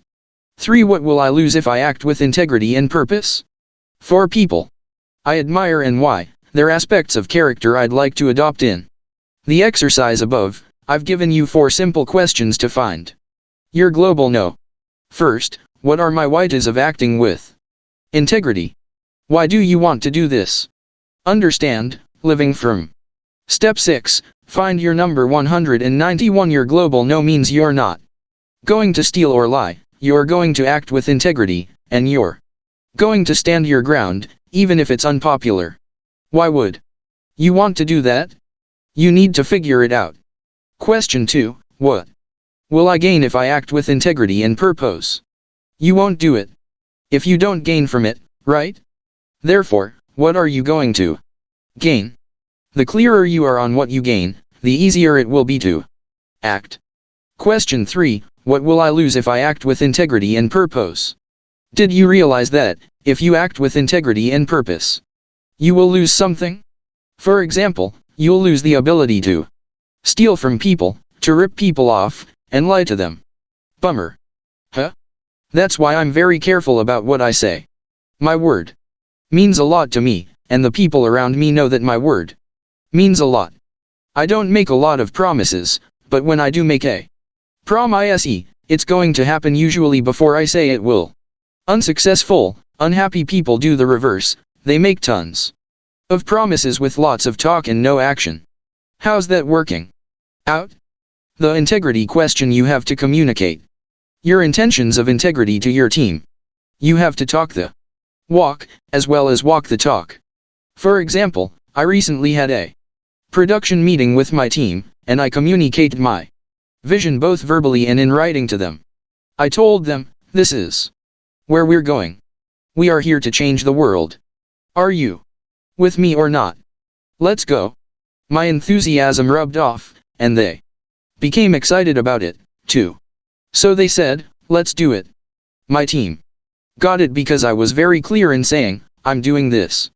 I'd love to do it with you guys, but if you are not on board, tell me now. Because I only want to work with people who are with me 100%. I wanted to be absolutely sure that every person on my team was on board with my vision. Guess what? They all signed up. 192. Noah St. John: on a scale of 1 to 10, all talk and no action would be like someone who is an 8 with talk and a 2 with action. Don't be that person. Be an 8 with talk and a 10 with action. You do need to communicate your vision in words, but you also need action to back it up. Finally, list people you admire. And why? List their aspects of character that you would like to adopt. What would Stephen Covey do? What would Jack Canfield do? That's what I often ask myself. In your business, look at who you admire, and ask, what would this person who I respect do? You might ask, what would my leader do? What would my upline do? Look at the people you respect and admire, and ask, what would they do? This is how you can begin to think like them. Choose your mentors wisely, because you become who you follow. A quick recap: 1. One of the most important things you can do to get your foot off the brake is find your no. That's because highly successful, happy people have given themselves permission to say no when they mean. Number 2. The 3 aspects to find your no are: find your personal no, find your interpersonal no, and find your global. Number 3. Find your personal no means saying no to yourself. Unsuccessful, unhappy people have a hard time saying no to things they know aren't good for them, or don't produce the results they want. Identify the actions you're doing that are taking you away from what you really want, then become accountable to others to stop doing them. 4. Find your interpersonal no means saying no to others. Rich, happy people know how to say no when other people's demands don't fit into their own vision for success. Learn to say no with a smile. Step 6. Find your number 193. 5. Find your global no means your integrity, the things you are not willing to do that would compromise your principles. When you come from I don't have, the universe has no choice but to reflect back, okay, you don't have. Instead, come from I have and God will respond with a life of true abundance. Next actions, list 3 things you can do from this chapter in the next 7 days to find your no. For greater peace of mind and satisfaction in your life and business. 1, 2, 3. Top 10 affirmations for Step 6. 1. Why is it easy for me to say no when I mean no? 2. Why do I love saying no with a smile? 3. Why do I enjoy synergizing? 4. Why do I love finding better solutions for myself and others? 5. Why do people look at me as a leader? 6. Why am I comfortable in my own skin? 7. Why do I have all that I need? 8. Why do I have more than enough to be all that I want? 9. Why am I so confident? 10. Why am I enough? 195. Chapter 10. Step 7. Find your because. This is the true joy in life, the being used for a purpose recognized by yourself as a mighty one. George Bernard Shaw. When we look at the 3%ers, happy, successful people, who are the naturals of success, we finally realize that they are being who they are and living their purpose in life. Whether working, relaxing, or playing, this means you stop apologizing for being and expressing who you really are, and allow yourself to prosper for that expression. 196. Noah St. John. Most people don't know why they're here on earth. That leads to feelings ranging from depression, frustration, and stress to rage, guilt, and despair. To find your because means you know your ultimate why to, which ultimately is to be and express who you really are, and allow yourself to prosper as you serve others. When you find your because, you will have taken the most important step to become fundamentally unstoppable, because a person who acts on purpose may be slowed, but they can never be stopped. People don't follow followers. People follow leaders. You can be that leader, but to do that, you must find your because. The 3 aspects to find your because are: 1. Define your core competencies. 2. Identify your avenues of expression. 3. Release your spirit. Define your core competencies. Your core competencies are simply what you're naturally good at. Having worked with tens of thousands of people in my seminars, I've realized that to define your core competencies means to combine your strengths, skills, and desires. Core competencies. Part 1. Describe your strengths. There's been a lot of talk about strengths recently. Essentially, a strength is something you do naturally, something you love doing, and something that makes you feel good after you've done it. Here are 4 fill in the blank questions to identify your natural strengths. Step 7. Find your because. 197. Describe your strengths. 1. I feel strong when 2 people I trust have told me my strengths are. 3 specific actions the following leaders do/did that I admire. 4 actions I can do to express my strengths. Core competencies. Part 2. Document your skills. Your strengths and your skills are different. A strength is something you do naturally, while a skill is an activity you do that reveals that strength. For example, let's say you're a great communicator. You can convince anybody to do anything. That's a natural strength. Then, your skills could be in selling, recruiting, teaching, or broadcasting. Let's say you're a natural analyzer. You see how things fit together. Your skills could be in money management, engineering, or medicine. Your natural strengths lead to your expressed skills. Document your skills. 1. I know I'm really good at. 2. People tell me they appreciate it or like it when I. 3. I love doing. 4 actions I can do to increase my skills. Core competencies. Part 3. Define your desires. What can you do to follow your dreams? What actions could you take that would help you fulfill your desires? See how we're always taking action on every little step? Don't wait until you know every single thing before you start moving. That would be like wanting to take a trip and waiting for every light to be green before you leave.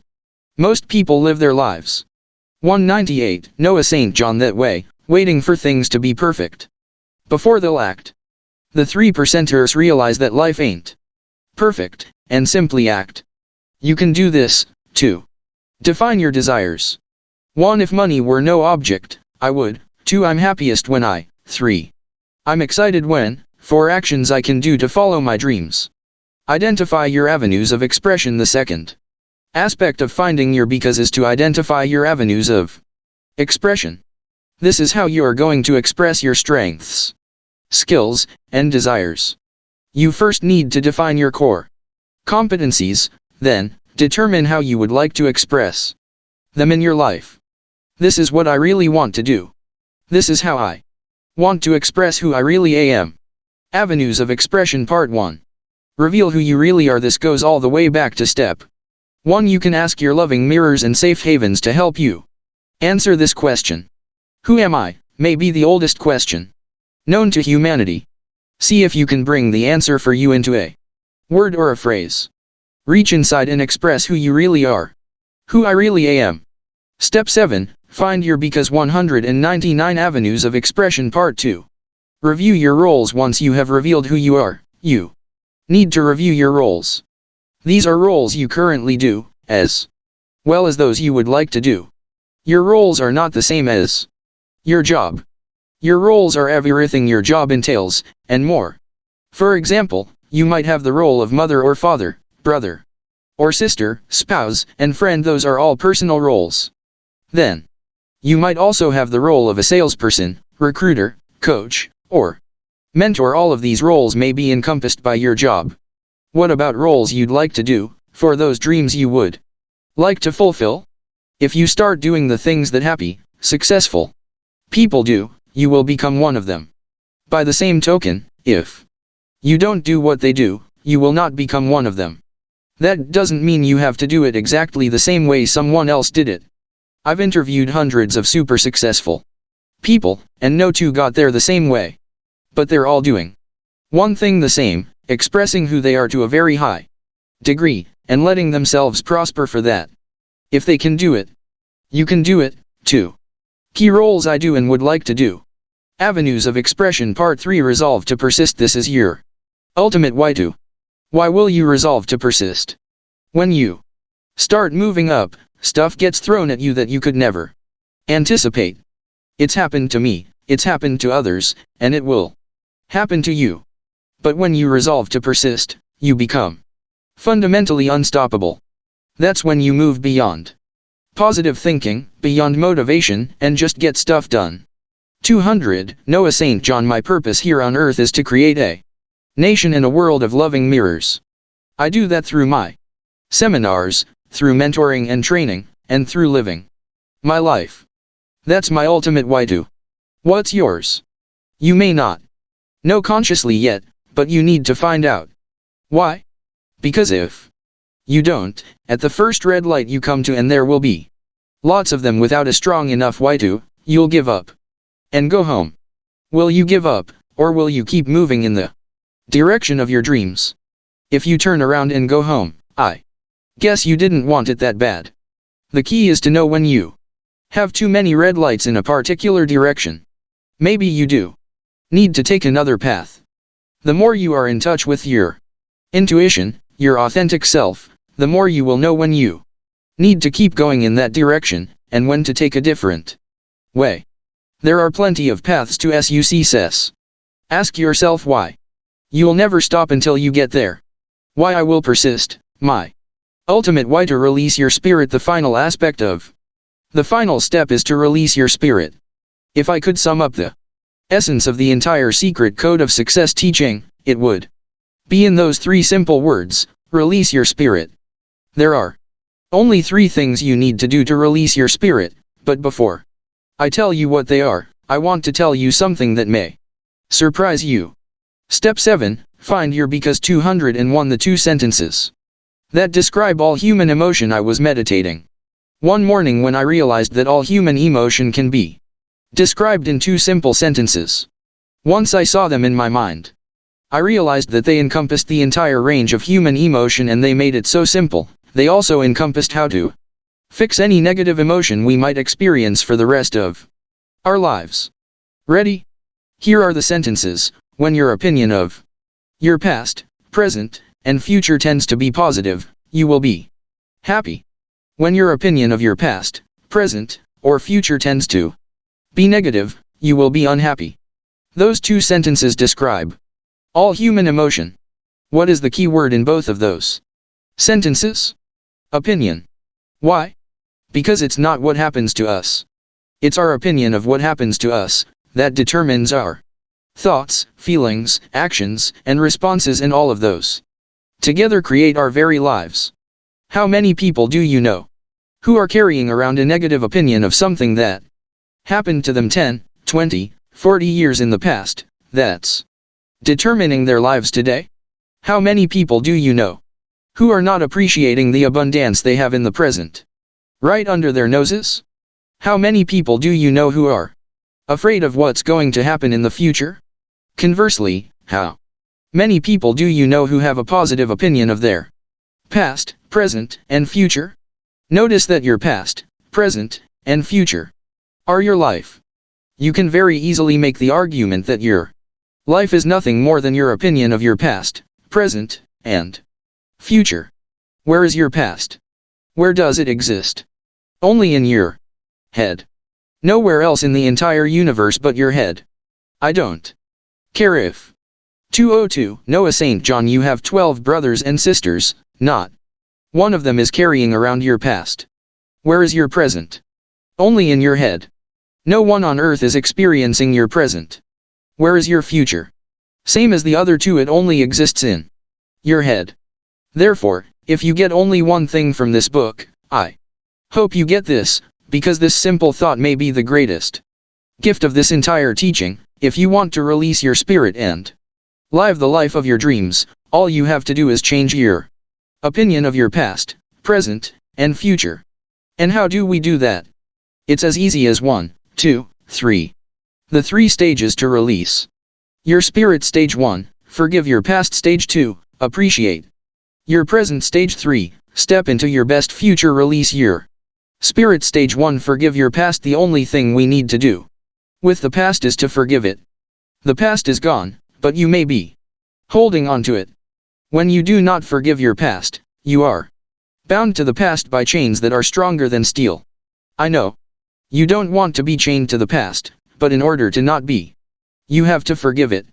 Step 7, find your because. 203 A lot of people have big problems with this. The truth is, you are forgiving for yourself, not the other person. Look at the word forgive. It means to give for. You are giving for the purpose of being free. You are forgiving for you, not for them. We're not condoning what was done to us, and we're not saying it's all right. No, it wasn't all right. It sucked, but it's gone. As masters over the centuries have told us, let the dead bury the dead. It's not our job to go back and refight what's gone forever. When you try to do that, you're just chained there forever.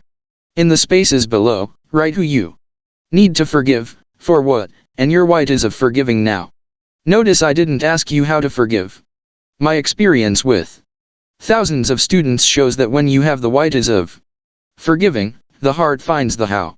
Exercise, forgive your past. Who I need to forgive for what my why is of forgiving. Release your spirit. Stage 2, appreciate your present. Stage 2 of release your spirit is to appreciate your present. The word appreciate literally means to raise in value. What are most people doing? Right, the exact opposite. They're depreciating what they have. Why don't I have what they have? Why don't I have as 204 Noah St. John much money American Samoa them? Blah blah blah. Yes, it's good to have goals and to strive for them. But the problem comes when nothing is ever good enough for you. I'm inviting you to look at what you have and simply appreciate it. I'm not saying that if you're $30,000 in debt, you should try to deny that and say everything's wonderful. You might say, Noah, I'm in big financial trouble right now. I've got bills, I've got debt, and I'm not making much money. But I'm still breathing. I've got all my fingers and toes. My eyes work. My ears work. I can type and I can talk. I've got a phone and I've got a computer. I've got a brain that works. You may think this is silly. But I'm not being facetious here. Do you have any idea how many people have none of the things you take for granted every day? You enjoy all this bounty in abundance without thinking, and almost certainly without appreciation. Do you remember what happened on September 11th, 2001? Remember the aftermath of Hurricane Katrina? Do you know what happened in your mind after the horror of seeing those pictures on TV? The first thing that happened in your mind, whether or not you realized it, was that you automatically focused on everything you have. You watched so many people lose so much: their homes, their friends, their very lives, and somewhere inside of you, you said to yourself, "Thank God I have so much." After September 11th, I remember watching along with everyone else as the Twin Towers crumbled to the ground.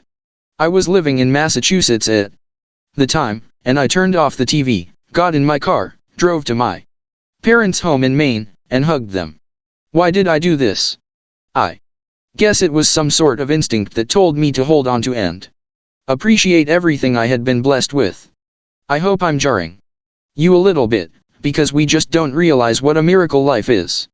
Sadly, it often takes a tragedy to show us everything we already have. That's where the phrase, "you don't know what you've got till it's gone," comes from. But here's a little secret. Actually, it's a huge secret. Step 7, find your because 205. You don't have to wait until something's taken from you in order to appreciate the fact that it's there. In the exercise below, I want you to list what you like about your present. I hope you take a lot more room than this page to do that. Then, I want you to write what you don't like about your present situation. I don't like that I'm $20,000 in debt. I don't like that I'm not making enough money to be able to take more vacations. I don't like where I'm living, whatever it is. Be honest. Give yourself permission to tell the truth without judging yourself. And no, you do not have to share this list with anyone. Look, you're already thinking this stuff in your head. I'm just asking you to write it down. The main reason positive thinking doesn't really work is because there's always stuff you don't like about your life. Why lie about it or try to pretend it's not there? In the third column, I want you to answer, who can help me grow? The reason I didn't ask you, how can I change, is because if you knew how to change, you'd already be doing it. Answering the question, who can help me grow, focuses your mind on the resources you can find. These can be in the form of books, CDs, seminars, coaching, mentoring, or friends. You have resources right under your nose that you've allowed to depreciate. Now, it's time to appreciate them so you don't have to lose them. Exercise, appreciate your present. What I like about my present, what I don't like, who can help me grow. 206, Noah St. John. Release your spirit. Stage 3, step into your best future. The final stage to release your spirit is to step into your best future. We've all done exercises where we've written about our ideal future and tried to imagine what it would be like to live there. But I'd like you to do something different this time. Here's something strange that the gurus never told us about success: we live our lives in days. I know that sounds obvious, but the gurus have told us to write about how wonderful everything will be sometime in the future, when everything's perfect. Well, I hate to say this, but life on Earth ain't perfect. Many of my closest friends are multi-millionaires, and not one of their lives is perfect. So, rather than trying to envision some glorious, idealized future where everything's perfect, I want you to try something that is, ironically, a whole lot easier. In the space below or in your secret Code of Success journal, I want you to write what happens in your perfect average day. I learned this exercise from Frank Kern, one of my brilliant mentors who happens to live a life most of us can only dream of. He spends most of his days surfing off the coast of San Diego while his online businesses rake in over $1 million a month. Yes, a month, not year. Frank says that he did this exercise when he was making good money but was pretty miserable, because he hated what he was doing and who he was doing it with. In less than a year after doing this exercise, his life completely changed. From having lots of money and being miserable, to having even more money and being ridiculously happy. I want you to think about your average day that you live right now. What happens in your average day? You wake up. You open your eyes. Maybe the alarm clock goes off, because you don't really want to get up and do what you're doing. Note, I haven't needed to use an alarm clock for over 20 years. Think that may have something to do with the fact that I love what I do and do what I love. Step 7, find your because. 207 You get out of bed. You eat breakfast or not. Maybe the kids are running around, getting ready for school. You go to work. Are you doing something you love? Do you work out of your home? Do you go into an office? You go through your day. Are you happy? Bored? Excited? Feeling a sense of significance and contribution? You come home. Are you tired? Worn out? Exhausted? Exhilarated? Happy? Satisfied? You go to bed. What are the last thoughts you think before drifting off to sleep? Contentment? Thanksgiving? Dread at the thought of having to do it all over again tomorrow? Do you see what I'm getting at? This is how you live your life. And before you know it, a year's gone by, 2 years, 5 years, 10 years, 20 years and more. And you're still saying to yourself, someday I'll have. You ever noticed that there are no trips to someday I'll? We either start doing the thing, or it never happens. So I'm inviting you to stop thinking about someday I'll and just start doing the damn thing. In your secret code of success journal, write what happens in your perfect average day. The key word there is average. I don't want you to write about some idealized future where you're sitting on the beach sipping margaritas every day, because I've talked with many people who've done just that, and believe it or not, it actually does get boring after a while. Yes, we want to enjoy vacations and nice stuff, but this exercise is about describing what happens in a perfect average day when you are happy and doing what you really want.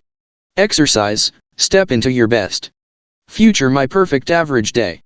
208 Noah St. John. To release your spirit represents the highest level of success, happiness, and fulfillment, because you finally stop worrying about money or making people happy. You simply express who you really are and let yourself prosper as you prosper others. The 3%ers may be unconscious of what they're doing, but you can still learn from them.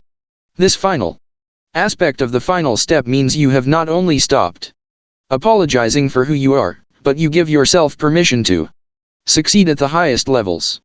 The wonderful thing is, as you give yourself permission to succeed, you also give others that same permission. That's why to release your spirit represents the culmination of this work and brings us full circle back to the gaining and giving of the unconditional support we all need to be who we really are. A quick recap. 1. The final step of the secret code of success is to find your because. This represents your ultimate why to, your purpose or mission. When you find your because and start living it, you become fundamentally unstoppable. 2. The first aspect of find your because is to define your core competencies. This happens in 3 stages: describe your strengths, document your skills, and define your desires. 3. The second aspect of find your because is to identify your avenues of expression. The 3 stages are: reveal who you really are, review your roles, and resolve to persist. 4. The third and final aspect of find your because is to release your spirit. The 3 stages to release your spirit are: forgive your past, appreciate your present, and step into your best future. 5. To find your because represents the highest achievement a human being can do, because the greatest joy comes from giving yourself to a purpose larger than yourself. Use these steps to find Step 7. Find your because. 209 your because when you give yourself permission to be who you really are, you give others that permission, too. Next actions, list 3 things you can do from this chapter in the next 7 days to find your because in your life and business. 1, 2, 3. Top 10 affirmations for Step 7. 1. Why did I find my because? 2. Why am I living a purpose-driven life? 3. Why do I know why I'm here on earth? 4. Why did I find my ultimate why to? 5. Why is it so easy for me to focus on what I really want? 6. Why am I